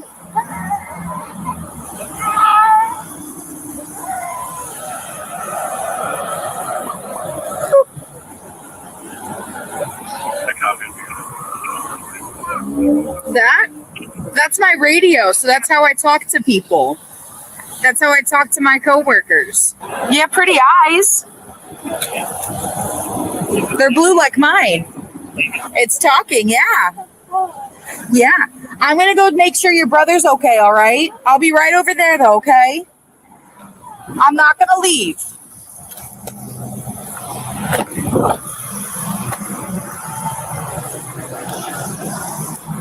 I'm just gonna walk around to go over there, okay? I'll be right back. Hi, buddy. Hi. Hi. Hi. She fails. She's got questions, but the answers, they're on the medicine bottles. Miss Amanda, at this time you're under arrest for DUI. Do you have somebody that can come get the children? Who can come get the children? All right, we need to call him. I don't want to have BCF have to come out here for him. What's your husband's phone number? Can you tell me why I'm being cuffed? You're being arrested for DUI. Driving under the influence. And that influence encompasses alcohol and medications. You're being arrested because you're not able to drive that vehicle safely. The clues and indicators you provided me during field sobriety are enough to affect the arrest on you. So we're going to go to my car. Nothing on you that's going to get you in trouble with the jail, drugs, weapons, or anything. Okay. Is there anything in the vehicle that's going to get you in trouble? Drugs, marijuana, weapons? Hey, it's questions I have to ask. I said no. I know, and I'm just saying it's just questions we have to ask. What's your husband's name? Tell me what I failed? It's not pass or fail, but I'll tell you that you gave me enough clues and indicators to arrest you. Oh, did I? Oh, yes, absolutely. That I didn't tell you about have anything to do with this? Absolutely. All right. If you look at your medication bottle, it says do not operate machinery. No, and it absolutely. That I didn't tell you about. It could be. I'm not sure what that is, but the anxiety medications, absolutely, ma'am. Okay. Yeah. I gotta step away to Okay. I don't want to. She'll be right back up. You gotta take a seat, Amanda.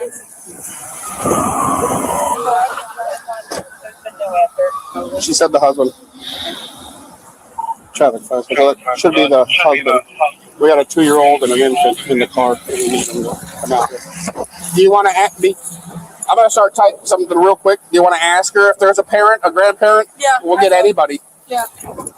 At this point, any relative is better than DCF. According to court records, Amanda Patton was charged with DUI and child neglect. But a month later, without explanation, the state dropped every single charge. All right, we're going to jump right back into this in a minute. But before we do, I have to tell you about this app called Upside. This is a game changer. So Upside gets you cash back. Yes, extra cash back on everyday purchases like gas, groceries, takeout. So here's what you do. You download Upside for free. You claim an offer at one of their 100,000 plus locations and you pay like normal with your credit card. Then you verify the purchase and just like that, money back. So say I needed to get gas or I want takeout one night. I'm going to search for Upside offers first. And after I spend, money will appear in my app that I can then transfer right into my bank account. And Upside's frequent users, they earn an average of $254 back a year. That's incredible. So to start getting your cash back, click the link in the description or scan the QR code and use promo code After Hours to get an extra 25 cents bonus on every gallon on your first tank of gas. Hope you can check it out. Do you know your right from your left? Yeah, apparently I don't. All right. You all right? Yeah, buddy.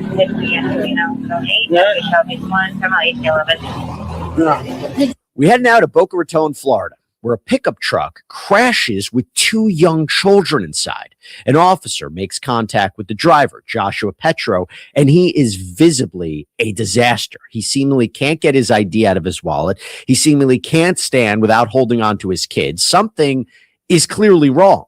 Please help! Give me 1 or 2 more units for traffic. I don't know where you're the window.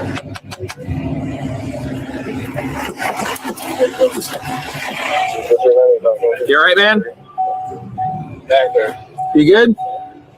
Your back hurts? All right. The fire department's here, all right? You guys all right? You all right? Yeah. Over here. Here's mom. Hello? Are you coming?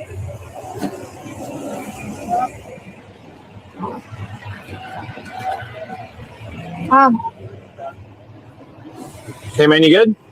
Yeah. You got an ID on you? Yeah. Where is it at?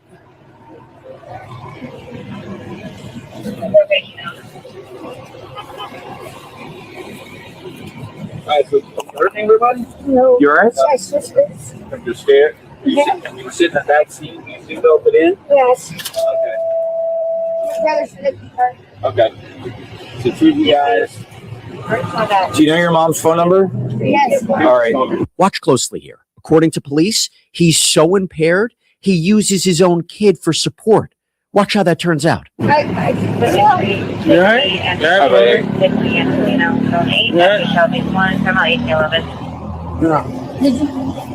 Looks like he is. Yeah, we just. Yeah. Hey guys, do me a favor. Just like stand right over here, all right? Why? See, you won't put them in our truck. Are you good? You good? You guys good? Anything hurt? No. No? Okay. Joshua seemingly can't answer basic questions. So the officer turns to someone who can, the person he crashed into. Yeah. You want to go? Yeah. Okay. Yeah, he wants to go. Are you the registered owner to this vehicle? Yes, I am. Okay, so what happened? He ran the red light. Which way were you going? I was going straight. He was coming from that way. You were going straight which way? This way. From over there? Yeah. Okay, so you're going this way? Yeah. He ran the red light and then T-boned you. Were you wearing your seatbelt? Yes, I was. How fast were you going? I had just pulled off. Okay, so 10 miles an hour, 15? 15. Okay. Can I help you, sir? Yeah, I got hit. It was marked there. Okay. Where'd you get hit? Right. The pieces flew off the truck. They hit her and me. Okay. Do you guys have damage to your vehicle? Yeah, well. Yeah. Okay, I got you. This kind of stuff. I got you. Do me a favor. We're assessing them. You guys are injured or no? No. Just Do me. scared. I got you. Do me a favor. Just stay in your cars and I'll come get you. All right. You want me to move behind him so not? Stay in your cars and I'll come get you. All right. Just do me a favor. Grab your ID, insurance, and registration. Okay. The officer circles back to Joshua, hoping for answers, but somehow it's getting worse. Yeah. Can you do me a favor? Can you grab his information real quick? Yeah. Just phone number for him, please.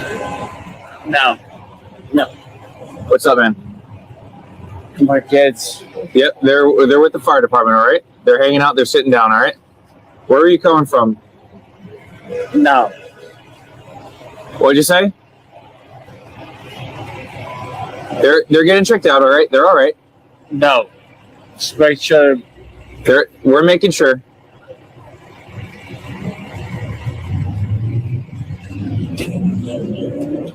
Where were you before this, man? Just make sure they were. Where were you before this?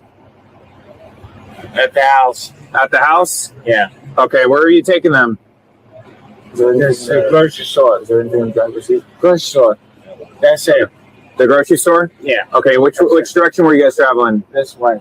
What's this way? You guys were going east or west? East. You guys are going east? Yeah. Okay, where do you live? Yeah. To the east. You live to the east. Then this comes in from his own kid, and police learn this isn't even the first time. So his kid said he was like passing out behind the wheel, and the mom says he has a known alcohol problem. Okay, yeah, I can smell it off of them. So, what's your first name again? Josh. Josh. All right, like I said, my name's Officer Bugalo with Boca PD. Okay, I've already asked you some questions about the crash. Okay, so can you just run me through again what happened with the crash? Yeah. Now I just pulled through the green light, and he came through. And which direction were you traveling? South to north. South to north? Oh, sorry. East to no, sorry. West to east. West to east. West to east. Sorry. Okay. Do you remember which lane you were traveling in? The right-hand lane, I believe. Right-hand lane? Okay. And, yeah. And an impact and... Okay. Were you wearing your seatbelt? Yeah. Yeah. How fast were you going roughly? The speed limit, I mean, we were at a stoplight, so we were... Okay. And were your kids buckled in? Yes. Do you remember which kid was sitting in which seat? Yeah. The right one. All right. And anything else after the crash that you remembered? No. Okay. Did you lose consciousness at any point? Yes, kind of. Kind of? Yeah. Before, while, or after the accident?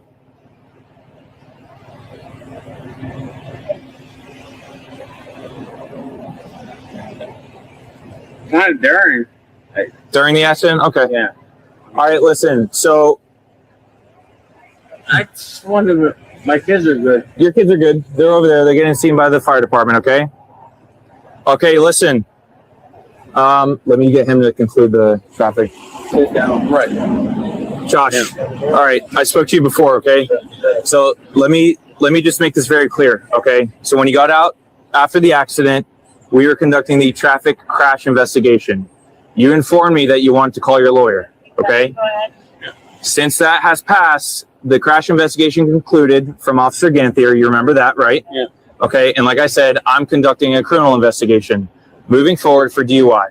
Okay. Because I have reason to believe that you're driving impaired. All right. Before you say anything else, I'm just going to read you something real quick. Okay. I'm required to warn you. Sorry.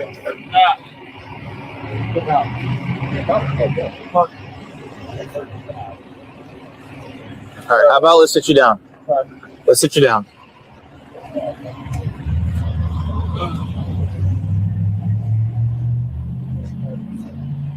All right, Josh, I'm required to warn you before you make any statement that you have the following constitutional rights.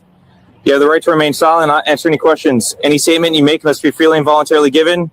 You have a right to the presence and representation of a lawyer of your choice before you make any statement and during any questioning.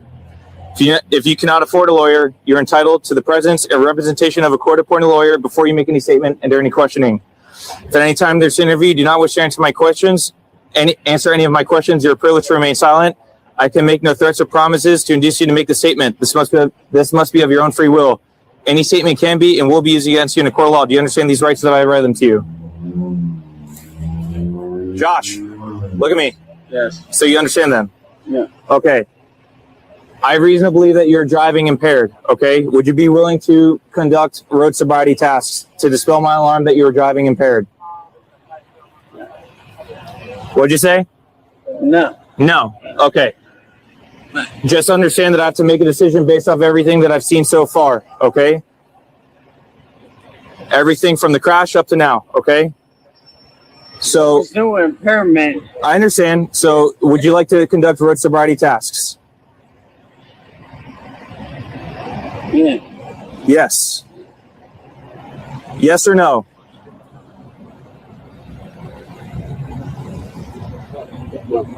Yes. Yes. All right. Stand up and let's go over here to my car. Now, here's the problem.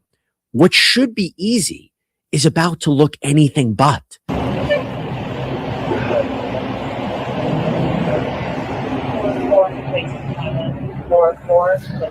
So stay right here, Josh, right here. Put your feet together, like just like this, like you're touching, and your hands down at your side. Okay. With your right index finger, can you show me your right index finger? Do you know your right from your left? Yeah, apparently I don't. Okay. Can you show me your right index finger, please? This is your index finger, right?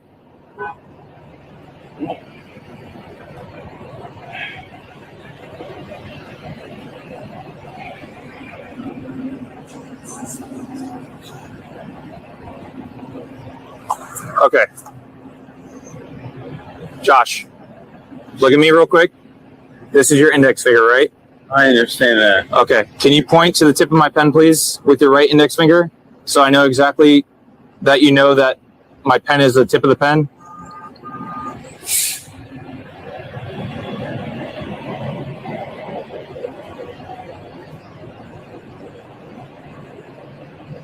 Okay. All right. You can put your hands down at your side and your feet together, like I said. Okay. What I'm going to have you do is the first task. Okay.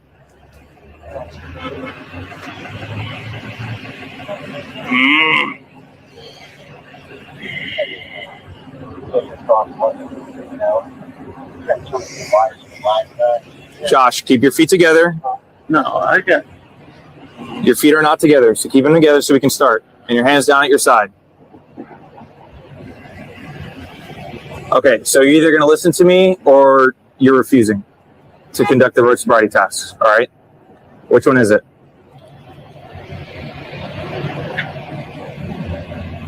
Now, what choice do I have? I just gave you the choices. You refuse, you help me dispel your alarm that you're driving impaired. Can you keep your hands out of your pocket, please? Do you wish to continue, yes or no?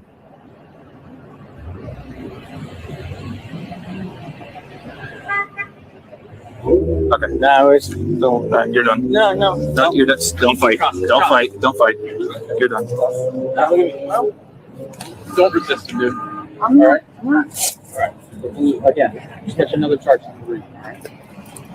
I appreciate you being cool. Thank you very much. All right. Thank you. Josh, you're under arrest for DUI. Okay. Dude. Do you have any weapons on you? No. Any narcotics? No. Anything in the car? No. Okay. According to court records, Joshua Petra was charged with DUI causing property damage or injury, refusal to submit to chemical or physical testing, and a traffic signal violation. In the end, he was found guilty on the DUI causing injury charge and guilty on refusing to submit to testing. The remaining DUI counts were dropped and the traffic violation was dismissed. We're now in St. Augustine, Florida, where witnesses say they saw a white Mercedes sideswipe another car on a Florida road. No brake lights, no stop, just keeps on rolling. How are you involved, man?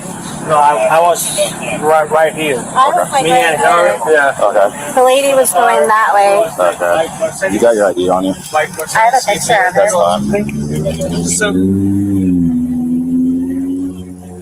fine.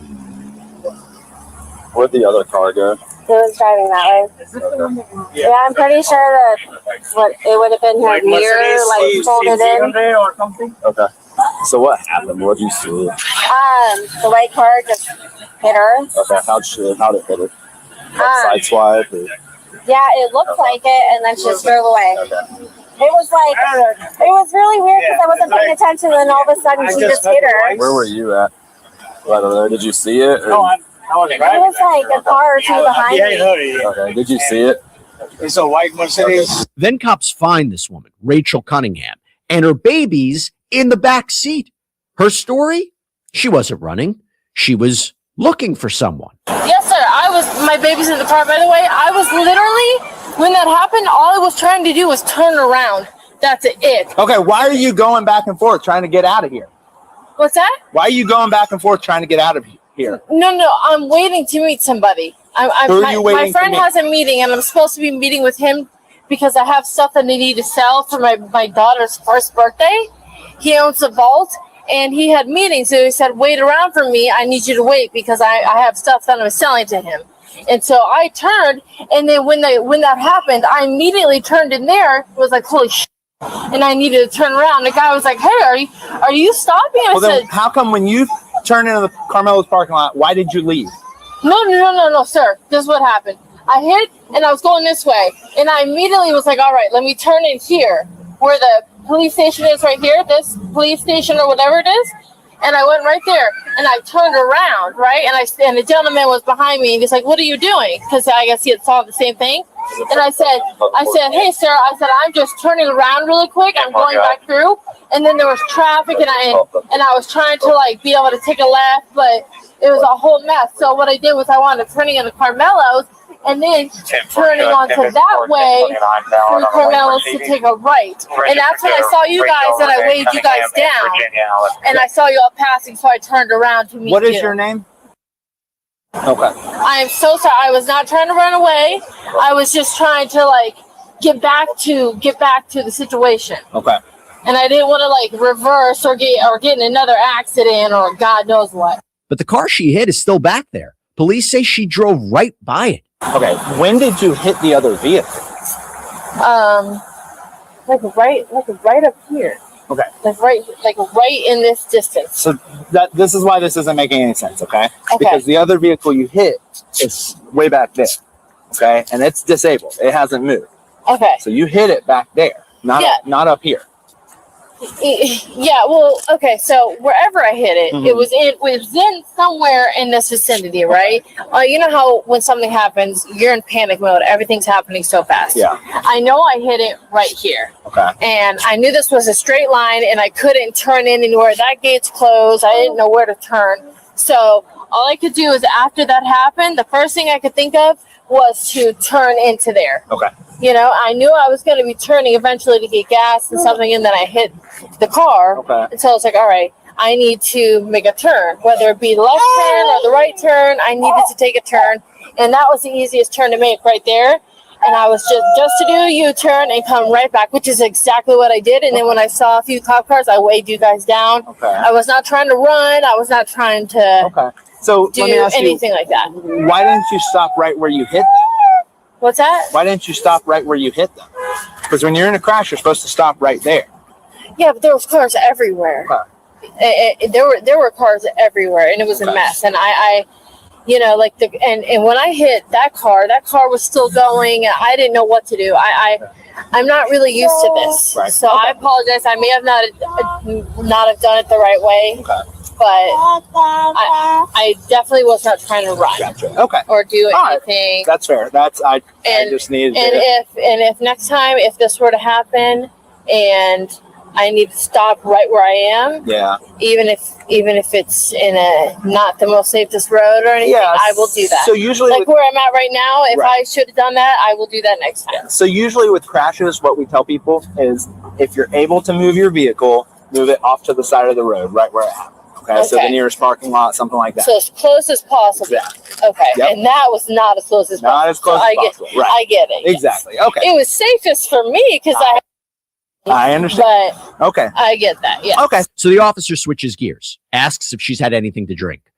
Her answer, quick, and confident, and very wrong. So now let me ask you, you kind of already hinted towards it, but I have to ask questioning. Yeah. Anything to drink today? Nope. No not alcohol. A single. Nope. Okay.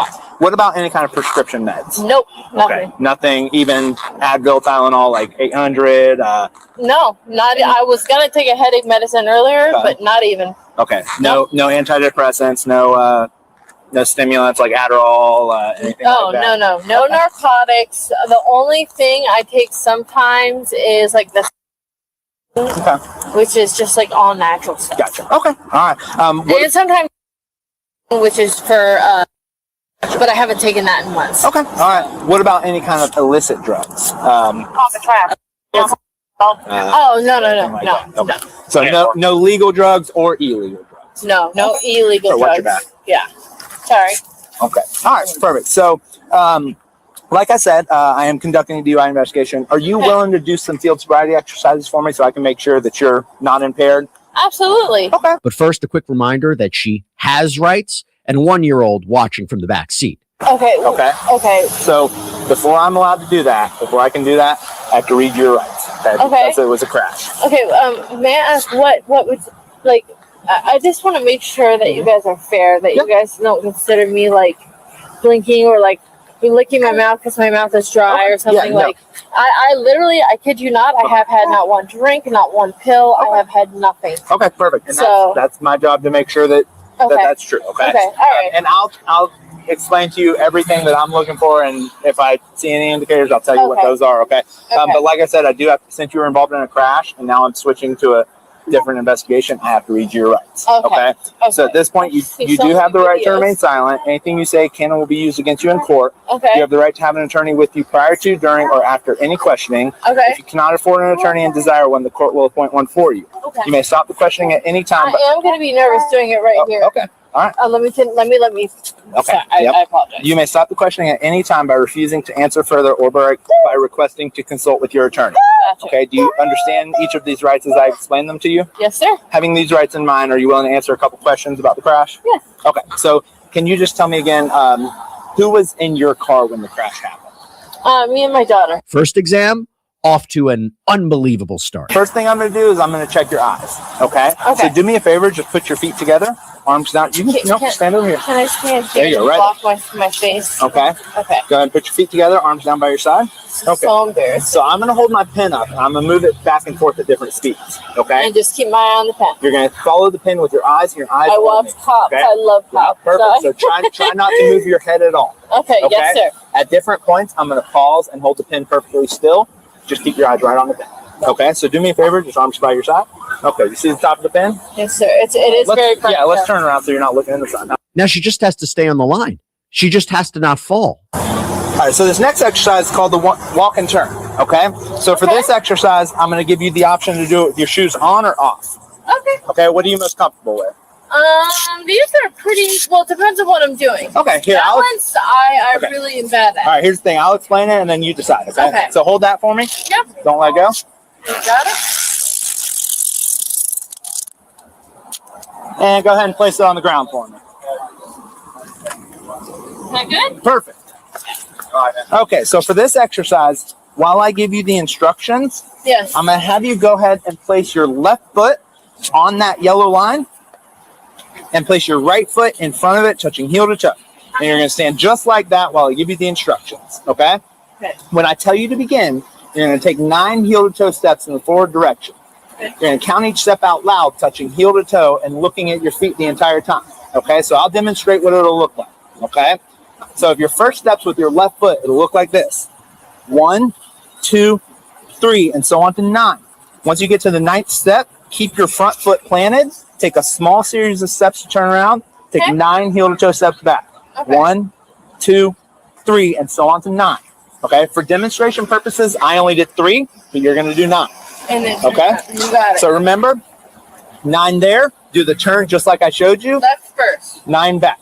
Okay. And then also remember, this is a continuous exercise. So once you start, don't stop for any reason. Keep your arms down by your side. Look at your feet and count each step out loud. Okay. So there are 9, turn around 9, and do I keep going? And Nope, keep going, or just do it. 9 there. Do this turn just like I showed you. 9 back. Okay. Do you understand the instructions? Sure do. All right, go ahead and begin. Okay. 3, 4.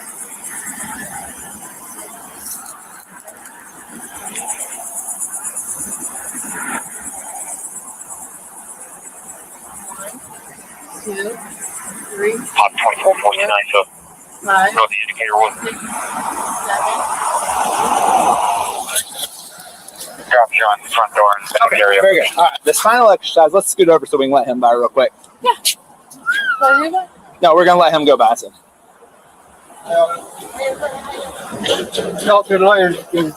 Okay, go ahead and come back and stand right at the edge of the line. Yes, okay, sir. so for this next exercise, it's called the one leg stand. Woo, So when I tell you to begin, me. not at all, go ahead. Oh, I don't have hair. Oh, It's okay. bummer. It's okay. All right. So go ahead and put your feet together, arms down by your side. Yes. When I tell you to, you're going to choose either your left or your right foot. Okay. You're going to hold it approximately 6 inches off the ground, which is about the height of a soda can, which is what I'm doing right now. Okay. Don't start yet. Don't do I'm it just yet. trying to see which don't one do has it yet. better Don't do it yet. Sorry. Okay. All right. So you're going to hold it approximately 6 inches off the ground. Okay. You're going to look at your foot and count out loud 1001, 1002, 1003, and so on until I tell you to stop. Okay. If for any reason you step down like that, just Sure. go right back up and keep counting where you left off. Where I left off. Okay? Make sure that during the exercise you keep your arms down by your side, look at your foot, and count out loud the entire time. Okay. Okay, do you understand the instructions? Yes, sir. All right, don't start yet. Do you want to lift your left or your right foot? I will lift my right foot. Okay, whenever you're ready, go ahead and begin. Okay. 1, 2, 3, 4, 5, 6, 7, 8, 9, 10, 11, 12, 13, 14, 15, 16, 17, 18, 19, 20, 21, 22, 23. Okay, you can relax. Okay. I'm so bad with balancing. Okay, this next exercise has nothing to do with balance, so that's good. Okay, good. So do me a favor, put your feet together, arms down by your side. Yes, sir. Okay, when I tell you to, but not yet, you're Yes. going to tilt your head back and close your eyes. Okay. I'm going to say begin. Okay. After I say begin, you're going to estimate the passage of 30 seconds inside your head. Okay. What that means is once you believe 30 seconds is passed, Okay. you're going to open your eyes and say stop. Okay. It's important that you say stop. That way the clock stops. Do you go by like one Mississippi? Whatever you think 30 seconds is. Okay. However you think you can get there. Okay. Okay, it's just got to be all inside your head. Okay. Okay, so go ahead and feet together, arms down by your side. All right, Feet together, arms down by my side, and I'm don't- going to tilt my head back when you tell me to. Don't start estimating yet, but go ahead and tilt your head back and close your eyes. Okay. And All then right. I'm not going to say anything, and I'll just say stop once When I you think it's 30 seconds. After I say begin, you're going to Okay. stop. Okay. All right, ready, begin.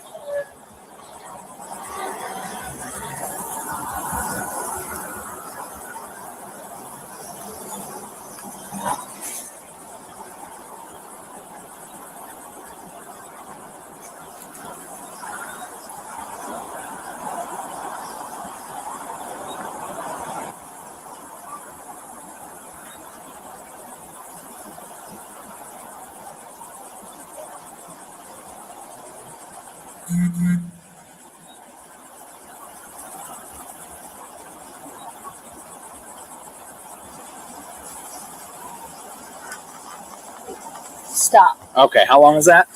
20. I would say 29, 30 seconds. Okay, and how did you get to that? I did 1, 2. Okay, perfect. So police say they've got her. They're seeing the signs. And what does Rachel say is an excuse? Well, a better question might be, what did she not say? So a couple more questions for you. I saw something what's called HGM, okay, horizontal gaze nystagmus. The only thing that causes that is either alcohol or depressants. So antidepressants, stuff like that, okay? So I'm going to ask you again, anything to drink today? No. No? Okay, no medicines, no pills, no prescriptions. No, if you want me to be honest, I just recently went to Scotland. My husband's on deployment. Okay. I have power of attorney, and my husband, I'm not even supposed to be saying this. Okay. And I can even show you the power of attorney, my military card. So he's been on deployment for a long time. And they will allow us to do a court call, which means you're allowed to go visit. Okay. You're allowed to go visit. And so I went there to visit him. Okay. And it was literally 24-hour flight there. Okay. And then go and stay here for a day and a half. And then 24-hour flight back. And then I got back. And then I had to pick up stuff for her 1-year-old birthday. And then plan her birthday. And then there's a whole world. Their family, their mothers. I swear, like, everybody Okay, but none of that answers the question. I'm just saying, like, I've been exhausted. But yeah, no, I have not taken any medications. I have not. I promise you. Gotcha. I have a daughter. Okay.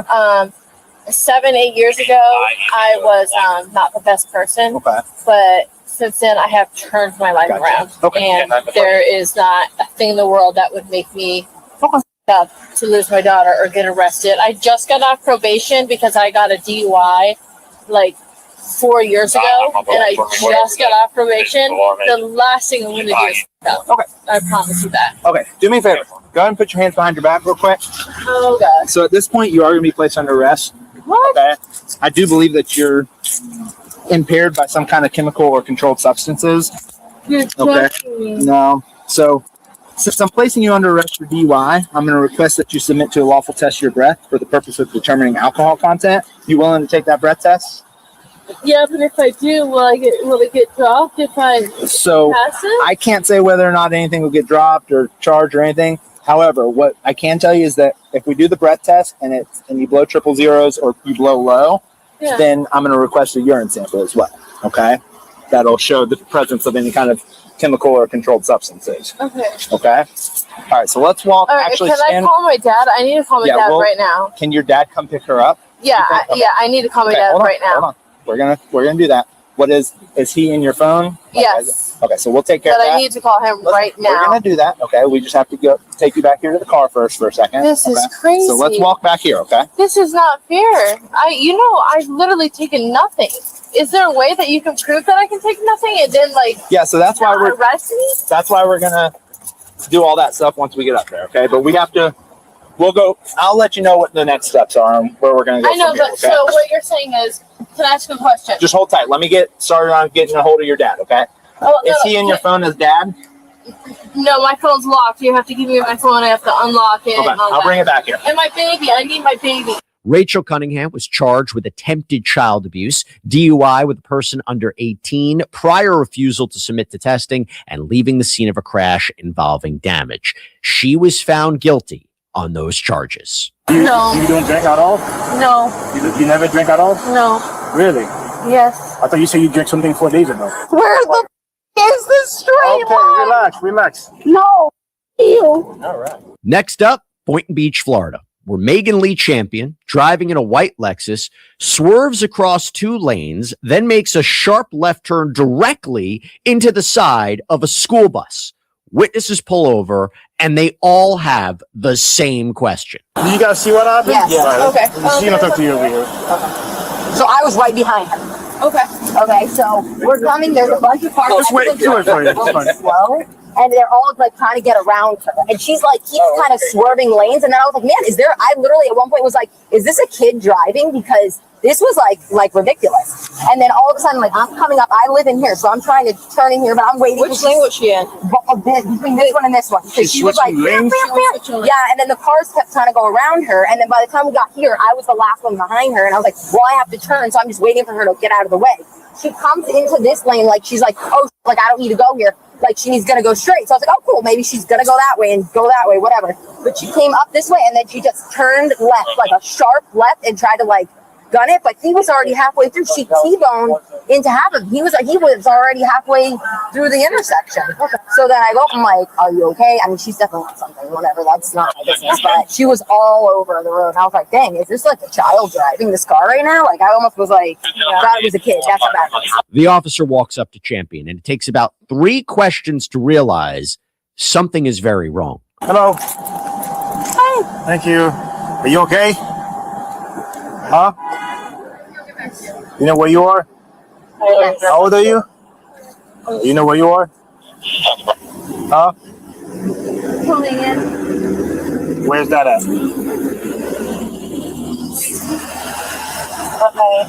Okay. I'll be back, okay? Stay over here. You guys know that hurt, right? Yeah, she's impaired.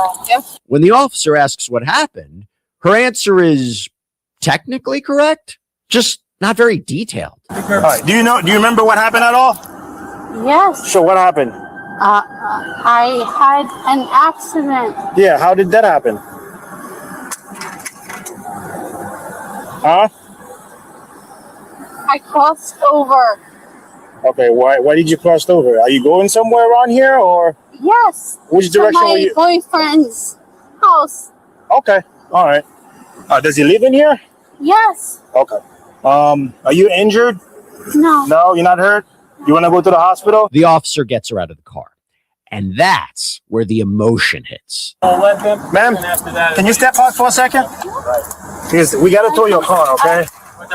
Because I'll help you. Go ahead. I'll hold it for you. Go ahead and I'll hold it for you.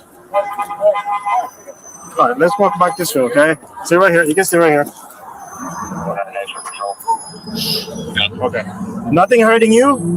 No leg injuries? You didn't hit your head? I don't see any visible injuries, so I'm just making sure you're fine, okay? No, I'm good. Okay. I just want to Are you serious? Your daughter's getting checked up right now, okay? So she's in good hands, okay? Okay.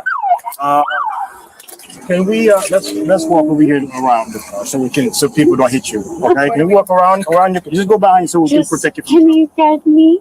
Huh? Can you guide me? Can I guide you? Sure. Okay. I can. Let's do it here. Right here is fine. Okay. The officer starts asking basic questions, and she's trying, but trying isn't the same thing as answering. Talk to me. What's going on?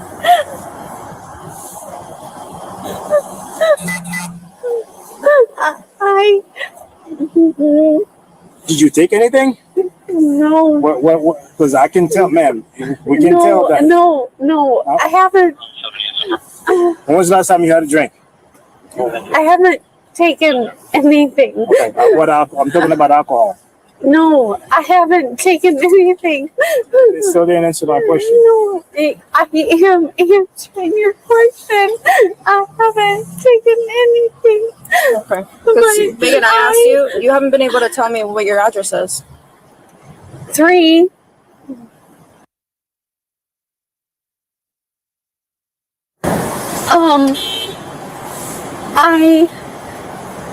My address, Not yet. I'm just gonna see. Are you injured anywhere? Are you able to answer that? No, I'm not injured anywhere. Okay. And I am so sorry. I am trying. I just want to know, Megan, if you were taking anything No. or drinking anything. No, When was the last time you had a drink? Like 4 days ago. 4 days ago? Yes. Where were you coming from? I have not. I was picking up my kid, and I have not taken anything, and I am so Do you take sorry. prescription medications? Yes. And that's it? Yes. No, you don't take any. Yes, you can look No, at that's my I take for and I am so sorry. The reason we're asking these questions, ma'am, because I understand. you've given us all the indicating that you are under the influence of a substance. Okay? Not only you're acting you're driving pattern when you were driving over there without putting 2 people that saw you driving and you parked into the bus. Not only that, I'm just observing you right now. You are extremely lethargic. You look like you're about to fall asleep. I You're understand. slow to react. Your I eyelids are understand. Here. slow in your words, okay? That's I why I'm asking you all these understand. questions. So, if you took, I don't know if you was, I don't know if No. it's alcohol. I don't. You No. don't drink at all? No. You never drink at all? No. Really?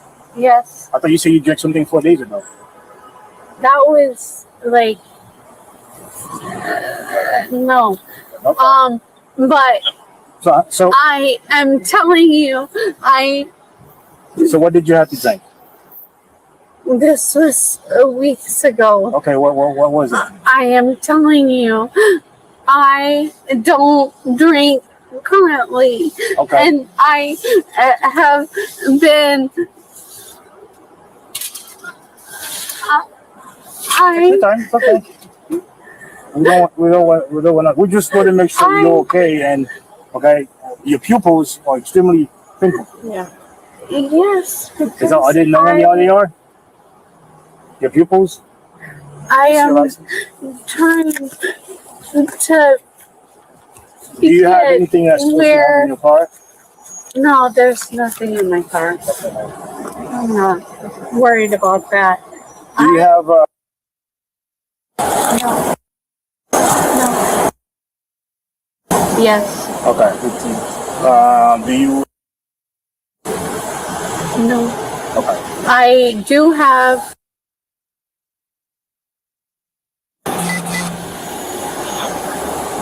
You think? Yes. Okay. And what else? What's the other medication you said you took? I am taking. And Okay. When was the last time you see a doctor? less than a week ago. So you didn't hit your head at all today, right? In the crash? Maybe. And then when the airbag deployed, did you hit your head? Do you mind if I look? Do you mind if I look to see if you have any bumps and everything? You can go ahead and look.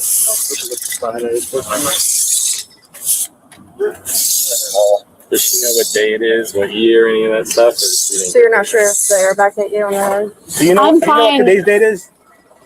September 4th. I'm Do you know fine. what year it is? 2025. Who's the president? 4. Oh.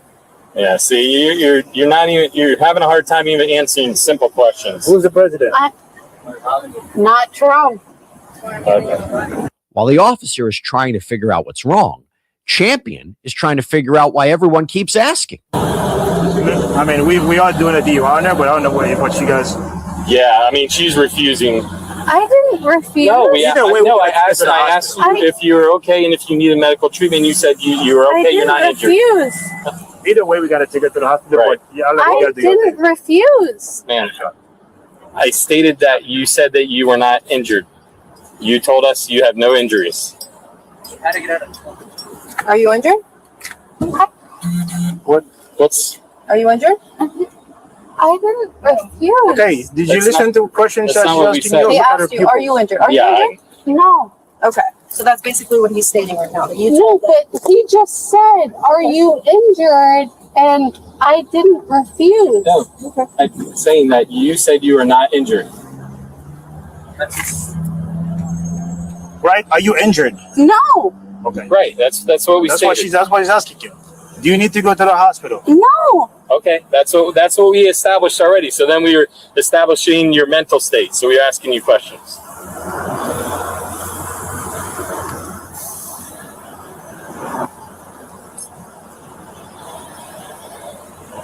What's wrong?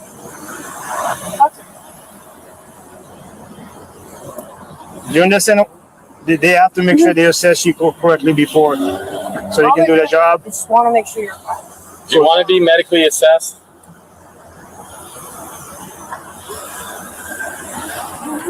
Like I said, either way, we have to take her. She's under the influence, so she has no choice. She's gonna have to go to the hospital either. Which you gather with us once we turn 15 and okay. So we have to clear her regardless. So I'm probably gonna take her to Bethesda. And Are you going to take her in yours, or you want us to take her with somebody? I mean, we can take her once we finish our investigation. We'll see again if she will let us. Okay. Take her vitals. Okay. And then we'll go from there if she lets us take her vitals. That's fine. Make sure there's nothing in there. If you're okay. I mean, Just double check, make sure there's nothing in Make sure there. you're medically okay. So And I'm just trying to find out. she says she doesn't want to go. So just ask her because I didn't say anything. No, we should be willing to do some field sobriety exercise because you believe we would like to. All right. Yes. Would we do it over? She wants to do it. So, would you be willing to do a field sobriety exercise? Just So we can, because we believe that you're under the influence of. Let's go. Would you be willing to do some field sobriety exercise here? The officer tries to start the sobriety test, but there's one small problem. Where's the straight line? Ma'am, come over here real quick. Do you wear glasses? I have contacts. You have contacts now? We're not going to do it here. Yes, we are. No. We can't. No. You don't want to do it? No. Where would you like to do it? Where's the straight line? Well, don't worry about that. We'll get to that. No. Careful, there's. Hold on, don't go in the traffic, okay? Like, where's the straight line? We have a tape. We're gonna put a tape on the ground for the straight line. Let's go. Okay? You gotta hold on. Where you going? No. Come over here. No. Okay. Straight line. Let's go. That's the next step. Straight line. Let's go. Careful. Watch it. Whoa. Come over here, please. Oh my Let's God. go over here. Let's move over here. Move. Can you take my car and move over here? Ma'am. Stop. Bro. Straight line. Stop. Straight line. Come on. Okay. Hold on. Oh my God.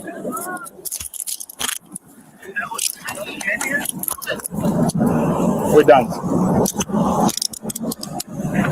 We don't need to do this. This is conspiracy.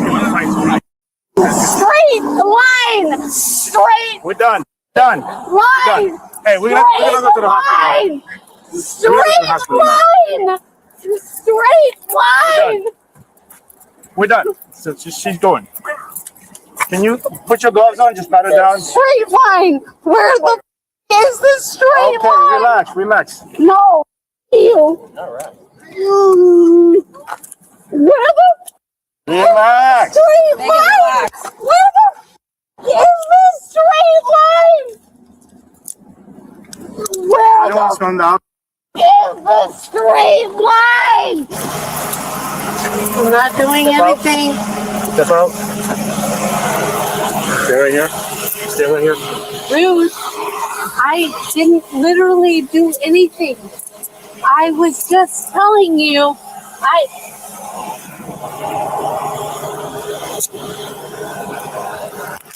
Hold on. Ow! There you go. Stay right there.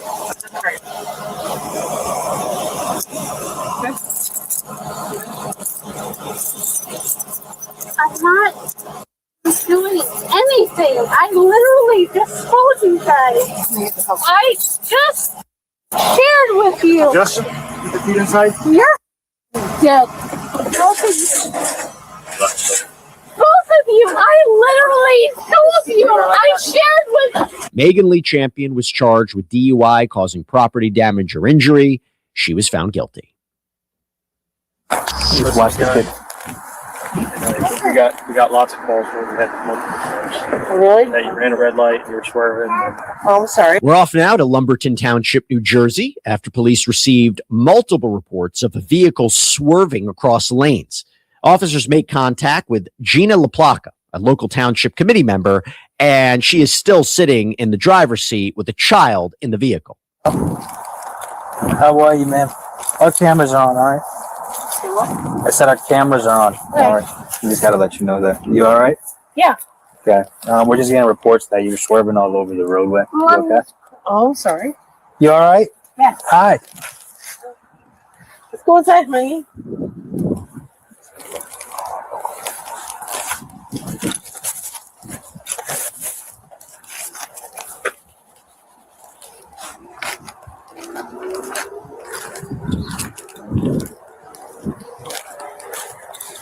Are you okay? Yes, I am. I'm in the house, buddy. You all right? Yes, I am. I'm struggling to stand a little bit. I'm good. Thank you. Oh, you okay? Yes, I am. You Thank you. sure? Have you had anything to drink or anything like that? No, I'm good. You just watch the kid. We got lots of calls where we had multiple cars. Really? That you ran a red light, you were swerving. Oh, I'm sorry. The first thing officers notice isn't what she says, it's what they're seeing on the car itself. What happened in your mirror here? That's not good. What happened? Was it like this? Yeah, that's a. What about this here? Did you hit something on the way here? Yeah. What'd you hit? Where at? I don't know. What do you mean you don't know? Where you come from? From school? School. Where's the school?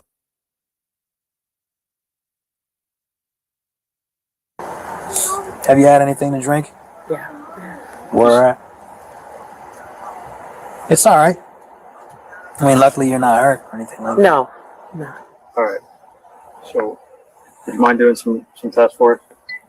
Pardon me? Would you mind doing some tests for us? Sure. And now this quickly turns into a full field sobriety evaluation, the kind that doesn't need an explanation for how it ended up. Come on out to the roadway here. So we're on a flat surface. I'm sorry. No problem. Can you turn with me? Pull your glasses down. Oh, sorry. All right. Do you have any medical issues or anything that affect your eyes?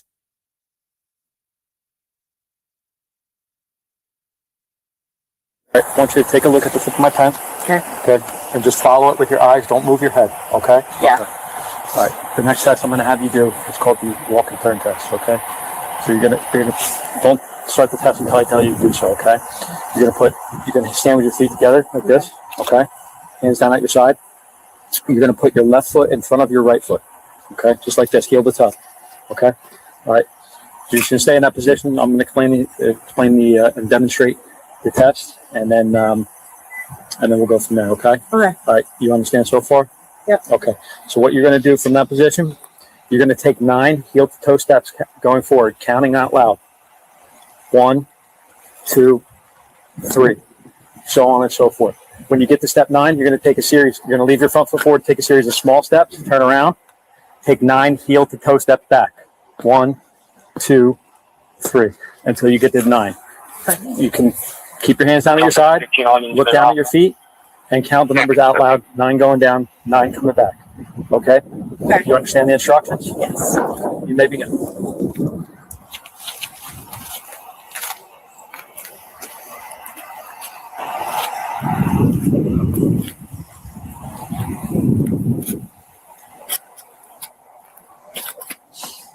Sorry. It's okay.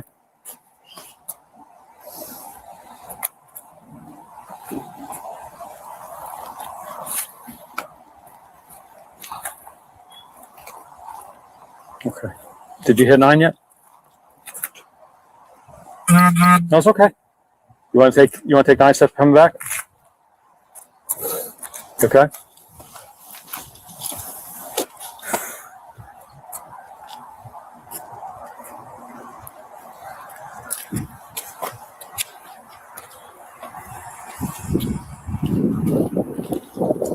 Okay. All right.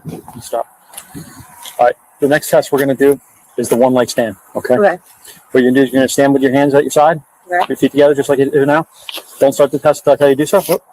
Don't start until I tell you to do so. What you're going to do is you're going to lift any foot of your choice up approximately 6 inches off the ground. Okay. You're going to keep your foot parallel to the ground, like that. You're going to look down at your toe. Don't start until I tell you. Okay. Sorry. You look down at your toe. You're going to count 1001, 1002, 1003, 1004, so on and so forth until I tell you to stop. Okay. So again, just to recap, you're going to have your hands down at your side, feet together, pick one leg up, any leg, your choice, up 6 inches off the ground, count 1001, 1002, all the way until I tell you to stop. I'm gonna time it in just 1 second. Okay.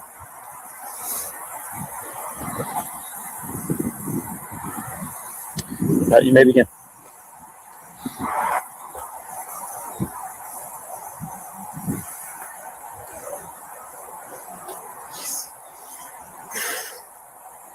You have to count them out loud. Remember your hands down at your side. Sorry. Okay.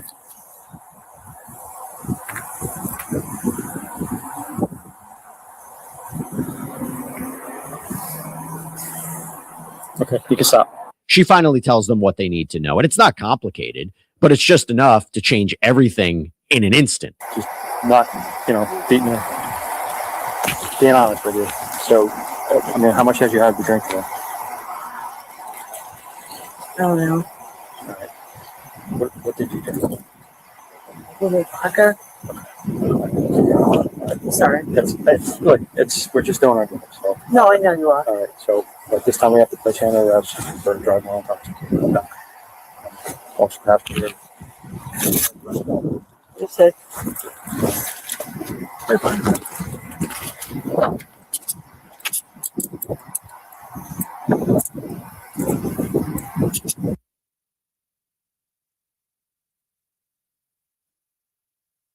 Bob's a good guy. Yeah.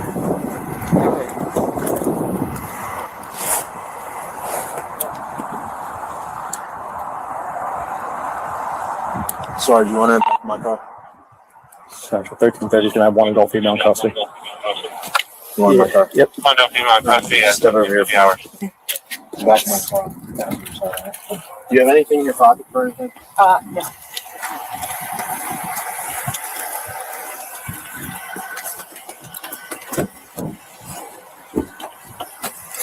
I'm gonna do a light search of you, okay? You do it back in my hand, alright? Go around to the other side, so go around to the other side here, because her son's right here. Not to the front, so I'll be alright.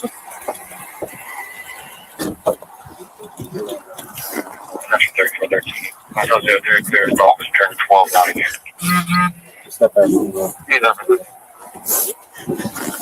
I know, that's okay.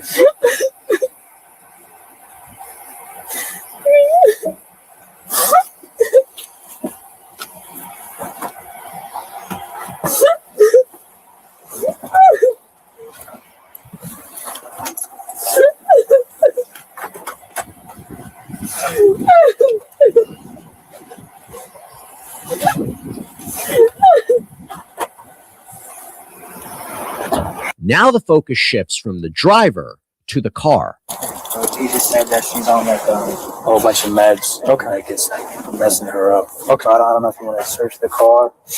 I'd see if the meds are in here. And we can search there. Just grab her driver's license. That's all we really need, her phone. He said he's not.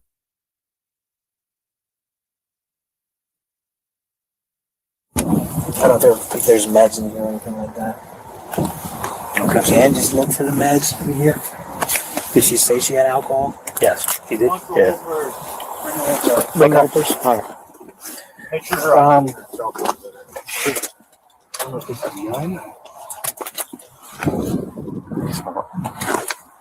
Yeah. Okay, that's it right there. Oh, that's alcohol? Mm-hmm. She said she drank vodka, so yeah, that's a mixture of something. Maybe that and the mixture of the circular vodka. Is she gonna blow? I don't know. All right. I don't know what this accident or the damage is from either, so I don't know. And from the outside, the story gets clearer.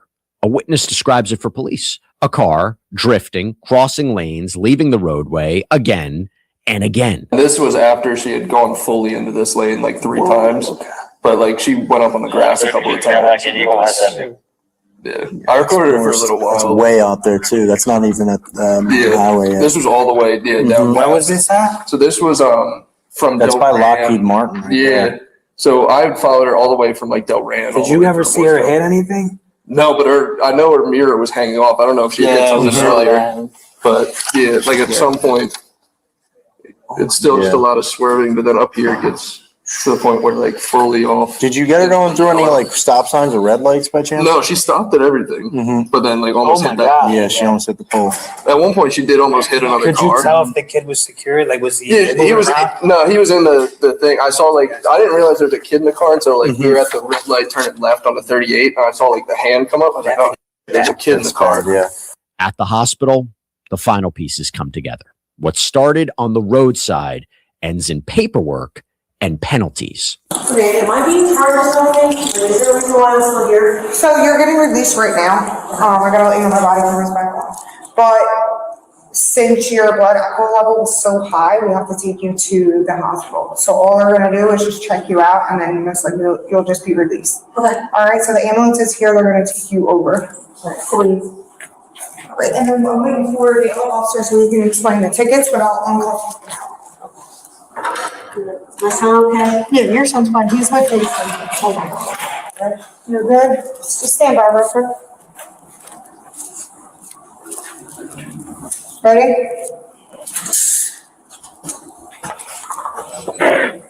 Just let her know your body camera's on again.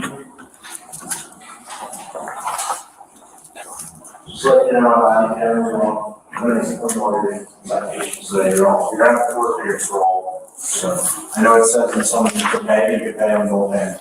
You have a report table on here at the bottom. There's all the information on there. You're obviously getting 450 driving while intoxicated.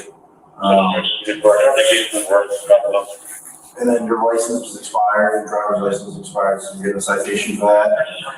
And you opened the container in your vehicle, you had a water bottle filled with alcohol in it, and you had a little shot glass, whatever it was. And then we received multiple videos of you swerving in and out of traffic or breaking the center line, the fog line, so you get a ticket for that. Gina LaPlaca was charged with 4th-degree child abuse and driving under the influence. She pleaded guilty to both charges. She was sentenced to 3 years of supervision under a pretrial intervention program for first-time offenders. Because you just left your kids with an Uber and we're all over town looking for you.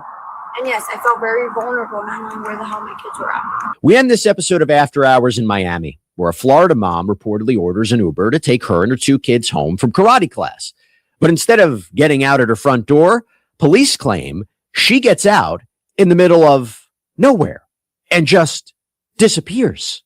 What's going on? Good evening. I'm Uber driver. So a request. I took the lady with the With her 2 kids? Yes. From where? In In Tamarack? I don't know exactly the address, really. But on the other, Yeah. not over here, but No. Because across commercial. Because the lady said give me a 2 minute around. Let me. What's up, guys? So, I say, no, the address. Going. No, the GPS at the left. No, at the right. No, please, lady, that's wrong. Please. No, please, cancel. I'll give you extra money. Give me some money. Yeah, give me 10 bucks. Bring me to this address. Where did you bring her? Here. Where is she? She went to, I don't know, she was walking over there. I think all is warehouse. She just walked over there? Yeah, over there, between the cars. I was calling her. She will answer me. Okay, I'm back. I'm coming. Also, look. Wait a minute. How many calls? 12 calls. What does she look like? That's a petite girls. Okay. Like a Spanish. Okay. Spanish. We have the dresses like a brown one beige. Okay. But so always I send a message. And you've been here for how long? More than 2 hours. Right here. Yes. I don't move because I have Yeah. So, Emily, please come to pick up your children. They are asking for you. I send the because she is wrong. I think maybe she don't know where. Yeah. Emily, I will call the police. I have to leave. Please answer the phone. Nothing. Look. So mom, she's allegedly missing in action, but her kids still in his back seat. You said you think she was drunk? She's Okay. What's up, guys? She let it smell. It's wrong. Okay. She was wrong. I saw her. I told her. Hey, come here. That's wrong. Let me take your phone. Yeah. No. Please. Let me take your phone. Your babies. Yeah. Oh, no. Please. Cancel.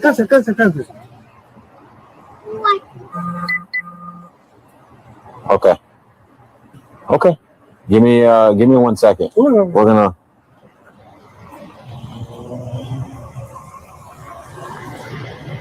Don't play that one. No, please. What's up, guys? Hi.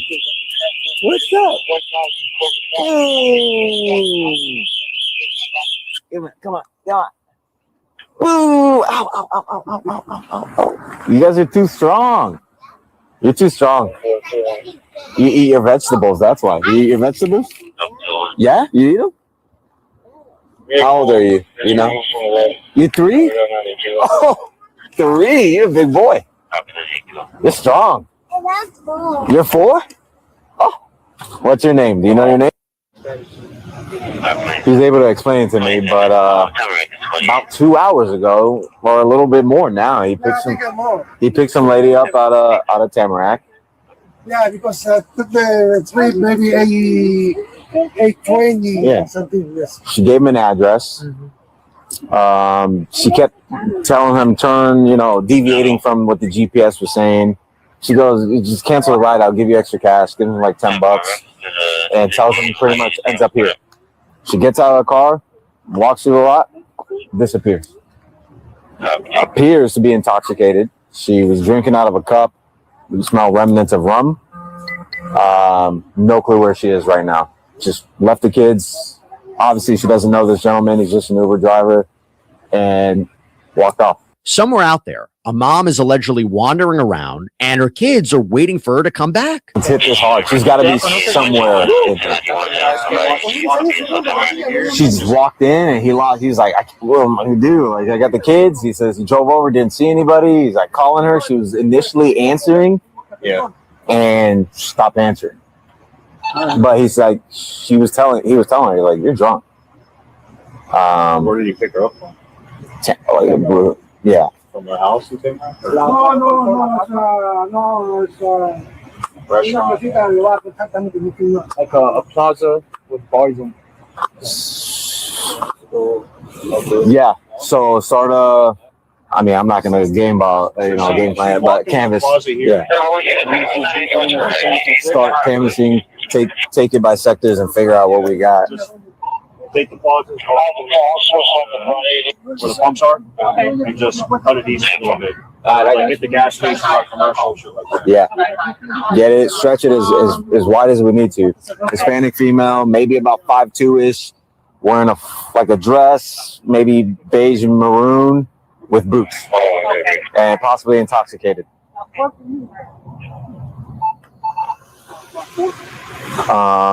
Let me start hitting too. Let me drive. You guys you're staying here, right, with the kids? 2 hours later, they find her, and it's not where you would expect. Take your hands out your pockets for me. You have 2 kids? Were you just in an Uber with your 2 kids? Yeah, 5. I'm through 5 with her, just east of the McDonald's in the Publix Plaza off Not Building Commercial. Just do me a favor, sit down there. Sit down. Okay, but why don't you do that? Because you just left your kids with an Uber, and we're all over town looking for you. My phone died. It doesn't matter. Do me a favor and sit down. What's in the backpack? Any weapons or anything like that? No. Okay, do me a favor, take it off and just set it to the side. Don't go in it. Just set it to the side. We're not. Wait. I'll make me feel the You left your kids for 2 hours. It's been over 2 hours. Do you know where you left them at? Yeah. Where did you leave them at? Where were you going? Huh? Yeah. So you're just gonna leave the Uber and walk home? Not walk home, but my situation's like a little bit complicated. I understand that, but your number one priority should be your My kids. children, absolutely, 100%. Oh my God, listen, I'm not a criminal, bro. I'm here. I'm sorry. I will cooperate, whatever it is, what it is. My bad, I'm sorry. It's crazy. What's your name? My name's Emily. How you doing? Yeah, it's her. Where's my? What's going on? I don't have a car. Okay. We're 25 minutes. Not a car. What else? I like to be honest, bro. Like, it is what it is. I don't Talk to have a us. car. My kids were with me earlier. I got a ride. They did karate over here. I came back. The ride was waiting for me. And I'm here now So are your kids? with the Uber. Is there any reason why you just left them? I didn't leave them. So explain to me. So your kids were at karate here. From here, you guys got in the Uber. Correct. Do you remember what color was the car? Do you remember the body style of the car? White car? No, listen, like, I get a whole bunch of Ubers, Lyfts, all the time. Okay, so you guys leave here in the Uber. Where was the destination from here? Home. Did you at any point tell the Uber driver to go somewhere else, a different route? My phone died. Okay, but that's not answering my question. At any point, did you tell the Uber driver to deter your route away from your house somewhere else? No, just my phone was just fucking dead, to be honest with you. I don't mean to like be an asshole or be like mean, but like yeah, my phone was dead. Yeah. But what does that have to do with Uber getting you to your home if he already had your address? Because I don't have my actual phone, I don't have my car, I'm not in control of my situation. And I'm with my kids. Okay. Hi, how you doing? You alright? Yeah, baby, you alright?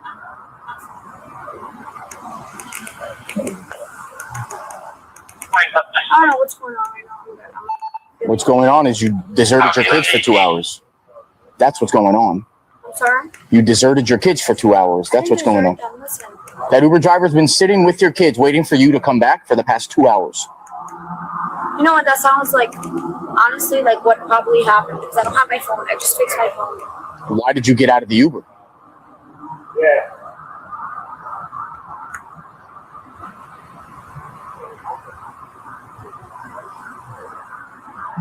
No response, no answer for that? I'm like a human. Like, listen. But you're not answering my question. Why did you get out of the Uber? I get it, 100%. Listen, like, it's like from morning to nighttime, like, I have to make sure it happen for all of them. Because right now I don't have a car, okay? And it sucks. It's not an excuse, but that's me being fucking real, to be honest with you. And it sucks. It sounds stupid, because I should have a car. But yeah, like, I don't know what else to tell you, to be honest with you. I'm not trying to be anything. I'm like, I'm okay. So you're saying the reason you left them in the Uber is because you don't have a car? It's not that I don't have a car, it's just my phone died. Okay. There was multiple stops. They were here at the karate place. And then just Okay.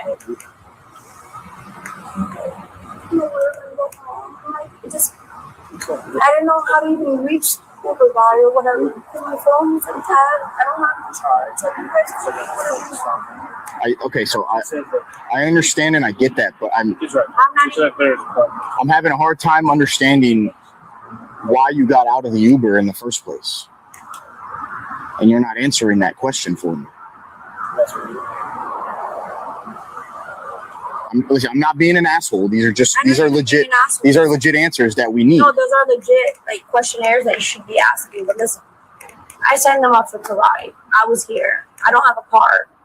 I requested an Uber. Okay. Okay, we were transit to go home. Mm-hmm. My phone died. There was multiple stops. And unfortunately, yes, my kids stayed in the car with the Uber person. Her kids are everything to her, but the officer doesn't seem to be buying that one. Listen, I have not done anything. I have no idea what is going on. I'm sorry. I get your job. I get your whole persona. I get it. I feel you. 100%. I'm just a mom. I just want to say, like, I want to go home, to be honest with you. And yes, I felt very vulnerable not knowing where the hell my kids were at. Because my phone was dead. I couldn't reach the guy that was giving me a ride. And it is what it is. That's the truth. That is the honest truth. Like, that is, like, as real as I could get, to be honest with you. I don't mean to curse, but it is what it is, bro. I have learned to be honest with my shit. And you know what? Yes, it sucks, and I know where my kids are at. My kids are everything to me. I signed them up for karate. I don't have a car. I got picked up from my job. Rides here, there, drop them off. It sucks. Streeter Miranda.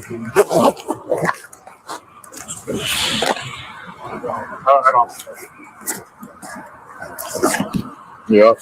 Come on. Yeah, everything. All right. The law requires that you be advised of these rights prior to answering any questions or making a statement. You have the right to remain silent. Anything you say can be used against you in a court of law. I'm just reading you your rights. Okay, wait. Am I being arrested right now? You're not. No. You're not in handcuffs. Nobody's pulled them out. I just have to read you your rights. Okay. Don't. No, you're not going nowhere. You're not free to go. It's okay. No, I just sit back down. Well, that's just let me finish, and then we'll get to it. Right now, I feel very vulnerable. I don't know what. Just let me finish, and then we can get to talking. Okay? You're very intimidating. Emily Sabagal was charged with 2 counts of felony child neglect, no bodily harm. At the time of this recording, the case remains pending. Thanks for watching, everybody.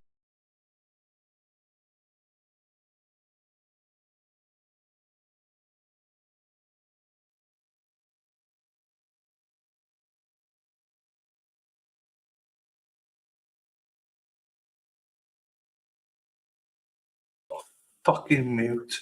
What's that pertaining, everybody? I didn't watch any of that unless until the last 2 minutes. So I don't know how any of that was. But anyway, how are you all? I hope you've had a good lunch break. We'll be back. Well, we should be back now. But oh shit, hang on. Let me do something here, just in case.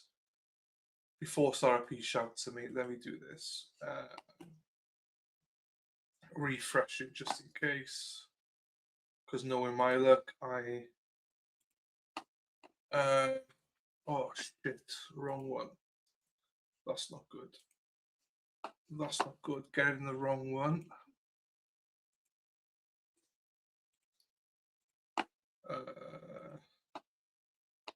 Just a bunch of law crime mums. Oh, so basically our chat. Okay. So were they like Sarah P? Did he die? And all that. You know, Robbie G, Jen, Katie. Is that? We talk about them. Bex was definitely there then. Bex was definitely there. Bing bong, bing bong, bay, bing bong, bing bong, bay. Thank you, Dave. Appreciate your comments on my other videos as well, Dave. Appreciate them as well, as always. My wife goes to Costco, but I get them from Amazon. Dave Hamburger, the good old hamburger.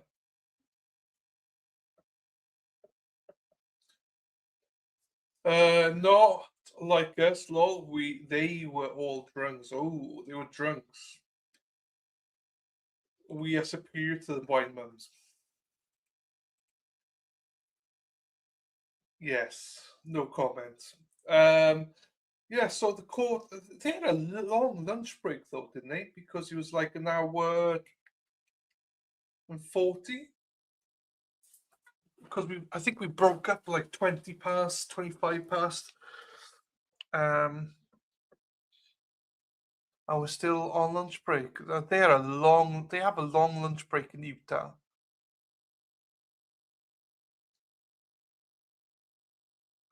No, just they smoke, Dave. This chat smokes, doesn't drink. Dave Hamburger. Dave Hamburger.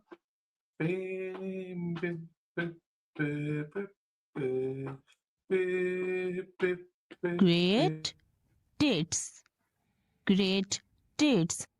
Great tits. We can all appreciate a great pair of tits. I think is smoking legal in Carolina? I don't know if it is legal in Carolina, Jen. There you go, Dave. I will not partake though. You also called Robin Ronda earlier. Did Dave? Dave was in it. Dave fancies the judge. There you go then, Jen. Once it's legal, you'll be fine. I don't know what states is legal, what states is not, so. Dee, Miss American Pie. Put the Chevy to the levee, but the engine was dry. And good old boys are drinking whiskey and rye, singing this could be the day this could be the day Dave Umber cries. This could be the day Dave Umber cries. Bye, bye, Miss America, bye. To be fair, Jen, I don't think any jobs allows it, but I think most people do. I know in mass, a lot of people's jobs don't allow it. And I think they get tested for it, but they still do it. Even if it's legal in your state, job could still not allow it. Yeah, but as I say, there's plenty of people that still partake. As I say, even though the threat of being tested, they normally get some sort of what do you call it? I suppose if you can get a spot check, maybe. But no, I know of a couple of people in Mass that their jobs don't allow it, but they still smoke it. Who doesn't drink? Oh, I don't know, Crystal. I don't really drink. I drink a little bit. Eeny weeny, teeny weeny, something something. Tight bikini. That's what we're calling it.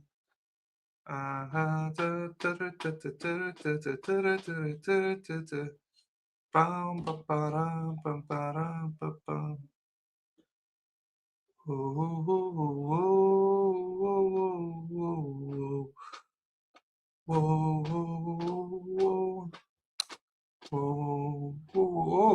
Movement. Oh, we'll do this. Ba ba ba ba. Ba ba ba ba ba ba ba ba ba. Ba da ba ba ba ba ba.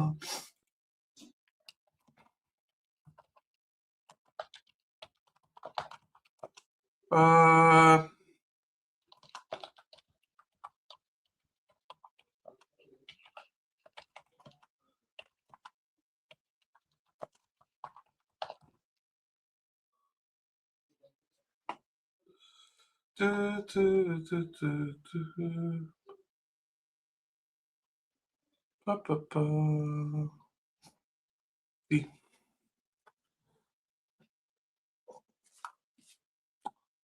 Okay.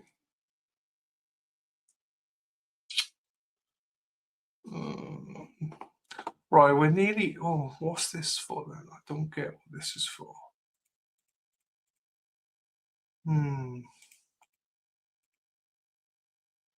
Oh, okay. Now I understand. No, that's not the one I wanted. That's not the one I want, girl. You're not the one I need, girl. That was the wrong button I pressed. Boom, boom, boom, boom, boom. Ba ba ba.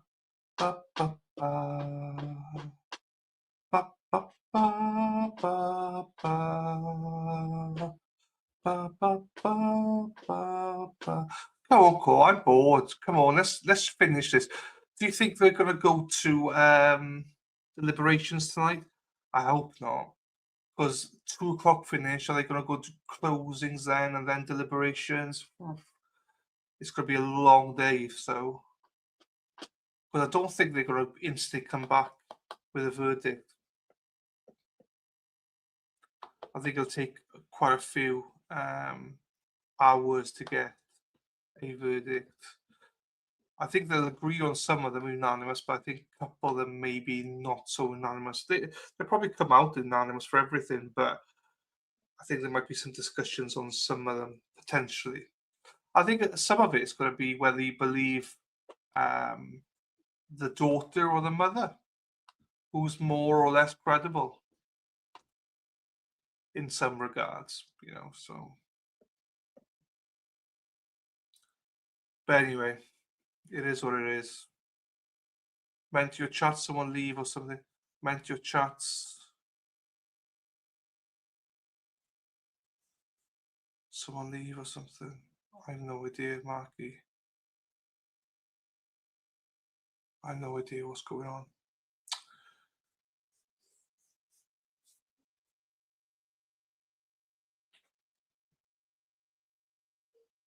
I don't like tequila. I used to drink tequila, but I hated it. It was tequila and sambuca. I hated them. Every Saturday night, drink them, and I hated them. It's not nice. I used to light up the sambucas, like, with a light to get the flames going and stuff.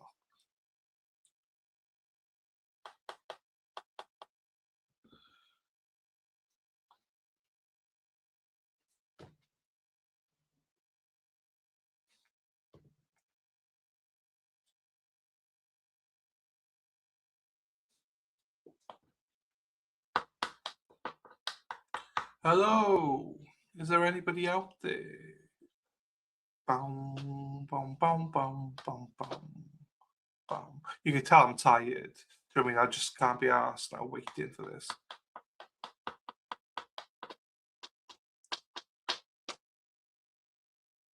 They had an hour and a half. What's the idea? Tell them, Sarah P. Fucking tell them, girl.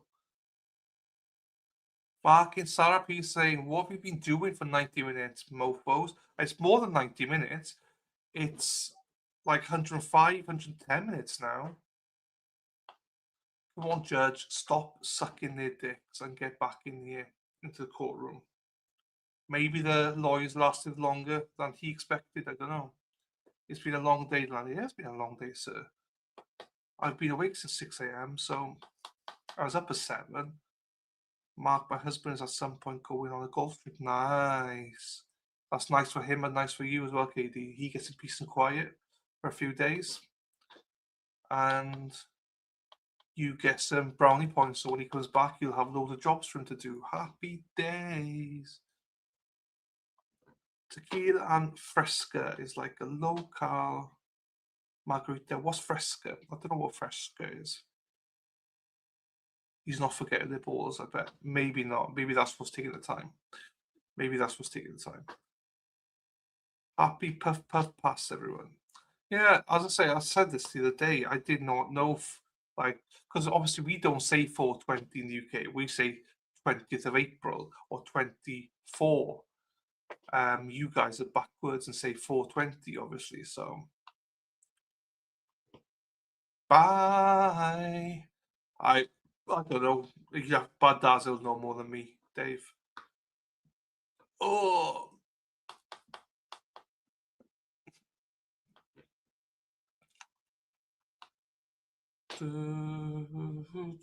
But there's a part of me that thinks, it'd be quite nice to get a verdict straight away tonight and be done. If it's done, I might just give up for the whole week then. We need a little bit of a break with the draft coming up and stuff. I don't know what's going to happen. Come on, Judge. Fucking tell me what's going to happen. So that Sarah P can give my itinerary. So I don't know what I'm going to be working this week until Sarah P tells me. She said that depends what the judge does here. So I want to know my working hours this week. So until this judge tells us what's happening, I won't know. So it's frustrating. It's frustrating.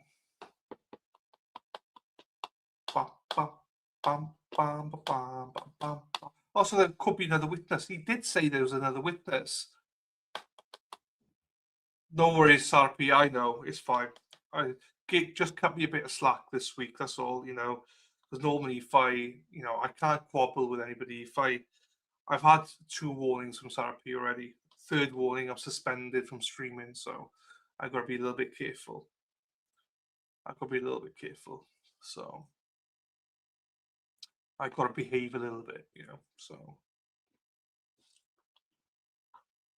Yeah. Playing this for Law and Crime Network until 2 p.m. Mountain Time, 3 p.m. Central, 4 p.m. Eastern, and 9 p.m. Baghdad time. I saw Bex come in earlier. I was reading the chat back, and I saw, what time are we back Eastern? It's like, fuck hell, Bex, look at the screen. It's right in front of you. 4 p.m. Eastern. Fuck me, girl. Bloody Bex.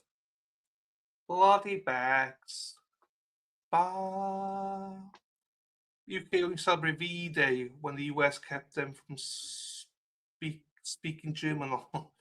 We don't even celebrate that, to be quite honest with you, Dave. I haven't celebrated VE Day since I was a little kid. Wait, what happened, Delaney? You got strikes for? So, if I don't comply with what Sarah P tells me to do, I get strikes. So the mod team give me strikes. 3 strikes and I get suspended for a week. And I've had 2 strikes already this month. So 1 more strike from Sarah means I'm not allowed to stream. So I got to behave a little bit. So they tell me when and what I stream. So yeah, but I have to behave. One of the strikes was I didn't play enough Sarah P videos, so.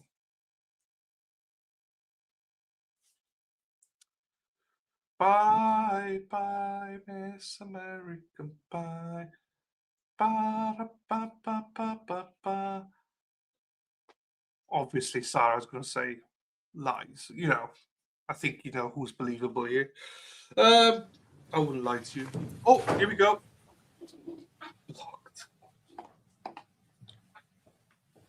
Thank you. Please be seated. Let's go back to the record matter of State versus We Grist. fucking see for 2 hours, Judge. 01170. Mr. Watabi, is the state ready to proceed? If you just have a few minutes, we're just trying to redact the last few exhibits. Oh, fuck. How much time do you need? Maybe 5 minutes. You're taking a fucking piss. Mr. Faceberg, do you need any more time or not? If we need 5 minutes, I'll go to the restroom. All right, we're in recess. All right. Oh.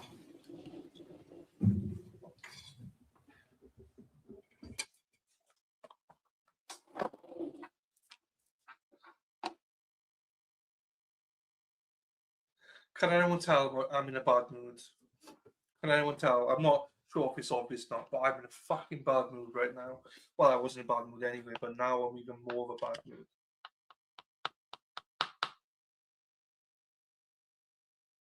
I literally, it's coming up to 2 hours since the jury went back. And the goal of the state to say, Your Honor, we need another 5 minutes just to get things up. Where the fuck have you been? Where the fuck have you been? For 2 hours, what have you been doing? Sucking each other's dicks or what? I mean, you come in, you're supposed to be back fucking 20 minutes ago, and you're still not ready.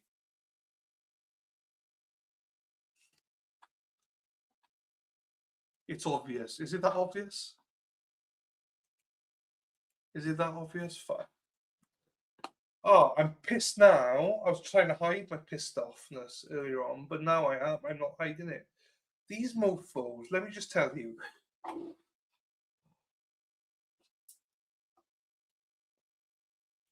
Unfucking believable.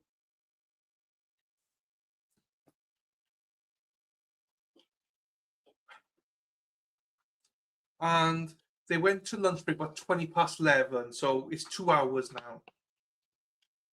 now. But we're still going. They're supposed to be done. They said, oh, we only need probably, they said 2.5 hours. So that means it'll be 2.5 hours. That's going to be 4:35, 7 p.m. Eastern, 5 o'clock their time.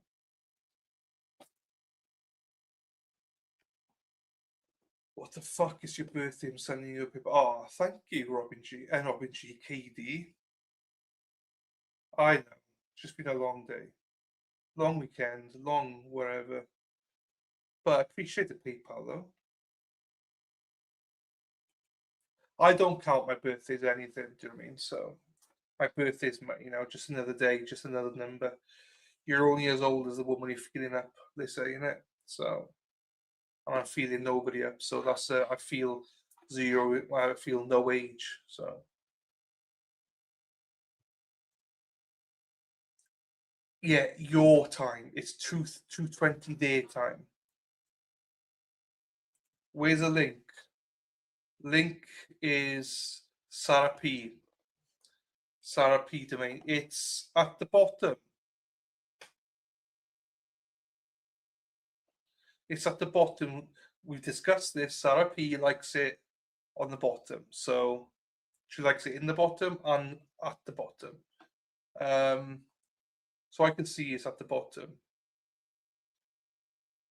On top message. Thank you, Katie. You got it. You got it.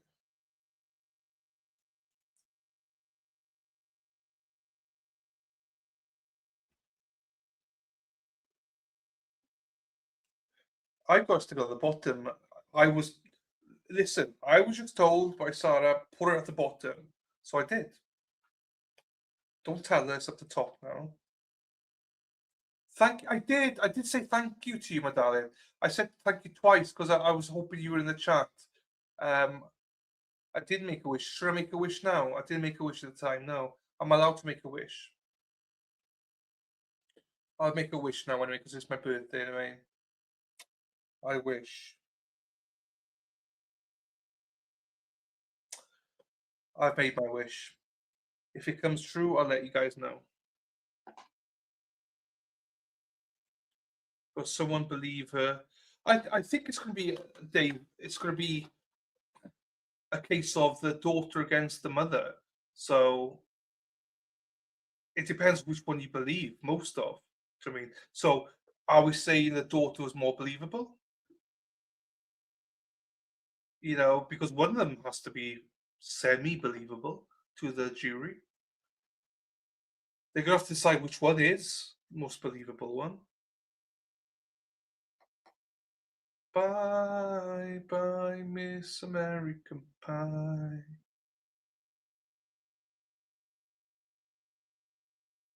Don't let them do it on stream, Delan. No.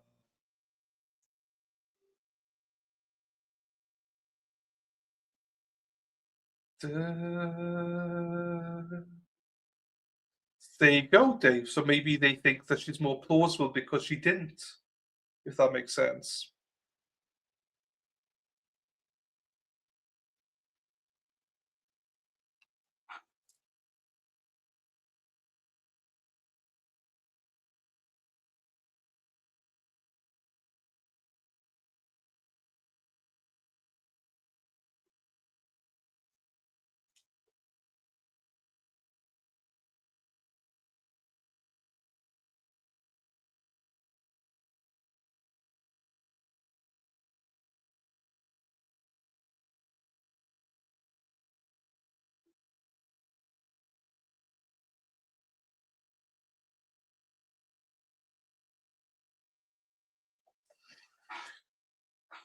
Maybe it is, Dave. So also, what we need to remember is that a jury's perspective will be different to our perspective as well. So.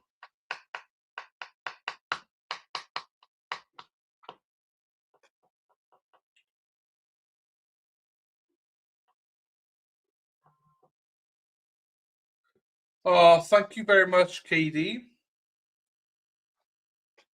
KD sent me a PayPal. I think this is $50. I have no idea actually how much this is, KD, because it doesn't let me know, because it only comes into the UK version of it.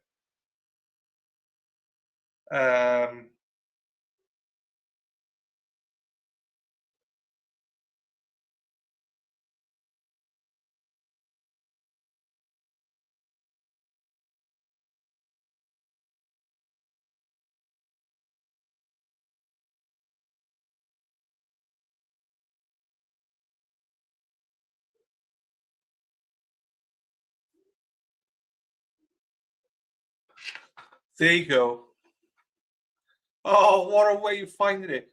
$52.80. Thank you. Yeah, it doesn't show me the amount in dollars, so I have to guess. So I guess 50 because you are 528 months old. Wow, did not know that. I did not know that. But thank you so much for that. I do appreciate it a lot. Thank you very much.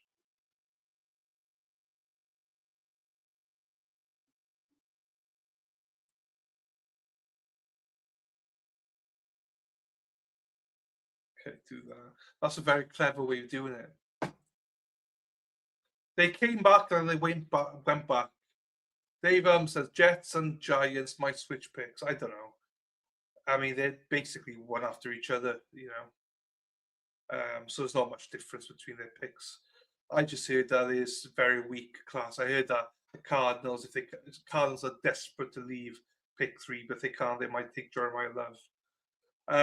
They did come back. The state weren't ready, even though they had 2 hours. Now they're going on break again. You're actually late, that's for sure. It's unbelievable. It does make it fun. I didn't even realize that. Do you know what I mean? So that is fun. Thank you, Katie. Yeah, I didn't realize that.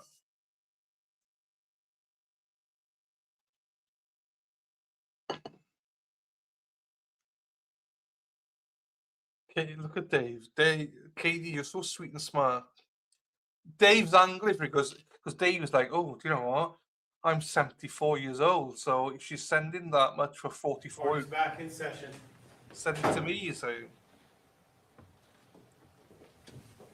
Thank you. No, I Please be know. seated. Let's go back to the record in matter of state. But he's staying with family. That makes sense to me. I don't know why he would want to go there. Versus Grist, case 241101170. I bring out the jury now, counsel. Yes, Your Honor. Mr. Swear, any objections? No, Your Honor. Let's bring them out. Because if you want to go to Pittsburgh, Dave, the problem is you can only have like 5 or 6 family members, and he's got way more than that. It's my birthday, yeah. Moi, my birthday. 44 today.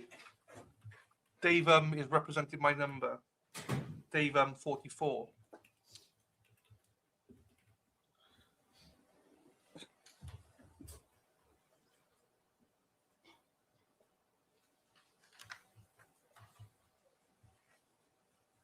I might go off screen for this bit because I'm tired.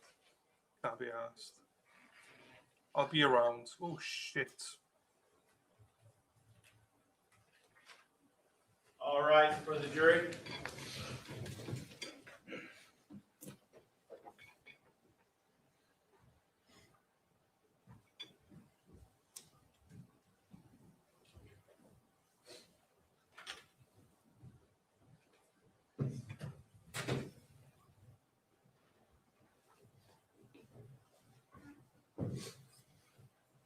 Thank you. Please be seated. Ladies and gentlemen of the jury, thanks for being patient. We've been through the whole lunch hour, so the attorneys just had some starts and stops as we go, as we're working through some of the procedural matters as we get further into the trial. This unfortunately happens more and more often. It's not that the attorneys aren't prepared or working diligently, they are. That in mind, Ms. Grist, if you have a seat back up here, please. I'll remind you, you're still under oath.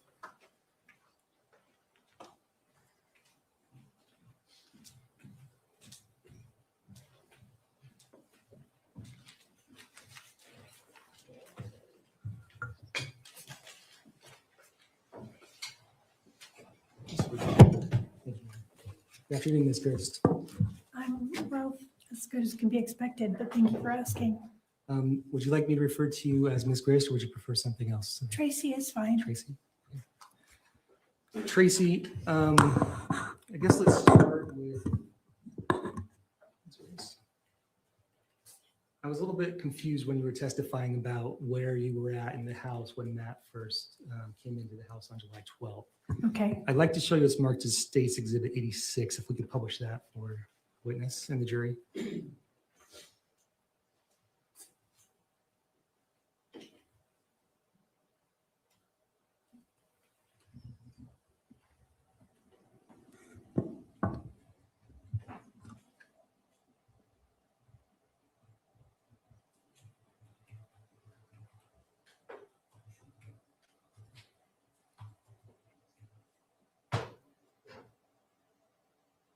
I can pause it right there.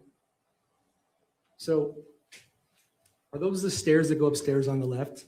Yes. And you testified earlier that you could see those stairs from where you were sitting on the counter, correct? No, I could see a part of them. You could see a part of the stairs. Yeah, I'm a part. Like the but bottom part of the stairs? more the top. And what's next to the stairs? It's a hallway And where does that hallway go? to the garage.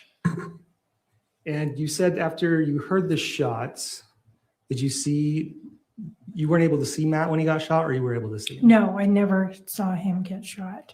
Okay, but then so you couldn't see the carpet there where his body was laying? No. And then you said where did you go after that? I went from the corner of the kitchen where I was, which is, it's not working. This isn't working. It won't work right now. Oh, okay. From the corner by the, to the right of the stove, if you're looking at it. So I went to the bottom of the stairs, like to the just where the carpet starts, and then I went upstairs. Okay. And you didn't see a knife at that time? I don't remember looking at his body, and I don't want to say something that's inaccurate.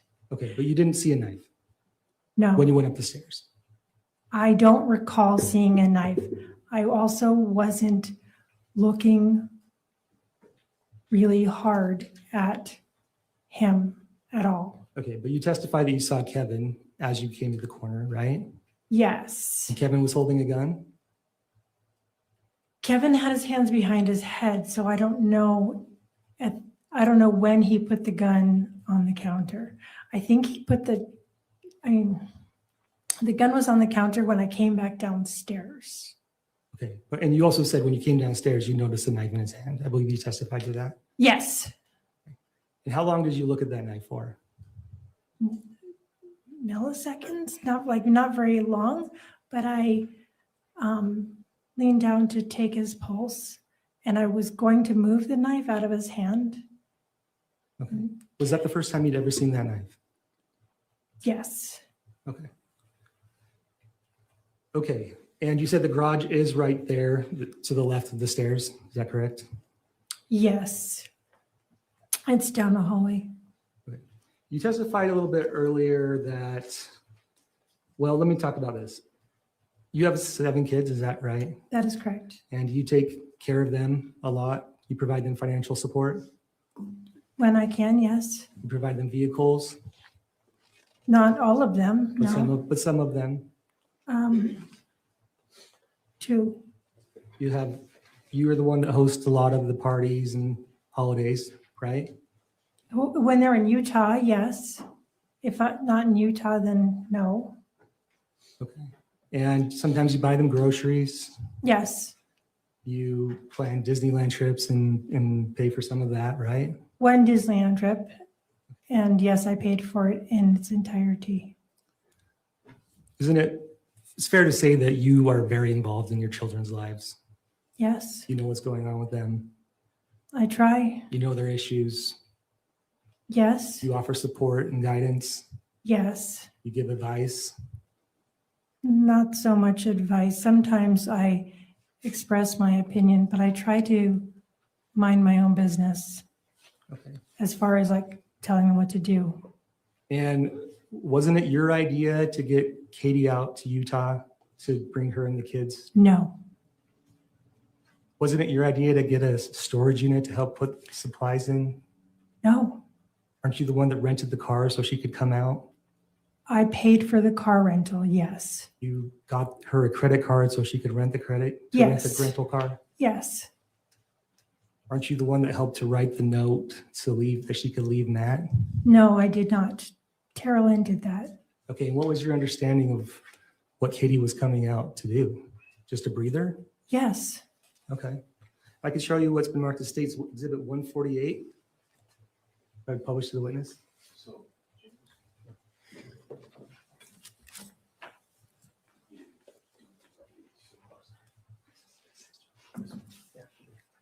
You said 148? Yes. You recognize what this is?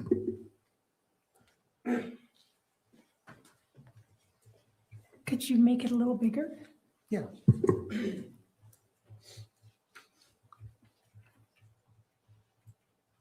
Yeah, that looks like my house with 2 IKEA toys popped up in the living room. Do you recognize to be text messages between yourself and Tara Lynn? That's between Tara Lynn and I, yes. And they start on June 20th, 2024, right? Yes. Oh, yes. I was sending Tara Lynn a picture of how I was welcoming the kids or the toys I opened up or whatever it was. Okay. Does it fairly accurately represent the conversation you had with Tara Lynn on your phone on the 20th of June?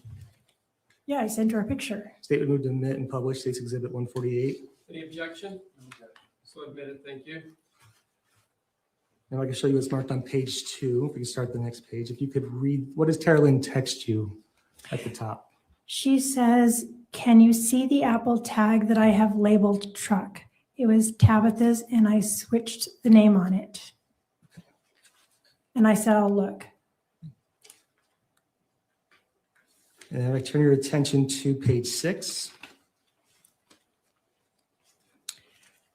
I said, On so the second, if you read the second text, what do you tell Tara Lynn? and we are just telling the kids it's a vacation to Grammys, right? Right. And it wasn't a vacation to Grammys, right? It was a vacation to my house. Yes, it was a couple of weeks. And the children don't need to know that mom needs time to think through their marital situation. If I could just ask you to answer yes or no if this is what the text says, is that okay? Yes. Okay. And then what is the next text that you say to Kate? And I told Kate to put dab in where the spare is located so she doesn't get in trouble. And what is dab? Dab is marijuana. What kind of marijuana? I don't know. I don't use dab. I know they buy it in a form that looks like lip gloss. Okay, so are you telling Kate how to put dab, how to sneak dab into the state? Is that what you're telling her at this point? I am telling her a way to use her marijuana and bring it so that she doesn't get arrested. Yes, I am. Okay, so you're giving her advice. I was. Okay. And you're at least aware of the storage unit at this time, right? Yes. And if I turn your page to text, next page, page 7, what does Tara Lynn tell you? So far, so good. Just got the kids into the excursion, and now we're going to the storage unit. And the next the next line. I will relate all that information to her, Okay. If I could to turn Katie. If I could turn your attention to page 9. Green square at the bottom on the right. What do you text Tara Lynn? Text ready? Do you remember what that meant? No. Okay, if I could have you read the next page. What does Tara Lynn say? She says ready. And what does she text you? Oh, yeah, that was the text that Tara Lynn had fashioned for Kate to send to Matt whenever Kate decided to send it. But you asked her if she was ready to send that text, correct? Isn't that why you asked her text ready? No, I meant, is the text ready for Kate to have? Right. Why are you asking that if you're not a part of it? I didn't say I was aware of it. It was not my text. It didn't need my approval. I didn't send it. Kate had asked Tara Lynn to help her so that when she sent her first text to Matt, that it was something that would be received okay. Okay, and on page 12, you could go down. Tara Lynn sends you the text that she prepared for Kate, right? Yes. And then what do you say on the next text below? I said, oh, no tweaks needed. And I could turn your attention to page 15. Whose idea? Go ahead and read the second text. Who is the admin for our Fandam chat? What do you say in the next text? We just need to drop him off of it. Who are you talking about there? I'm talking about Matt being dropped off of the family chat so that we could communicate in a way that had more privacy. Okay, so it was your idea to drop Matt from the family chat, correct? I think it was both. It was for sure mine, but also Tara Lynn's and Kate's. You're the one that brings it up here, right? At least We had been Kate. talking about it prior to that. Okay, but in this text chain, you're the one that brings it up, Yeah. right? Thanks.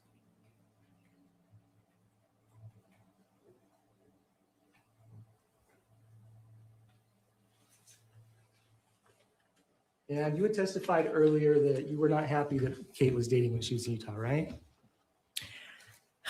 I saw her need to get out and have space and be distracted, and I disapproved.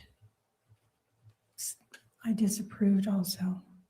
You I just had mixed feelings about you it. disapproved about her dating? Yeah, I had mixed feelings about it. If I could show you what's been marked as State's Exhibit 149, we could publish that to the witness. July 6th.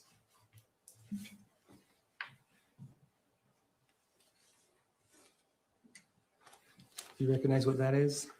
Yes, And what is this? that's a text from me. To who? Probably Kate. Okay. Yes, it's Kate because Kate calls me Mama on text. And what date is from? The 6th of July. Okay. Do they fairly and accurately represent the texts that you and Kate gave to each other on July 6th? Yes. State would move to admit and publish State's Exhibit 149. Any objection?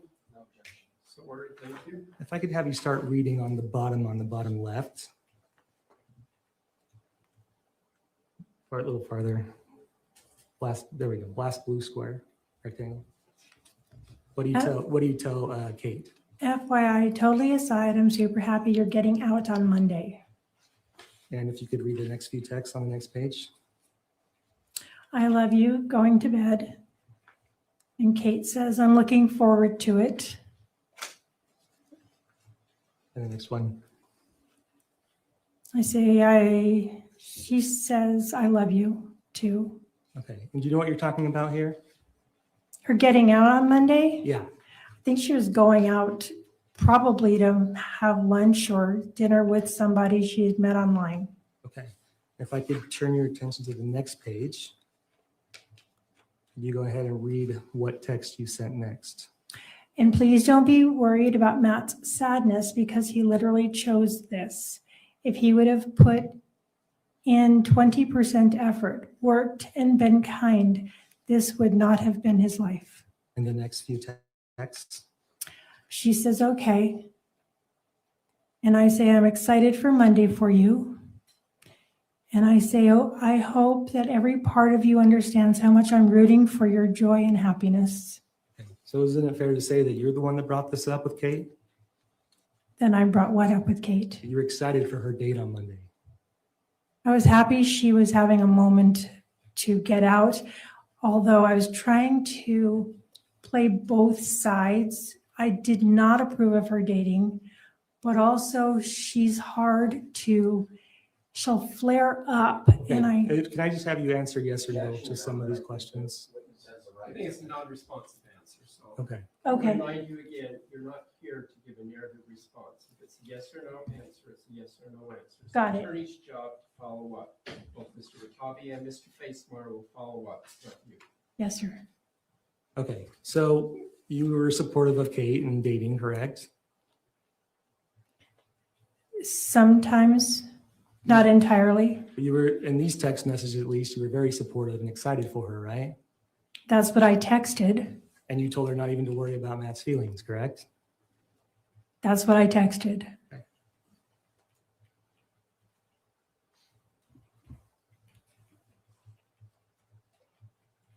Let's talk a little bit about Amy Johnson. Does she have any other names? I'm sorry, who? Amy Johnson. Amy Johnson is also Amy McClellan. Okay, and how many times since February of 2024 to July of 2024 did you visit her in California? 2 times. What days were those? Sometime in March. There was a 4-day weekend in March when she asked me to come out. And then I was going to be there for the entire month of April, but I was only there for 2 weeks. Okay, and you were there to help her move? I think that's what you testified to? Yes, And her husband had died in December, right? that is correct. And you're going to help her move to like an assisted living? Yes, And so when you got there, you were helping her clean up things around the house, right? yes, Cleaning out the freezer and things. yes, Helping her cancel subscriptions and things like that. Yes. And who else was staying at the house when you were there? Staying at the house? Yes. No one, just me. So you were staying with Amy. Was just you two there? Yes. And at some point you actually put a key box on her house, correct? Yes. Because you were going to help her maybe try to show it or sell it to other people. Is that why you did that? It was because her health was so compromised that when I was leaving, if the fire department needed to get in, they would have to break the door down. And so we got the key box. I ordered the key box and put the key in there so the fire department could have access quickly if she needed help. Okay. And on April 10th, 2024, you emailed my tactical promos. You remember that? I do now. Yeah, I remember because I've seen the emails. Yes. And you specifically stopped sending tactical mystery boxes, correct? Yes. Did you ever see a tactical knife when you were at Amy's house? No. Did you ever take anything from Amy's house without her permission? No. I'd like to show you what's been marked as State's Exhibit 147. 147.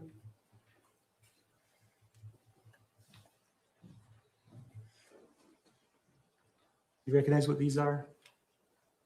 There are texts between myself and my daughter, Carolyn. On what date? March 18th. Okay, do you remember this conversation?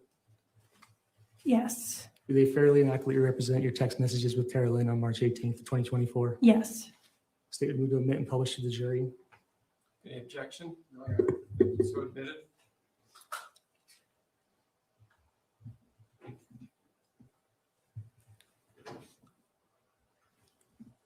Okay, this is a little lengthier, so if I could just start having you read some of these text messages until we get to about page 10. Are you okay to start reading? I might stop you if I want to ask you some questions on that. Is that okay? Yes. Okay, if we could start.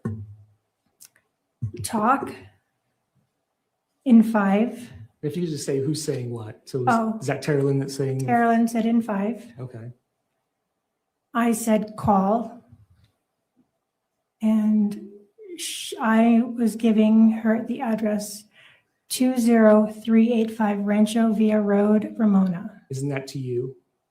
That's a text to you. Oh, that's from Carolyn to me, yes. And do you recognize that address? Yes, that's Amy's address. Okay, you can read the next text. Sent to Amy just now. I misplaced my work phone. The battery isn't charged, so I can't call or ping it. No biggie. I can forward my work calls to my personal phone.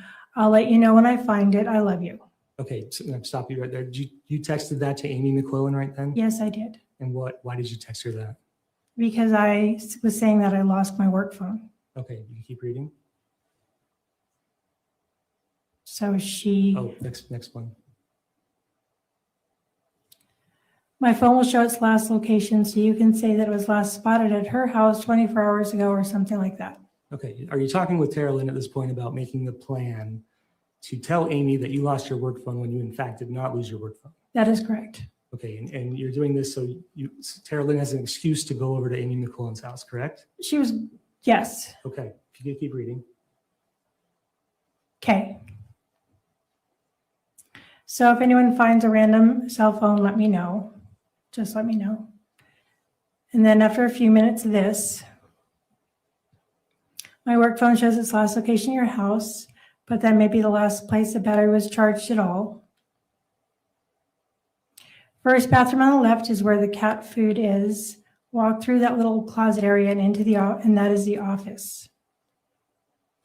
When you're in the office, turn left, bottom drawer, all the way to the front of the drawer. It's in a flip file labeled Ford F-150. You may as well just take both titles as well as the entire folder. Just so you know, no one ever uses that bathroom. So it's not really a bathroom to be used because there's no toilet paper because the cat plays with it. What does Carolyn say? Carolyn says, this feels so crazy, LOL. Call me. I'm getting ready to go in like half an hour. I will regret if we don't make sure that Amy is totally safe, even using means that are a little bit coloring outside the lines. Okay, and the next text. Besides, Amy really loves you. Take a picture of your Meredith picture so you can show her on your phone and ask her if she still has that, because if she didn't know what I was talking about when I mentioned it. If we could just skip to page 16. What does Tara Lynn send you a picture of? Oh, that's a picture of, I think that's a picture of a title for a Airstream. Isn't that a picture of a title that you just had her take from Amy McQuillan's house? No, without her knowledge? No, No. I never had that title. But Tara Lynn went into her house without her permission, without her, and took the title on your direction, didn't she? Not that title. She took a title. She did, and I brought them back in April. Right, but I'm asking, did you ever take anything from, I asked you earlier if you took anything from Amy McQuillan's house without her permission. I directed Tara Lynn to take 2 titles, and they were brought back in the following month or 3 weeks later, because the home health care provider. I just asked if sorry. you could, did you have Tara Lynn take title from Amy McQuillan's house without her permission? Yes. Okay. And then you go back to her house in April, right? Yes. And you are working on April 10th, you send an email to My Tactical Promos asking them to stop sending tactical boxes, right? Yes.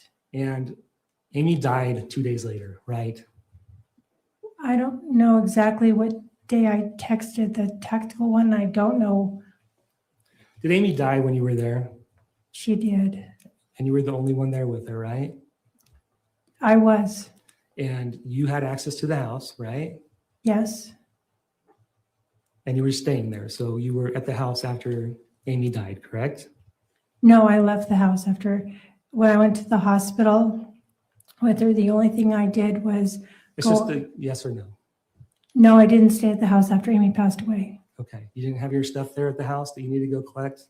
I collected it immediately after I left the hospital and went straight to Tara Lynn's. Okay. And the gardener was there. Okay, there's not a pending question. You need to Sorry. stop talking unless there's a question. And tell me your feelings on Matt. How do you feel about Matt? Matt loved Kate, and he was hard on Kate. Matt loved his kids, and he was hard on the kids. It was hard for me to watch. Did you want Kate to get a divorce? That's Kate's decision. Did you want her to? That's your opinion. My opinion? No, I didn't want her to get a divorce. I would have rather that she work out her marriage and live on the property and have a good life. It's her decision. And you and Matt fought a lot, right? We didn't fight. There was times he told you you're not even welcome back at the house. Is that a fight? That was when Kate came to my home in July that he said I wasn't welcome. Okay. Did you go to Kate and Matt's house in May 23rd of 2024? Yes. Okay, you went there, right? You not remember having a text conversation with Kate that says, Matt takes back what he said, you can stay at the house now?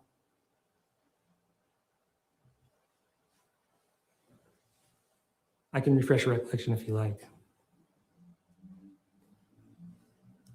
Yeah, I remember having that. If I could show her Exhibit 117. Let her finish too. You're cutting her. Okay, I'm sorry, Anna. I remember that, but I don't remember why he was mad at me. Is that because he's mad at you so much of the time? No, You just don't remember. I don't. I could probably have my memory refreshed, but I don't remember right this second, even though I'm trying. Okay, I could show you what's been marked as State's Exhibit 117. Oh, I'm sorry. It's Exhibit.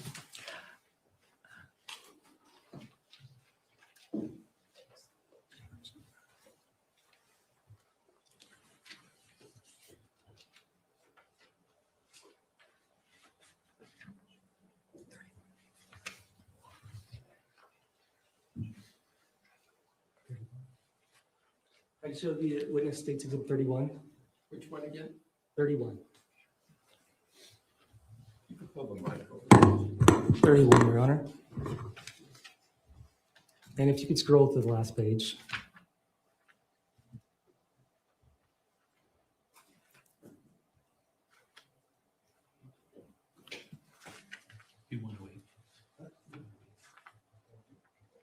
Sorry, 108, Your Honor. Sorry? 108, Exhibit 108. Not 31, but 108. Yes. And do you recognize this as a text message chain between you and Kate? Yes. Okay. If I could scroll the last page.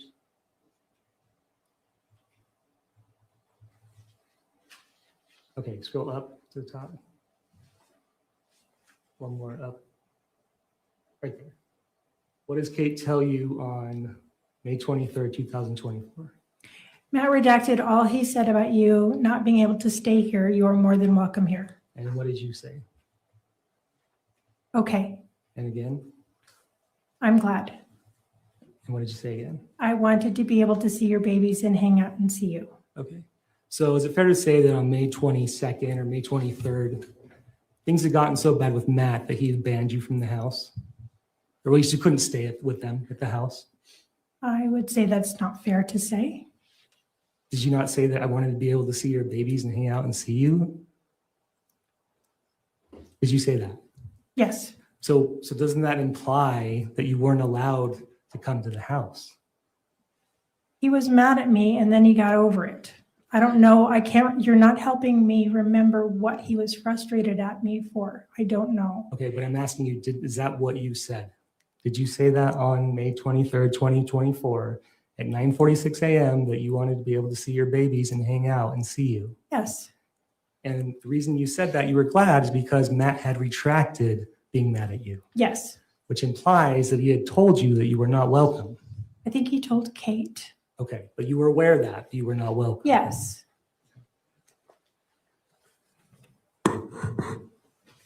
And then if I could turn your attention to page 109, Page 109 or exhibit 109.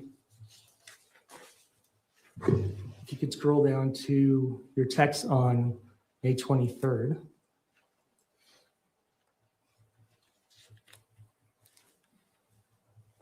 Farther down.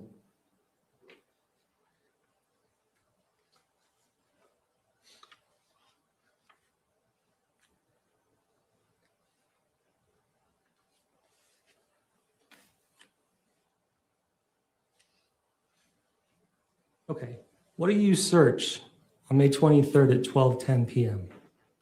What scent attracts mountain lions? And the search above it? The same thing. Well, no, it's not the same thing. What does it say? Number 287. What scent attracts mountain lions to humans? Okay. And you're aware that there's mountain lions on the property, right? I'm aware that Matt said he saw mountain lions. Okay. You were aware that Matt had told you there had been mountain lions on the property, right? I didn't believe him. Okay, No one but, did. But the day after, or the day that you've been fighting with Matt, you're searching what scent attracts mountain lions to humans, correct? Yeah, it was a joke. Okay.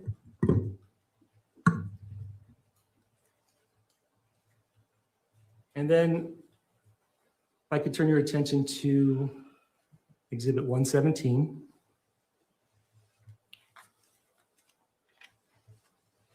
You recognize what these are? Texts Between who? between between Matt and myself. Okay. And this is do you recognize what date this is and why it's important? Yes, this is the day that Kate was to arrive in Utah to my home and 3 hours. So yeah, I recognize it. Okay, if I could turn your attention to page 7.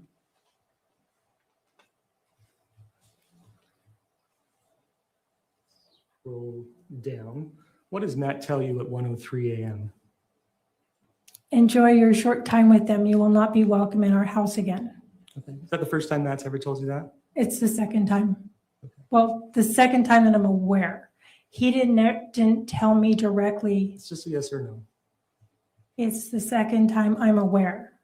Okay, and then on page 8, if you go down, what does Matt tell you again? Again, you will not be welcome in this empty house. I told you to back off. How dare you lure her and take the kids and split out of state? What crap, tampering with my kids and their future. And if we could go to page 9.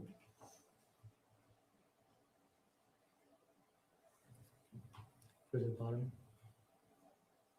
What does Matt tell you? My life is none of your business. It was not vacation time. And finally, page 17.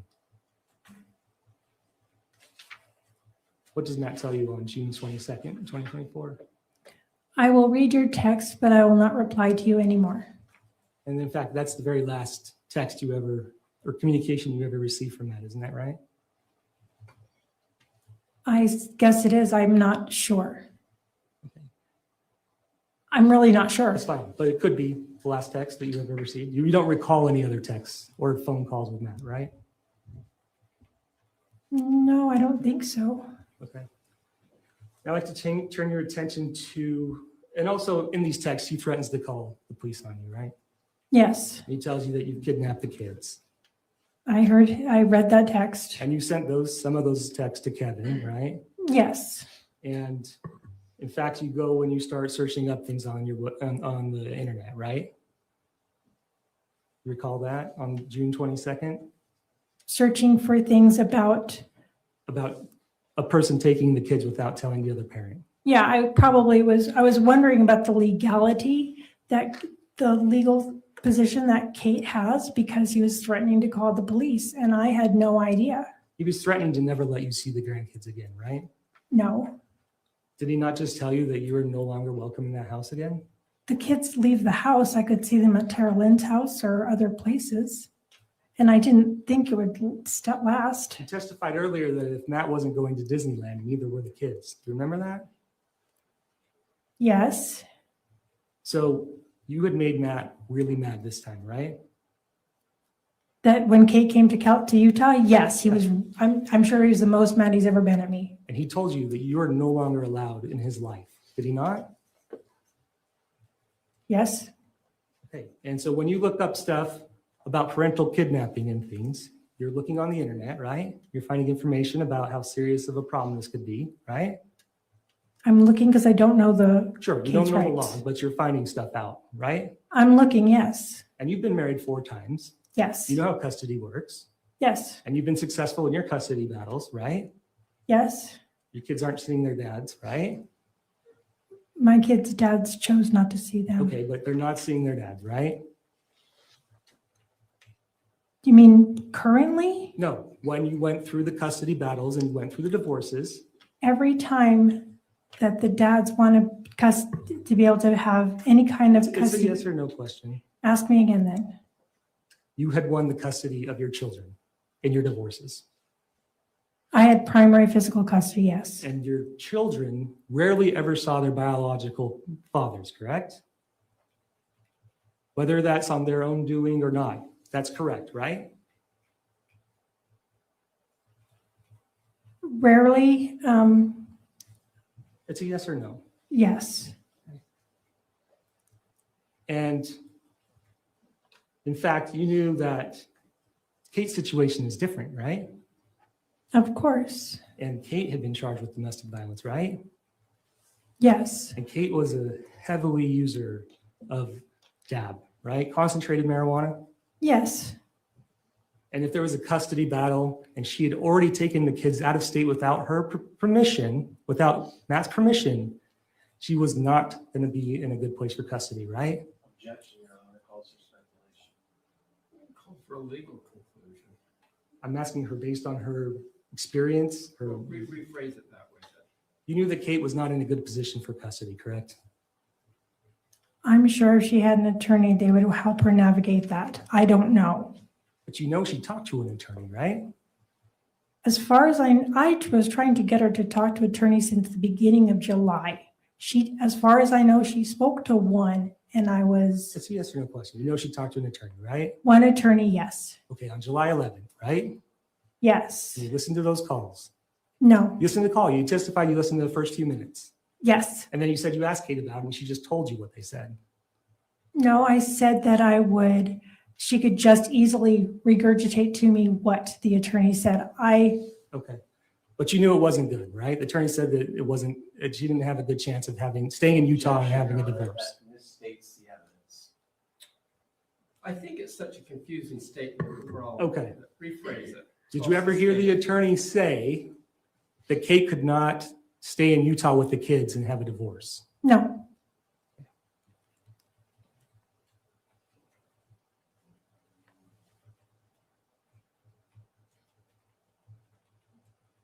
Okay. So I want to take your attention to, well, first you testified earlier. You wanted Kate to stay out there, right? To stay in Utah. Permanently in Utah? Not permanently, but you testified that you wanted her to stay for a while. Maybe another week or two after what she did stay. Right. And isn't that the whole reason that you came up with the plan that she would sprain her ankle is force Matt to drive the truck out? That's a two-part question. Okay. Do you remember the plan to sprain the ankle? I do. It was Tara Lynn's idea. Okay. And you testified that the purpose of that plan was so that Matt would have to drive the truck out. Incorrect. And that the reason that she wanted to drive the truck out is because it couldn't make it out to Utah. So then it wouldn't be an option, right? That was confusing. The reason that you wanted Matt to drive the truck out is because it wasn't in a condition that it could make it to Utah from California. Did you not testify to that? No. You didn't? No. Okay. But you did you want Matt to come out? No. Ever? No. Okay. I'd like to turn your attention to what's marked as State's Exhibit 119. You recognize what that is? This is a text between my brother, my sister, and myself. Okay. If you could move up down to the next page. Further up, down. Okay, who's talking to you on June 29, 2024? That's my brother, Christopher. Okay, and what does he say? He said, "How's Matt taking it?" And then what does he say? He says, "Not that you care." That seemed to suggest that you don't really talk kindly about Matt to your brother and sister? Yes. Okay, if we go to the next one. What do you say? I want him to show up. Okay, so you did want him to show up. I wanted him to talk to Kate, but no, it's like, I did say it in there. Yes, I did. Okay, so you did want him to come out. I didn't want him to show up. You said it. You said it. I said it. It doesn't mean that I meant it. On June 29th, you said it. Yes. She had been at my house for 9 days, and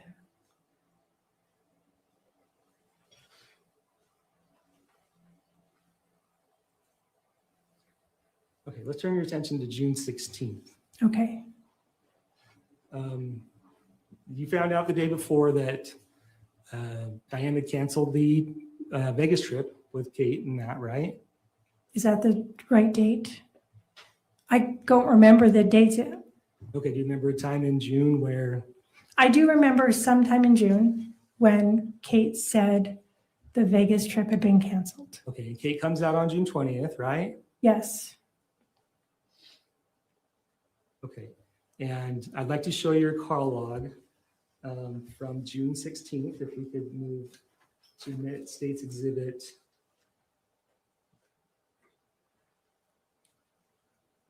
One moment.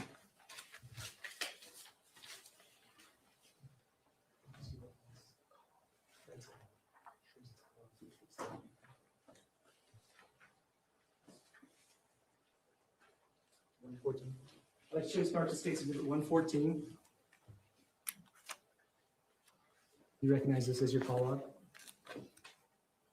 That looks to be correct, yes. Okay, if I can turn your attention and move to the very bottom.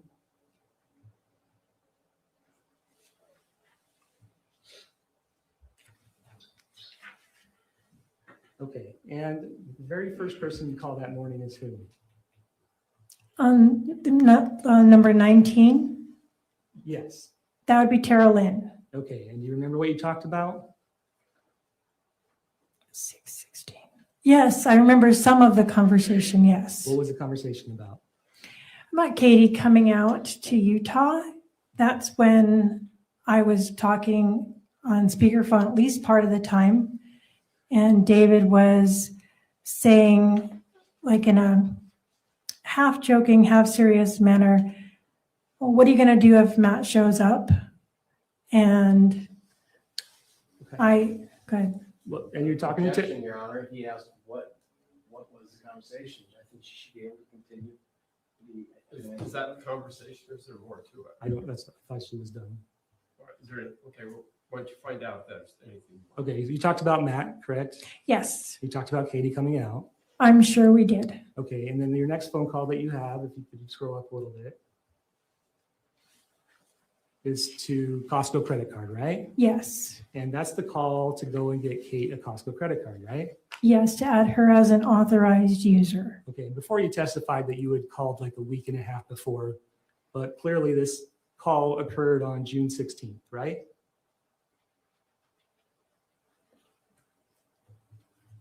Yeah, I guess I was just mistaken on when I made the arrangements. It was not, Okay, that's okay. But just so we can get it clear, if Diane canceled the Vegas trip on June 15th, right? on June 15th. Correct. Uh-huh. There would be no reason for Kate to get a rental car until June 15th or later, correct? I don't understand what you're saying. If Kate was going to drive or go on a Vegas trip with Diane and before she canceled on June 15th, you wouldn't have called to get a credit card to rent a car before then, right? That sounds right. Okay, so this would be the time where you are making these plans for Matt and Katie, correct? Yes. And this is the time that you call and get the Costco credit card. Yes. Okay. I wasn't trying to be challenging to you. Okay, and if we could go to State's Exhibit 109. If we could go to page, I believe it's 20. If we could go to page 20. Maybe 16, sorry, page 16. 16.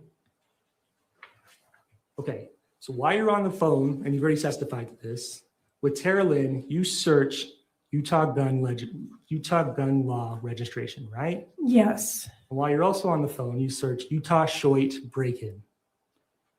I think that just came up, like, you know how things pop up? I don't think that I searched Okay, that. but does your phone say Google search Utah Shoit break-in? I don't remember making that search. Okay, so the computer made a typo and made a search for you, is that right? Is that what your testimony is? I'm saying I don't remember making that Google search, and I don't know how these come up when you click on something. I don't know how it shows up because I don't remember making that search. Okay, we go up to the next page. And then you start clicking on some websites, including Utah State Gun Laws and Registration Explained. Yes, You remember searching for that? I do. Okay. I mean, not specifically, but I remember, vaguely the conversation and searching. Okay, and then you're also searching out, divorce stuff, correct? Yes, I am. Okay, if I go up to the next page. Am I on the phone with her at that same time? I don't know. Hey, there's not a question, so stop. Oops. If we could go up a little farther. And then on June 17, 2024, you deleted your search history. Is that right? I don't remember deleting my search history. Okay, but if the phone came back with the metadata showing that those web histories and searches had been deleted, and it appears that occurred on June 17th at 9:51 p.m. Would you agree that's what your phone showed? Yes.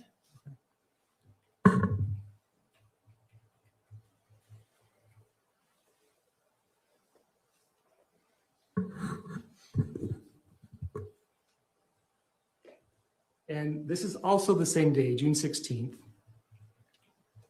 that Rachel asked you, saying, hey, what's up, dude? Or something like, you got to tell me more about that. Do you remember that conversation with Rachel? I don't, but I remember that one text because I remember seeing the word dude. Okay, do you remember her? You also texting her back, we have a plan for Rory too. I don't have no idea what that's referring to. I don't know what that's referring to. You remember texting her, Caitlin Johnson, a minute before, saying, hey, can Rory come stay with you or come visit you? Visit you, stop and see her, yeah. Do you remember that? Yes. Okay, and those happened within minutes of each other. You remember that?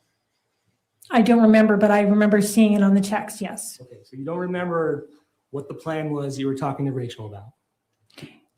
No, I don't remember the plan about what for Rory doing anything. And I do remember that my daughter Rory said she wanted to go on a road trip to Seattle. And I texted Caitlin and asked her if she could stop by and see her. Okay. And your daughters, Carolyn and Rachel, again later that day, started texting about shooting Matt, going out and practice shooting before Matt had a chance to come out. Do you remember that text in this trial? Would you pull it up, please? Sure.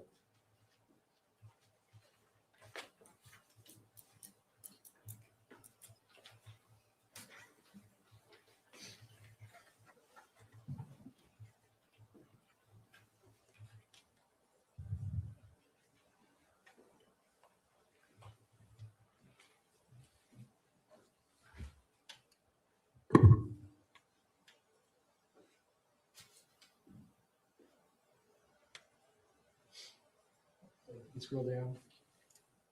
That's 128. Yeah. Do you remember Rachel's text on June 16th? Yes, now I'm seeing it. And what does Rachel say? That's between Rachel and Tara. And when it said he wanted to know, I'm thinking it was David. You just showed that to me. I'm just asking you about the text on the top green. It says, no, unfortunately, kids make it hard to get out and go shooting. Haha. We need to coordinate with mom and take it up before any chance of Matt coming. LOL. She needed me to babysit Okay. her. I just had you read that. But is Rachel not talking about shooting Matt in this text? I do not believe so. Okay, is she talking about getting her gun ready before Matt comes out? I don't know what she's talking about. I mean, that's what it looks like, but Okay, but this is also 4 days before Kate even leaves, right? it is 4 days before Kate leaves. Okay, so you don't ever remember joking about shooting Matt? No, that was not between me and that was between Rachel and Tara Lynn. And no, Rachel testified that you would joke about shooting Matt. I don't remember joking about shooting Matt.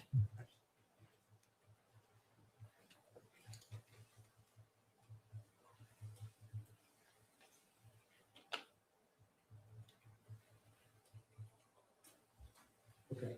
On the day of July 12th, 2024. Say that date again. July 12th, 2024. Okay. That's the day that Matt comes out to Utah. Okay.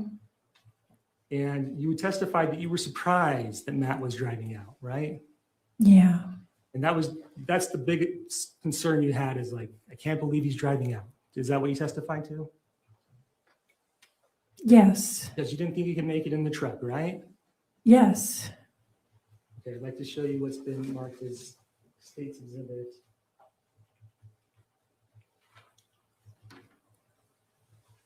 Uh, 10. 10? Yes.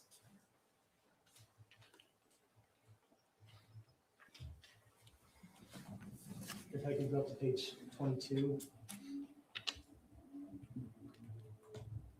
Go down.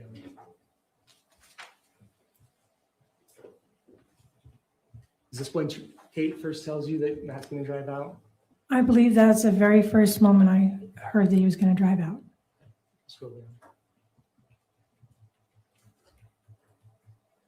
Scroll down. Keep farther. Okay, stop right there. Not once in those text messages do you mention any surprise about Matt driving out, do you? I called her and expressed surprise, but I already knew that my surprise came from the fact that his truck was not insured, not registered, and not long-term trip worthy. I know. So I thought that he was going to be essentially stuck in California till Kate went back home. Okay, and Kate did not want to go back home, right? She didn't want to, but she knew she had to. She was dating, right? Yes. And dating to the point that she even tried to bring someone to the hotel the next day, right? Yes. So you knew she wasn't going back. No, I did not know she was not going back. I believed with all my heart she was going to have to go. She was definitely going back. I didn't know when. There wasn't any bags packed. I thought she had bags packed. There was no suitcases there. She just was going to put all the Sterilite drawers into the bed of the truck and take and put whatever she wasn't packed, it was going to be either easily done or. You didn't see her any bags ever in the front room, right? Or any clothing or anything? No, but I didn't go upstairs at all. And now you have a conversation with her, right? On this text stream. Okay, yes. And what do you say to her? Well, I just gotten off the phone. Oh, I say, sorry. Go ahead, you can read. Honey Bunch, I'm really happy that Matt's going to try. I'm a little nervous about it, but I hope that it works out because you have a sweet little family. Okay, you can keep reading. And I'm super happy that he stopped drinking. And then she likes that one. And then she responds, me too. I want us to be happy, all to be happy together. I put to Katie, this is literally the only thing I care about. I've just always appreciated that your husband loves you and loves your kiddos. You just have to do your best too. I'm coming home so we can talk about it later. You really need to be invested in doing the best you can. I know you have been. I just love you so much. And she liked that. Okay, keep reading. Hey there, please let Matt know that he's welcome to spend the night if he's too tired after driving all day. I promise I'll stay away and I'll be sweet as candy. She says, okay. And then I say to her, or else if you guys want, I can give you $100 or so towards a hotel so you can stop if you need to. And she says, okay, I'll tell him. And I say, I'm not trying to get in your business at all. I just want him to know that if he needs to rest, he can rest at the house, or we can get a hotel room for you guys. Or maybe you could start driving, just start driving and go back home because driving to go back home because you will not have driven all day the way he did. Okay. And then I said, even a hotel room in St. George might be okay. And then I put $200 for a hotel room I can handle as opposed to the rental car on the way back. What did she say? And she says on the phone, okay, on the phone with him now. The next one. And I said, very good. Okay. That's the last text messages you had with Kate that day, is that right? Probably. If you're telling me that's the case, then I'll say yes. I can't. Sounds right. And these text messages were intended for Matt, right? No, they were intended for Kate. These were text messages, you were having just a conversation with Kate, and this is what you were telling her and how you feel? Yes. Okay, so if I could go up one. When you say $200 for a hotel room I can handle, as opposed to the rental car on the way back. Because she would have to explain to him why I could afford a $200 hotel room when I was acting like I couldn't afford a car rental. She'd have to explain that to him. Right. I'm asking you yes or no questions, okay? If we can just stay with that. So there was no rental car. Kate knew that there was no rental car going back. Matt had already paid for a rental car, right? Objection. Had Matt already paid for a rental car?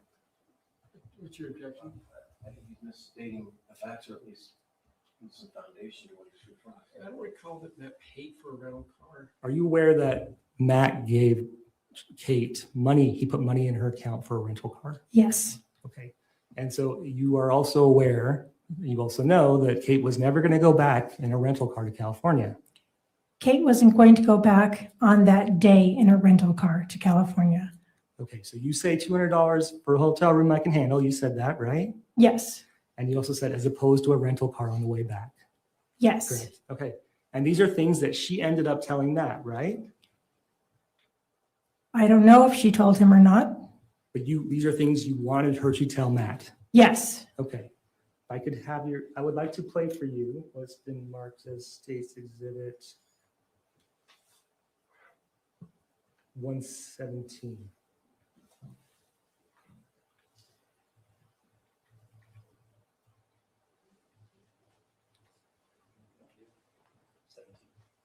The audio. Just 17. Apologies.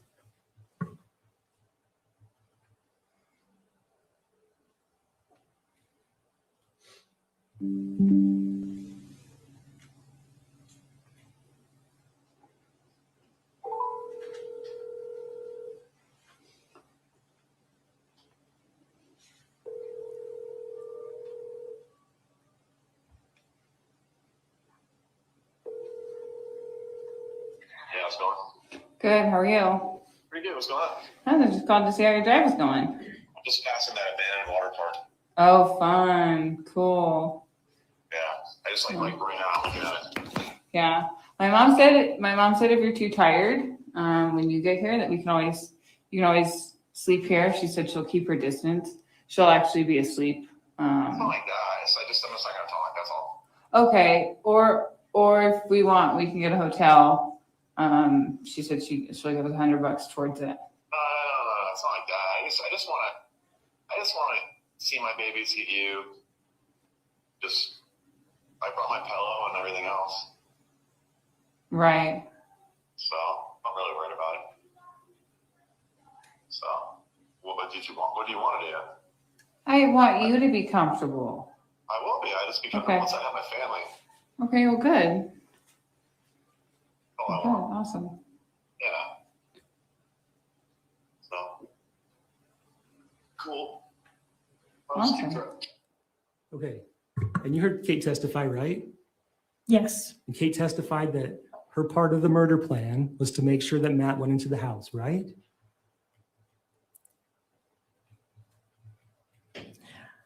I don't remember her saying it quite like that. Okay. Was Kate's part of the murder plan that she testified to make Matt feel comfortable so he would come into the house? There was no murder plan that I was a participant Just that in. Kate testified to. I'm not saying you were part of it. I'm saying, did Kate testify to that? I'll object at this point, Your Honor. Kate has testified to what she testified to. My client is. That was a question, and she's not responsive to the question. So ask the question again and respond to the question. Did you hear Kate testify as to what her part in what she believed the murder plan to be?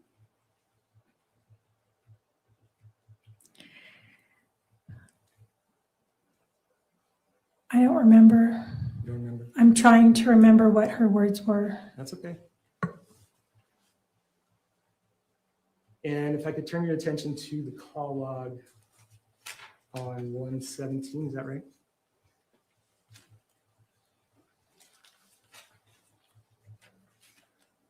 Oh, it's Matt. It's Matt. It's 12. Sorry. We can turn your attention to page 12. I'm sorry. Or exhibit 12. Objection, Your Honor. Lack of foundation calls for speculation. Unintelligible. I don't understand.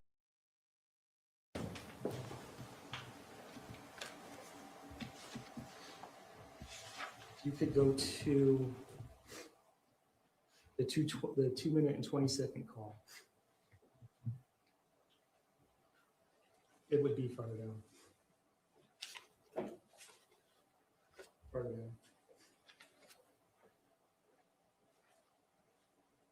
Farther down. Oh, right there. Sorry. That phone call, I believe that Detective Norton testified to was at 2:20 p.m., correct? Do you remember that? Can you explain to me? Your Honor, at this point, I would just ask for some foundation of what I'm looking at, because I don't know what he's referring to. It might be helpful for the witness to. It's okay. I'll strike right now. Thank you. Okay. Does it make sense to you that Matt would have come into the house with a knife? No, it doesn't. In fact, Matt pulled up in front of the house and parked over cardboard. Yes, he did. He did that so he wouldn't leak any oil on the street. Yes. And did you see Kate go and put the cardboard out front? No. Weren't you washing off the porch earlier that night? Yes, I was. You didn't see the cardboard at that time? I wasn't. No, I don't think so. No. No, I would have noticed. So no. Okay. And Matt came into the house, right? Yes. He didn't knock. He didn't ring the doorbell. Correct. He took off his sandals and put them nicely in front of the carpet, right? That's what I saw in the photos. Yes. So you believe that to be true? I do. And you heard Kate testify and you heard those phone calls, right? Of Kate's phone calls to him? Yes. And there's nothing that Matt believed other than he was coming to pick up his family, right? Yes. So there would be no reason for him to even be angry or worried at all, right? No. And your testimony is he came in and he walked back through the back behind you, right? He came in through the kitchen, living room, into the kitchen. Yes. Dining room. Dining room. And then he turned the corner into the hall. Is that what you testified to? No, he came into the dining room and then he went back the same way he came. So he never went into past the kitchen? No. Okay. And then you heard gunshots? Yes. And did you go over immediately? No. Twinkle, twinkle, little snitch. Mind your own business, you fucking nosy bitch. It's hard to say exactly, but I was kind of in shock and I was confused. Okay. And you go upstairs first? Is that the first thing you do? After I had a few words exchanged with Kevin, yes, then I went upstairs. Are you looking for your phone at this point? No. And you go upstairs, you talk to Kate, right? Yes. And then you come back downstairs, and you can't find your phone, right? Yes. And at that point, you decide to check his pulse. Before I looked for my phone is when I checked for his pulse. And you checked on his wrist, right? Wrist first. And the wrist that he'd been shot on. Yes. And you didn't notice any I didn't injuries. notice any injuries whatsoever. And you already believed him to be dead at that point, right? I was trying to determine if he was alive or not. And how did you determine that? I was trying to look at his breathing, look at his chest, and to feel for a pulse. And you checked twice on that wrist, right? Yes. Wrist that had the knife in it, right? Yes. And the knife stayed in his hand while you're doing that? I was going to take the knife out. But you didn't? I didn't. Okay. And then you find your phone over by the counter where you've been sitting, right? On the next counter on the other side of the stove, but yes. And then you call the police? Yes. And as soon as you call the police, you realize that the neighbor Caitlin is called. No, I didn't know that the neighbor called. So when she said Caitlin, I was confused because I was trying to figure out why would I be called by a name and it was a wrong. I was just confused. Okay. And then you tell the police that you need an ambulance, right? Yes. These are just yes or no questions. Okay. And you told the police that you thought he was breathing, right?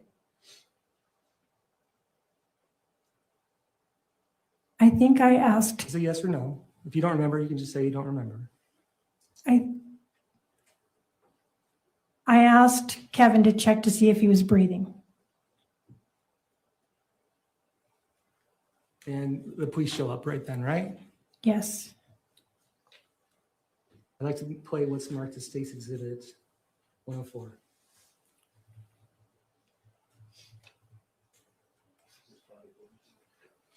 What's that? It's the 911 call. July 12, 2024, 22, 15, 45. 911, what's the address of the emergency? 114 South 920 East American Fork. Okay, tell me that one more time to make sure that I got it correct. 114 South 920 East. Okay. And is this T1? No. What's your number in case we get disconnected? 801-651-2695. And my daughter, Tracey. Okay. My daughter's husband came here. And they're going through a separation. And he brought a knife, and my son shot him. Okay, I need an ambulance. Okay, I understand. And it's at this home? Yeah. And who is it to you? Your husband? My daughter's husband. Okay. Is he conscious or breathing? I think he's breathing. Okay, I've got an ambulance out that way. I've also got an officer that's coming into the area. Do you think he's beyond help, or do you think you may be able to CPR? Okay, are you comfortable checking on him?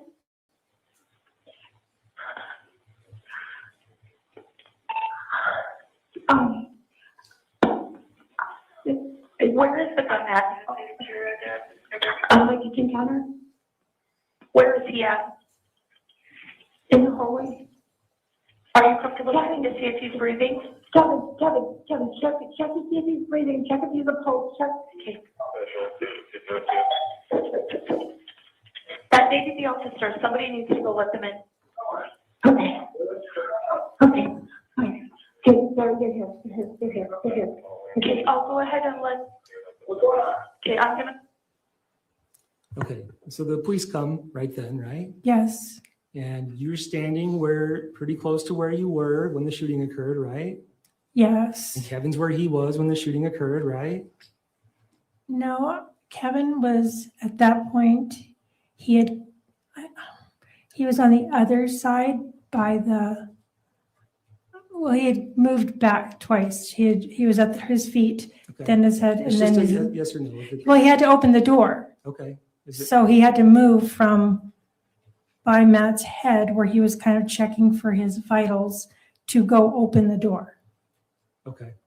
And when they show up, all the lights are on and off in the house except for the lamp that was by the counter, right? The porch light was on and the lamp in the kitchen was on. Okay. But none of the lights were on. We're in the hallway, right? No, Okay. None of the lights were on in the kitchen or the living room, right? the kitchen light was on. It was the living room. It was the little lamp. right? Yeah. But not any other lights, right? I don't remember. I'm sure there's lights on upstairs. And then you get taken outside, right? Yes. And you'd never seen that knife before, right? No. That was the first time you seen the knife. Yes. And you were looking at it in the dark, mostly for 8 minutes, right? I probably wasn't staring at the knife for 8 minutes. I was looking more at Matt and then Kate and Kevin. Okay. But when you talk to Diane Restelli on the phone and she asks, you tell her what kind of knife it is, right? Yes. You tell her it's a tactical knife, right? Yeah. Yes. Okay. And you heard the body cam of Officer Laycock, right? I heard. Well, what are you Did trying? you hear Kate tell Officer Laycock that she heard yelling before the shooting? I don't remember hearing her say that to an officer. Okay. But I believe you. Okay. It's yes or no. Do you remember hearing that? No. Okay. And do you remember seeing the officer take Kate out into the yard and put her a little bit away from you? Do you remember that? Yes. And do you remember that you wanted to go and try to talk to her and try to go and sit by her? Yes. And you were even told by Officer Neal that you weren't allowed to, right? Yes. And then you talked to Officer Stimson, and then you kind of tried to again. Do you remember that? You tried to go and sit and talk to her again? I don't remember doing that, but I probably did because I was wanting to hold her hand or something. Okay. And you yell over to Kevin. You say, I don't know what's going on, or I don't know what to do is what you said. Do you remember that? I don't know what to do. So don't say anything. Is that what the quote is that on the body cam? I'm asking if you remember.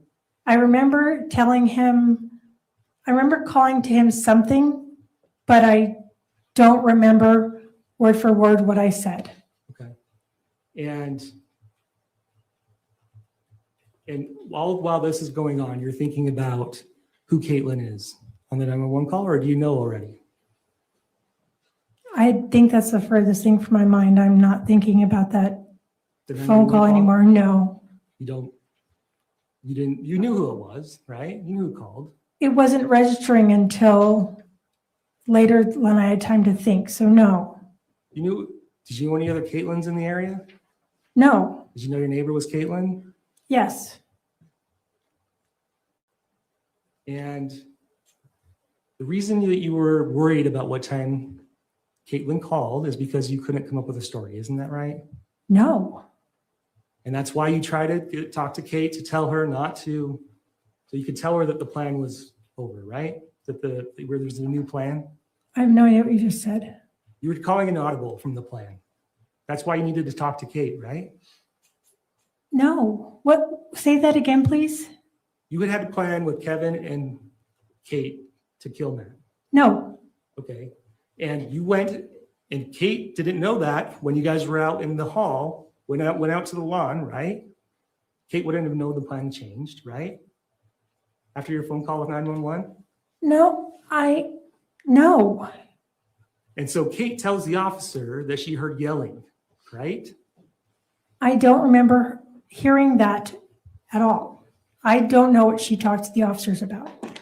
And initially on your 911 call, you told the police that Matt came in with a knife, right? Yes. And then you said later that you never saw a knife. I was reporting on the phone call what Yes or Kevin had said to me because I asked him what happened, and he said Matt had a knife. Yes or no? Ask the question again. Did you tell the police that you never saw a knife after the phone call with 911? I told the police that when I saw him in the dining room, that I don't remember seeing a knife. Okay, and then you needed to find out what time that your neighbor called 911 so you could make a plausible story. Isn't that correct? Absolutely not. Okay, so that night, you go to the police station, right? Yes. You start calling a bunch of people, some attorneys, right? My friend, who's an attorney, yes. Okay, and you're there and you're tired, right? I didn't feel tired. You didn't go to sleep that night, right? No, I didn't. And when you get home or wherever you get to the hotel, who's the first person you talk to? Do you know? I do know. I don't know. Okay, I'd like to show you what's been marked as State's Exhibit 37.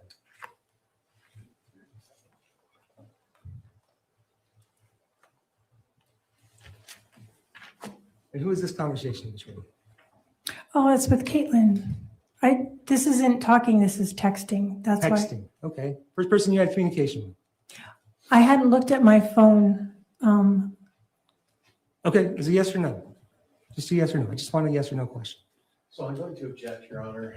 I think the line of questioning is intentionally trying to confuse my client. First saying that he called her and then bringing up a text exhibit and then saying he's texting and he's asking for this defendant to keeping on track of his questions. It's impermissible to intentionally confuse a defendant trying to get some purported answer. I'm not trying to confuse you, Your Honor. I could be more specific. I don't think he's trying to confuse her, Mr. Face. He did- But I he did do- say let a me phone finish. call. Let me finish. But I do think that we have changed some semantics, texts aren't calls.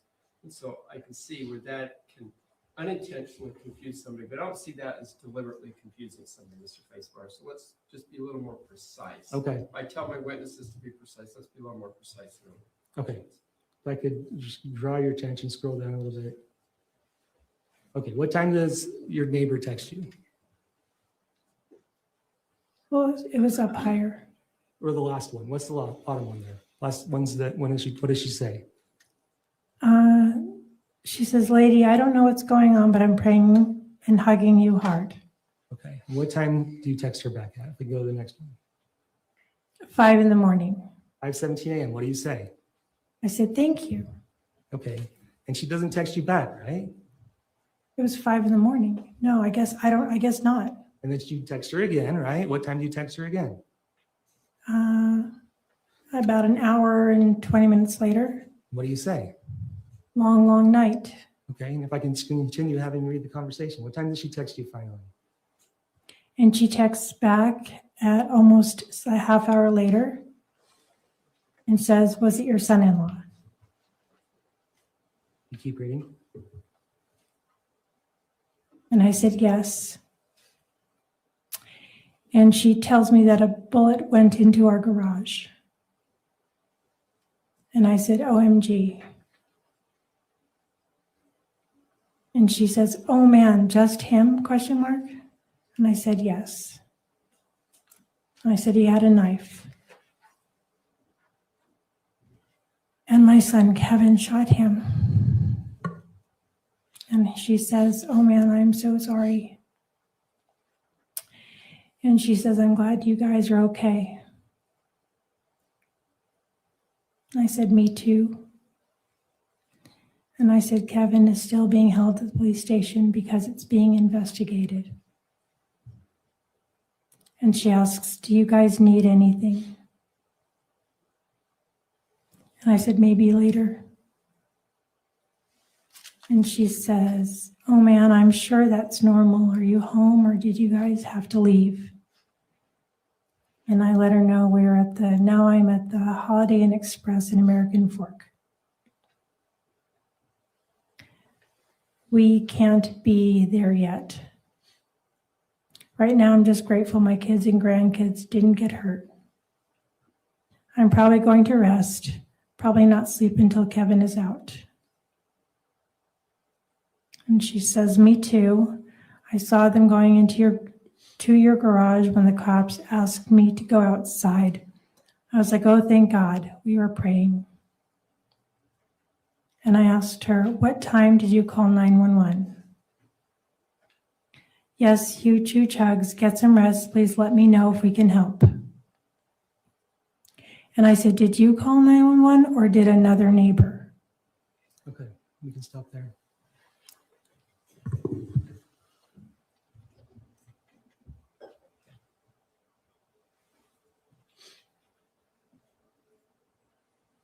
And you heard the jail phone call between Kevin and Terrelyn, right? I did. And I could play that for you one more time. We could move to publish State's Exhibit 132. Okay.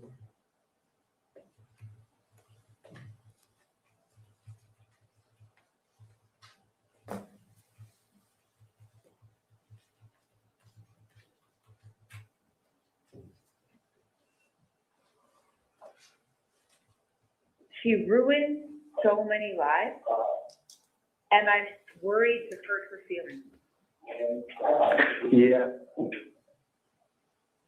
Well, I can tell you something now, a little extra. What's that? Oh. I asked if she was sure.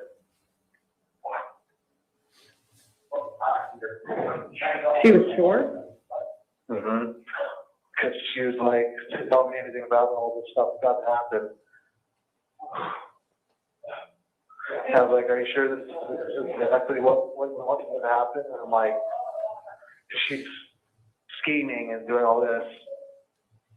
And she said yes. And she beat Cheyenne. That was her response. Or he beat Cheyenne. Oh my God. I know I was already here. I'm sorry that I wanted to tell you that for so long. No, I know. I can't even imagine. I can't even imagine. And I feel like I still bear so much of the blame too for all this. I'm so, and that makes me so mad that she's caused you to have to live with this. I mean, Like it's, I could have done something different. I should have stood up and I should have said no. yeah. Yeah. But your mom should have never asked you that. You should have never had to have to say no.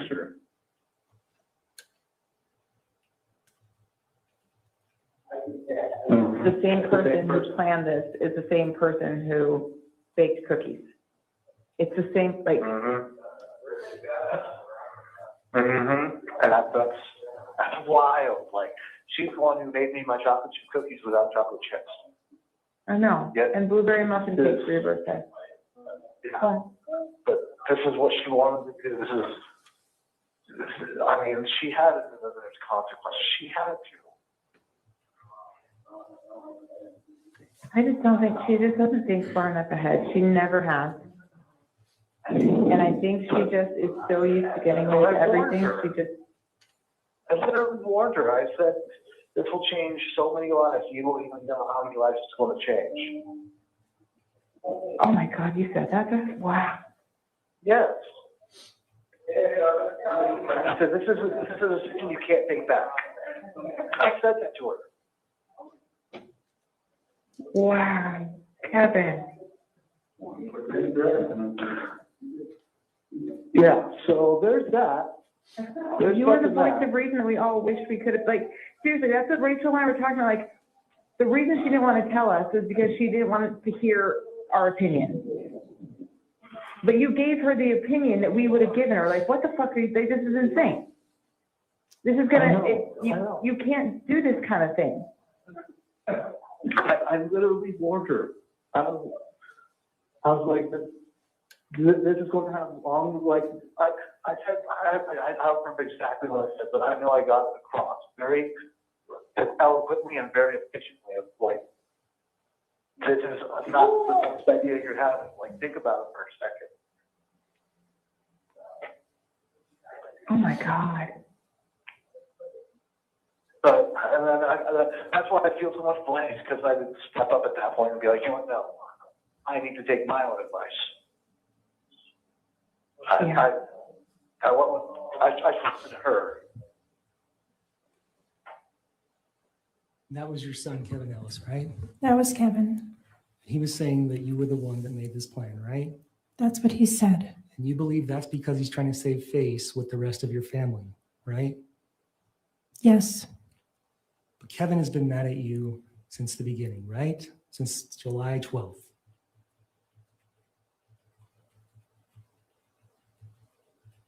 I don't know if he's been mad at me or not. I could show you, you said you have not talked to Kevin since the incident. Correct. I could show you it's marked as State's Exhibit 131.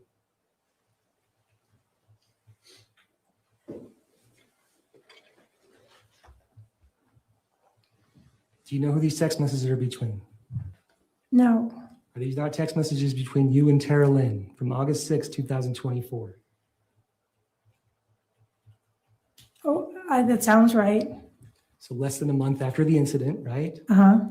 You tell Tara Lynn, please tell Kevin that if he is mad at me and doesn't want to talk to me, that he doesn't have to. And then later you say, I am mad at me too. And I will love him no matter what. Yes. Nothing further to find out. Thank you, redirect.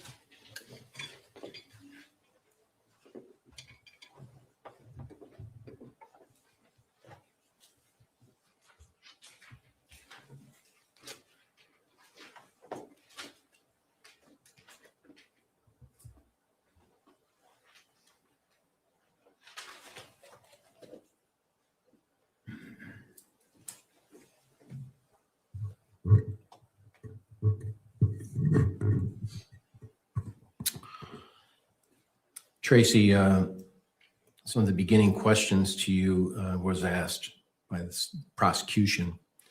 You're very involved in your kid's life. Is that right? Yes. When you sent a text to Kate offering for a hotel room, is that you being involved in your kid's life? It's me offering to help and be involved, yes. How old is Kate? 36 or 37? And have you found that Kate always does what you tell her to do? No, Have you found that Kate most of the time does what you tell her to do? no, Have you found that Kate rarely does what you tell her to do? yes, And has that been the Kate who's been your daughter? yes, And so as you have given advice to Kate and words of encouragement to Kate on all circumstances, has she heeded your advice? sometimes yes, mostly she chooses and does what she thinks is best. On Exhibit 148, you advised her to put a dab in the spare tire. Do you remember that text we saw? I do, And you were basically telling her where to put marijuana. Is that right? yes, Are you a marijuana smoker? no, And why did you advise her to do that to avoid getting in trouble? because I was trying to protect her from being arrested while she's traveling across state lines with something that's illegal in one state and sometimes legal or not legal in another state. Okay. Is it your understanding marijuana is legal in California? Yes, Is it your understanding marijuana is not legal in the state of Utah? I thought if you have a green card, it's sometimes legal. A green card? It's a card, medical marijuana use card. Okay, so there's some times here in the state of Utah, to your understanding, you can use marijuana. Is that right? Yes, With a proper card. yes, But in California, is it your understanding that's not needed? yes, And did you know that she was driving from Temecula, California into Utah? yes, Did you know that she's going to drive about 275 miles in the state of Utah? yes. Who was in the car with her? Her 2 children. And what would happen in your estimation if she got pulled over for by law enforcement during that drive on June 20th? She would either get a ticket or get arrested. Yeah. And were you trying to avoid that worse option? Yes, Did it cross your mind that if she got ticketed and arrested 200 miles from home, that the 2 babies would be alone and in custody of someone else? yes, Were you trying to protect that situation? yes, Did you approve of her smoking? no, Did you want Matt dropped off the Fan Dam chat account? yes. Why?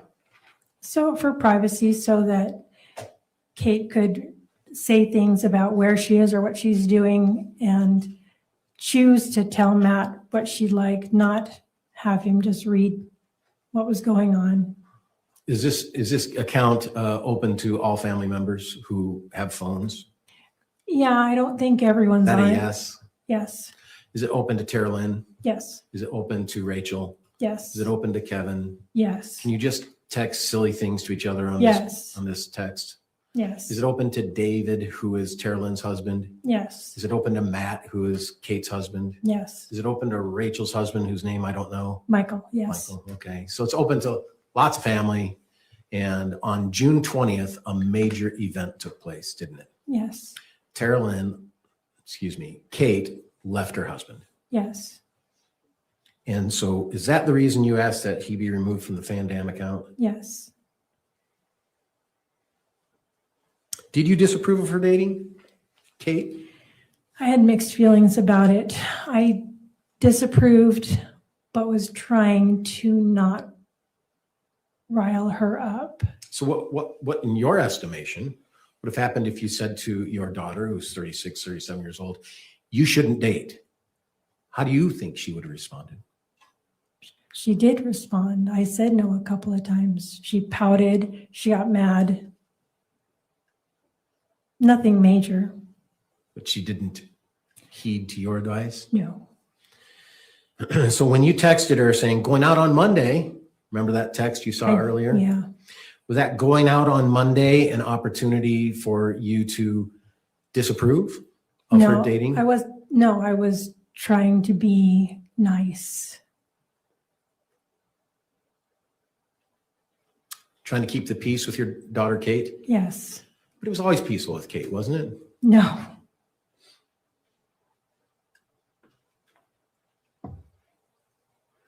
That text, you also stated that Matt chose this. Yes. How did you say Matt chose this? She was expressing to me that it was hard to hear Matt be sad. And I was telling her, don't worry about it. He created the situation of arguing, and he at least participated in the marital discord. Do you think the alcoholism had a lot to do with Matt's choice Yes, in relationship to the relationship? absolutely, yes. Amy Johnson's a friend of yours. She is. Did you take stuff from Amy Johnson without her knowing? Or did you have someone assist in that? I had Tara Lynn help, yes. Did you, that screenshot of a title, did that title get taken from her? No. Isn't it true that in that text you asked her to take a picture of the title? There was several titles. That picture of the title had never left Amy's house. Did you handle Amy's properties with appropriate care? Yes, Did you defend Amy during times of her end of life? yes, Did you have to defend Amy at the times of the end of life? yes. And why is that? She had a home health care provider who was coming in at 9 to 5-ish every day. And I could tell she was taking advantage of Amy. She had already taken a tiny home and moved it to her property. The home health care person Yes, took a tiny home? yes. With Amy's verbal permission is what she said. And it wasn't purchased. It was a gift that Amy had given her. And she was trying to get an Airstream also onto her property. And so I was feeling like the home health care person was not the person who should be accepting gifts of that magnitude.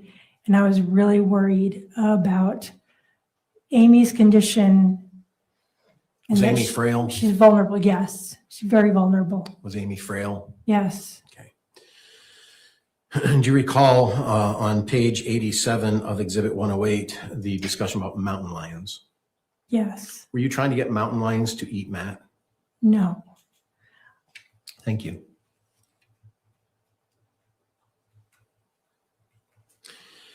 Isn't it true that you and Kate and Rachel and Tara Lynn and Kevin all participated in a conspiracy to lure Matt to Utah and kill him? no, You've heard the testimony of Rachel, is that right? yes, You've heard the testimony of Tara Lynn, is that right? yes. Did you find the questioning toward them by prosecution indicated they feel Objection, that they speculation. participated in the conspiracy? I need to finish the question. Fair enough, finish the question and make the objection. I did with the word of conspiracy. All right, what was your objection, Mr. Tugg? Just having her speculate about I'm other, sorry? he was having her speculate about other people's feelings.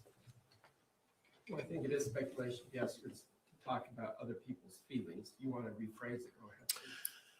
In what I'm asking, and I'll do it here first. So we're having a legal moment, okay? Sorry, Judge. I'm asking if, in her opinion, the questions being asked to Rachel by the prosecution during her examination during this trial was implying that Rachel was a participant in the conspiracy to commit murder or kill Matt. Speculation. So you're asking her opinion of what the questions meant. Yeah. You can ask what the questions meant, but not what Rachel or Tara Lynn thought. What do you feel the questions of the prosecutor meant when he asked Rachel about the gun text? It seemed to me that the government and the prosecutor were trying to pull Rachel into and accusing her of a conspiracy to kill Matt. Would you say the same thing about the mountain lion search? Yes, Would you say the same thing about the gun rights search? absolutely, yes. Far removed from the time that Matt even came to Utah, isn't that right? Yes, Indeed, you weren't aware that Matt was coming to Utah until the day he came, isn't that right? that's correct. Was it your understanding the day before that he was not coming to Utah? Yes, Was it your understanding the day before that indeed Kate was being asked to go to California? yes, You cited in your questions with the prosecutor that you knew the truck did not have insurance, did not have a licensing. How did you know that? Kate told me. And you've heard the phone calls in this trial talk about some of the issues with the truck and not being able to travel, correct? Yes, yes, Including in the phone calls, getting a travel permit. yes. Do you have any idea what a travel permit is? I only heard about it since when Matt borrowed it from a neighbor. I have an idea.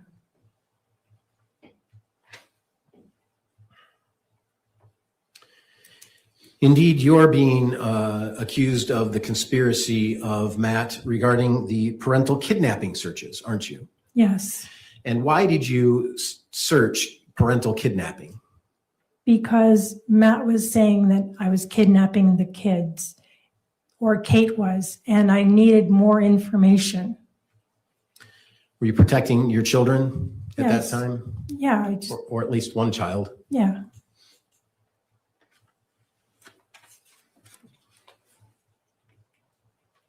There's questions asked you about custody battles. Do you remember those questions by the prosecutor? I do. You've been divorced how many times? 4. And had you been involved in custody battles in those divorces? Custody disagreements. How about the divorce itself and custody battles? Who gets custody? Yeah, we've discussed in 2 of the divorces, we didn't see eye to eye. But did you come to an agreement? Oh, yes, How long did it take? a month or 2. Did it require conversations? Yes, Did it require each party bending a little bit to come to an agreement? yes. Did you think Kate would not get custody of the children? No, I thought she would get custody the way divorce where you share custody. You thought it'd be a shared custody experience? Yes, How old was Steele? 3, he turned 4. Did you think Matt would get custody? He would get shared custody, yes, Did you feel Matt loved his children? yes, Do you feel Matt loved Kate? yes.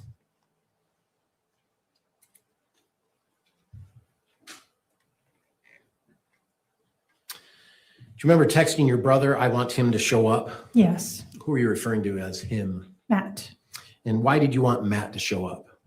I wanted him to come and talk to Kate because then he would be talking the way I thought it would happen on the 20th, which is around people. Have a conversation where they could talk and about a very sensitive subject. Like divorce? Yes, Have you ever seen or heard Matt and Kate talk about sensitive things before? no, Have you ever heard Matt and Kate talk about non-sensitive things before? yes, Did it ever get volatile? yes, Did it ever get extreme? yes, Did it ever worry you? yes, Did it worry you how Kate responded to Matt? yes, Did it worry you how Matt responded to Kate? yes, Did you find their interaction verbally to be wrong? yes, So the reason you stated to your brother on June 29th that you want him to show up is that you wanted Matt to have that conversation. yeah, in a place where it would be safe for them and possibly they could make progress if there were other grown-ups around. This is only 9 days after I know. Kate left. I know. Let me finish and then you Oh, can finish. sorry. And you didn't there either, so. These are recorded, so we need to know who's talking. Okay, Yes. perfect, thanks. Did you get reminded during the prosecution's questions about the time frame of the Costco credit cards? Yes. So does that seem to be accurate about when you called Costco to get the credit cards? Yes. Are you lying about the purpose of why you got Costco credit cards? No. Why did you get a Costco credit card for Kate? So that she could rent a car, And have a credit card to buy things. what was the purpose of that credit card? So she could rent a car and drive out to Utah. And you knew that to be the case. Absolutely.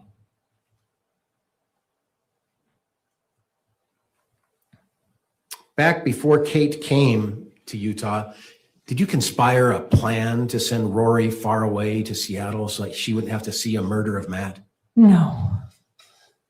What was your understanding of the whole situation regarding Rory and your from the state of Washington?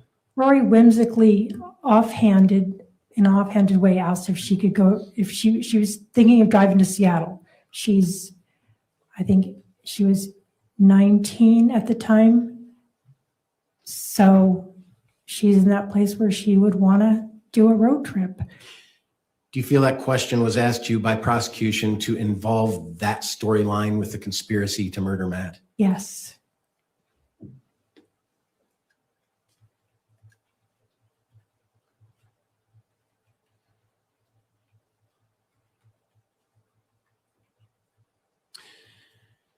Where was all of Kate's items while she was living at your house? Upstairs in my closet area and at the foot of my bed. In the master bedroom? Yes. You're sleeping in the basement on an air mattress? Yes. There were also toys in the main level, is that right? Yes. Did you ever see things packed? Excuse me. Did you see things packed by Kate in preparation for her to go to California? I didn't see anything packed per se, but I was making sure all of her clothes were clean for her to pack. I wasn't paying attention to her process. In your estimation, how long would it take for Kate to pack her stuff, throw them in the truck, and head out? 15 minutes. So she didn't have a lot of stuff. No.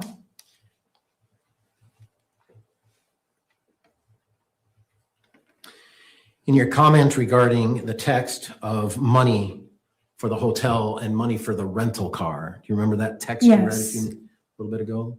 Why did you say the $200 to cover for the rental car? I said it because Kate was telling Matt that there was no money for a rental car. But if I was offering her money for a hotel, I wanted her to be able to explain to Matt, yeah, she could pay for the couple $100 for the hotel, but the rental car was too much. I was not being honest with the situation to Matt because I had enough money to rent a car and let her get back to Utah.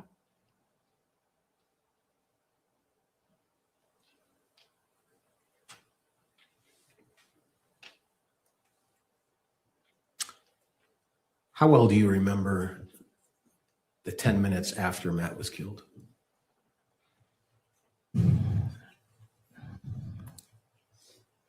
Some parts I remember clearly, some parts I don't remember at all, and some parts are kind of in the middle.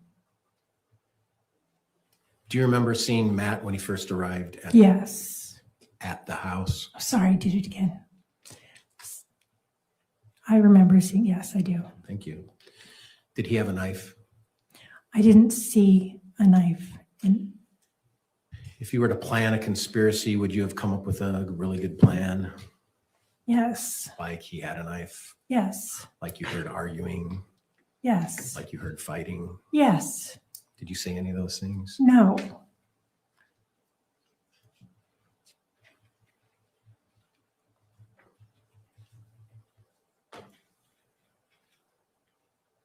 When the 911 operator mentioned the name Caitlin, did you have any idea what she was talking about? No. Were you confused? Yes. Did you know that she was actually referring to your next door neighbor, Caitlin? No. Did you find that out sometime later? Yes.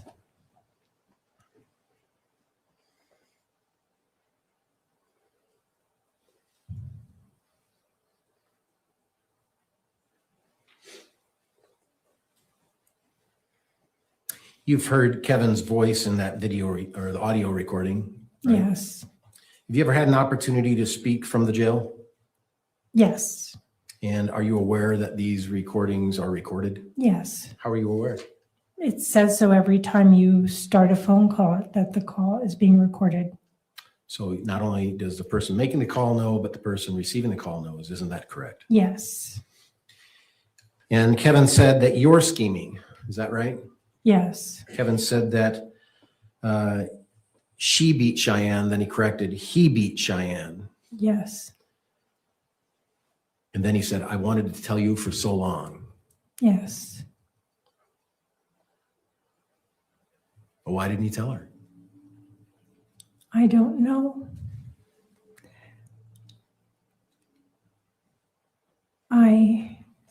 I'll ask a question. And then he said, I should have said no. Yes. Did Kevin ever tell you he did not want to shoot Matt? No. Kevin ever tell you he wanted to shoot Matt? No. Did Kevin ever tell you that he warned you about how this would change lives? No. Kevin had been in jail almost 2 years at this point, hadn't he? Yes.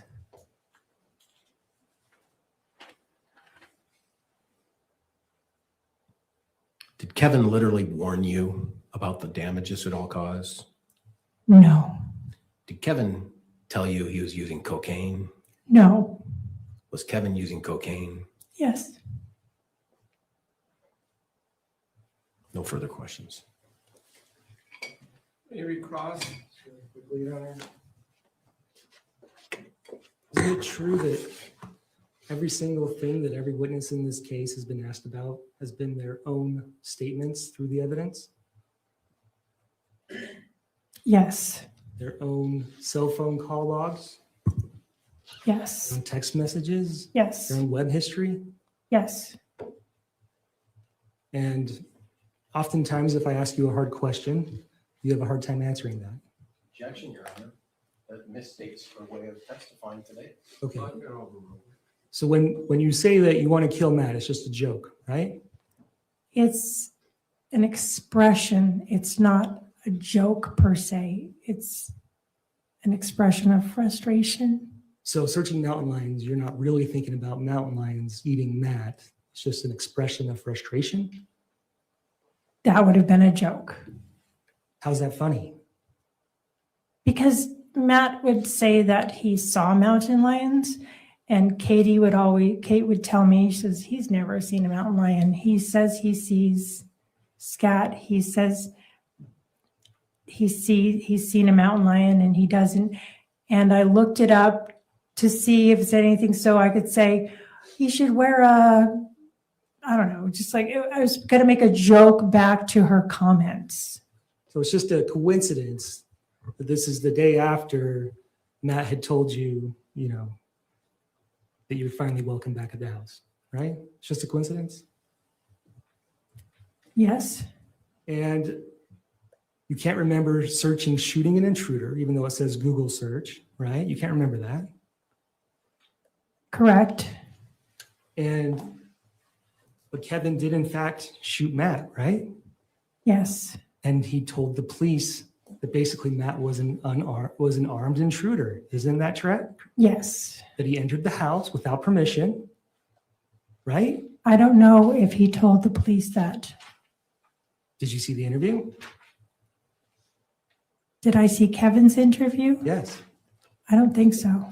Okay. And you agree that it's not reasonable that Matt would have had a knife, right? Yes, I agree that's reasonable. But then you can't even tell me whether Matt had a knife or not when he got shot. I said I didn't see one in his hand. You were mere feet from him, sitting in the kitchen, right? Yes. You hear a whole bunch of gunshots, right? I didn't see Matt get shot. Right. But you heard a bunch of gunshots, right? Yes. All you had to do was basically lean forward and look over and you could have seen him, right? I wouldn't have. You said you could see the stairs. Yes. And now you're saying you walk over there, you get within inches of him, and you don't know if he has a knife. That is true. I don't remember seeing a knife. I'm trying to remember. In fact, It's okay. You didn't see a knife. That's your No. testimony, right? I wasn't looking for anything. Okay. It's a yes or no. You didn't. Your answer is no. You did not see a knife, right? Yes, But when you're on 911 call, you said Matt came in with a knife, right? yes, And that your son shot him. yes, And then you told Diane that Matt didn't knock on the door. Yes. Didn't ring the doorbell, right? yes. And you were using that as justification to explain why Matt got shot, weren't you?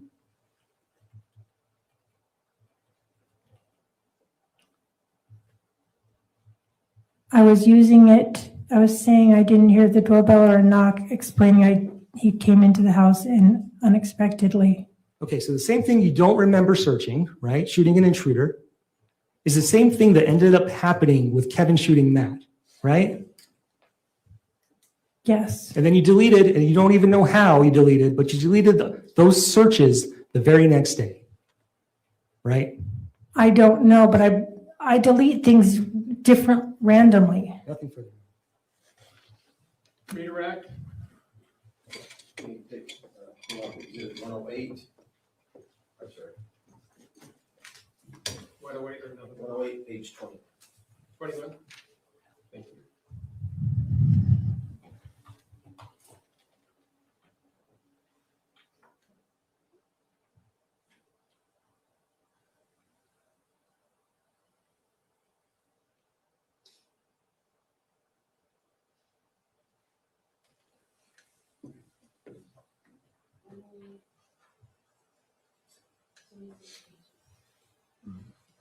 I'm looking at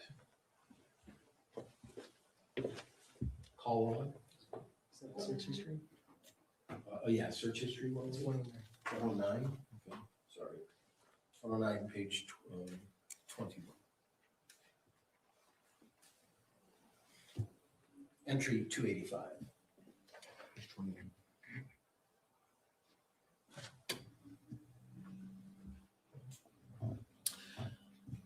So do you see? Sorry, that's not the right one.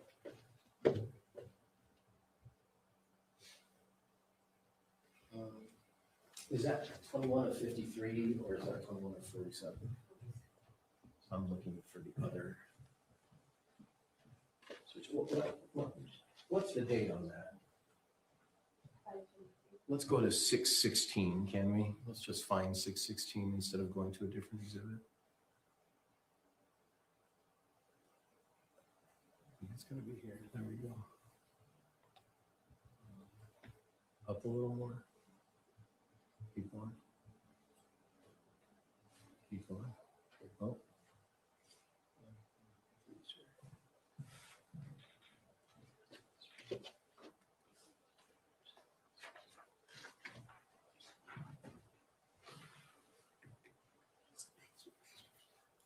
Page before.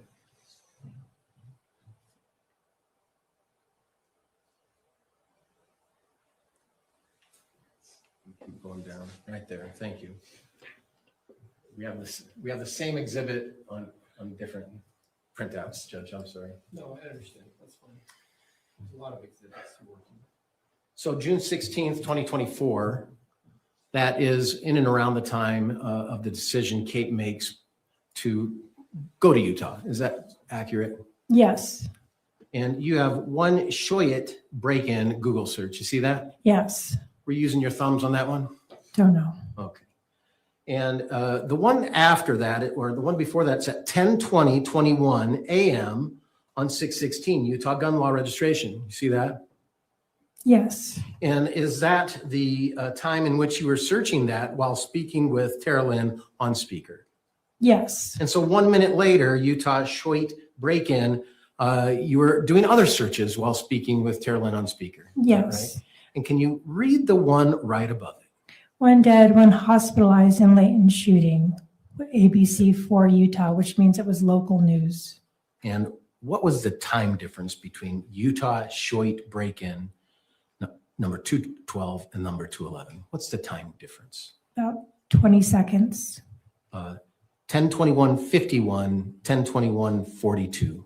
Yeah, If I told you that that was 9 seconds, would you have any reason to disagree with? 9 seconds. Did your Utah Shoit break-in have anything to do with the killing of Matt? No. Did it have more to do of just searching on the web? Yes. Is that very similar to the very next one, 9 seconds later, one dead, one hospitalized in Layton shooting? Local news, yes.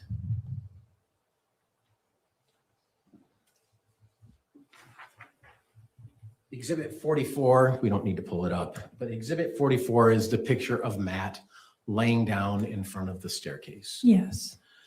How many times have you seen that picture? 50, 40. Do you have a clear recollection in your mind the status of Matt's body layout when you first saw him after the shooting? I know for sure I don't. I can explain. No.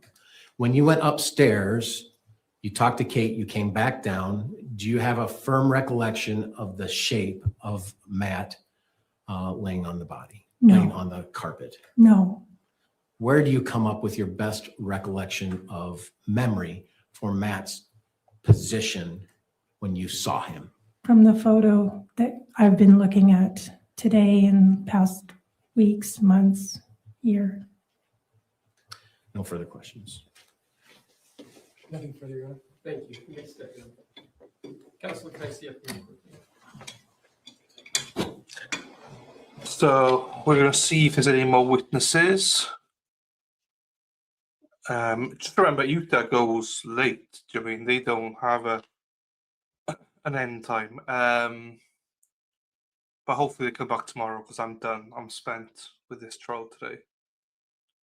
That was long today. Too long.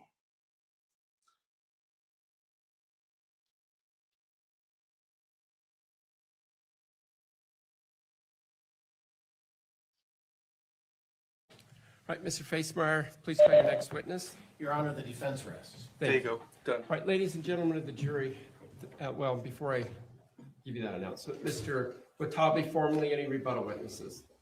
No, Your Honor. All right. So with that, both sides have rested the evidence. However, the most difficult part will start tomorrow when we do oral arguments and closing arguments and read you the jury instructions, then you do your deliberations. Because you have not received the final instructions of the law, it still would be inappropriate for you to think about the case, form an opinion about what the evidence does or doesn't mean, to talk about it with each other or anyone else. Still using social media or researching about the case is still forbidden as well. So just keep an open mind, forget about the case as much as you can, and just enjoy your evening tonight. Tomorrow, plan on that being a long day. It could go into the late hours of the evening. We're going to start at 9 a.m. tomorrow, 9-ish. We're going to stay and chat briefly after you leave to go over other issues, and then we'll be meeting again early in the morning before you're here, after they've had a time to discuss things overnight. Make sure you make arrangements with family members and others if needed to watch children or take care of any other matters, because it's a high likelihood that you'll be here well after 5 p.m. If necessary, we will also bleed over into Wednesday, Thursday, Friday for deliberations if you need it. So you shouldn't plan anything in the evening or during the day during any of this week until I finally release you after your verdict has been rendered. That in mind, thank you so much for paying attention today, and we'll be in recess with the jury. All right. Oh, thank you very much. What's this? Welcome. Whale what? Welcome. Oh, welcome. I'm sorry, honey. They're not serving so whale sorry, semen. baby. I've got it. Thank Twinkle, twinkle, little snitch. Mind your own business, you fucking nosy bitch. Thank you. Please be seated. All right, Mr. Watabe, anything on behalf of the state you wish to put on the record? No, Your Honor. Mr. Facemeyer, anything on behalf of the defense you wish to put on the record? All right, you're welcome to leave your stuff here overnight. It will be locked up. I will see it. We'll have this open at 8:30. Do you want it open earlier, council? 8:30 should be sufficient. Mr. Facemer, is 8:30 sufficient? All right, we'll have it open 8:30 sharp. I'll be available if you wish to discuss anything with me at 8:30.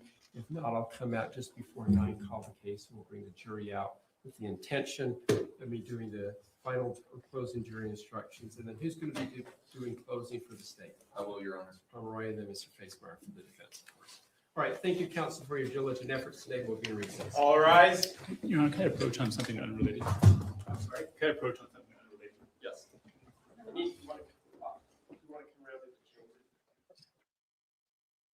Oh, look at that.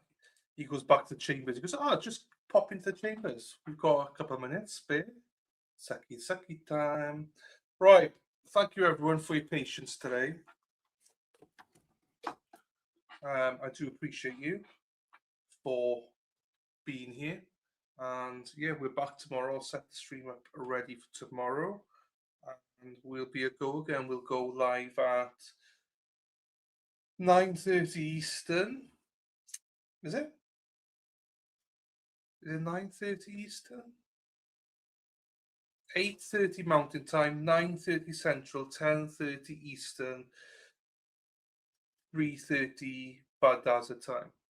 We'll just wait for Bex to leave, and then we'll have a party once Bex goes. So, hang on in there. So, wait for it to go first.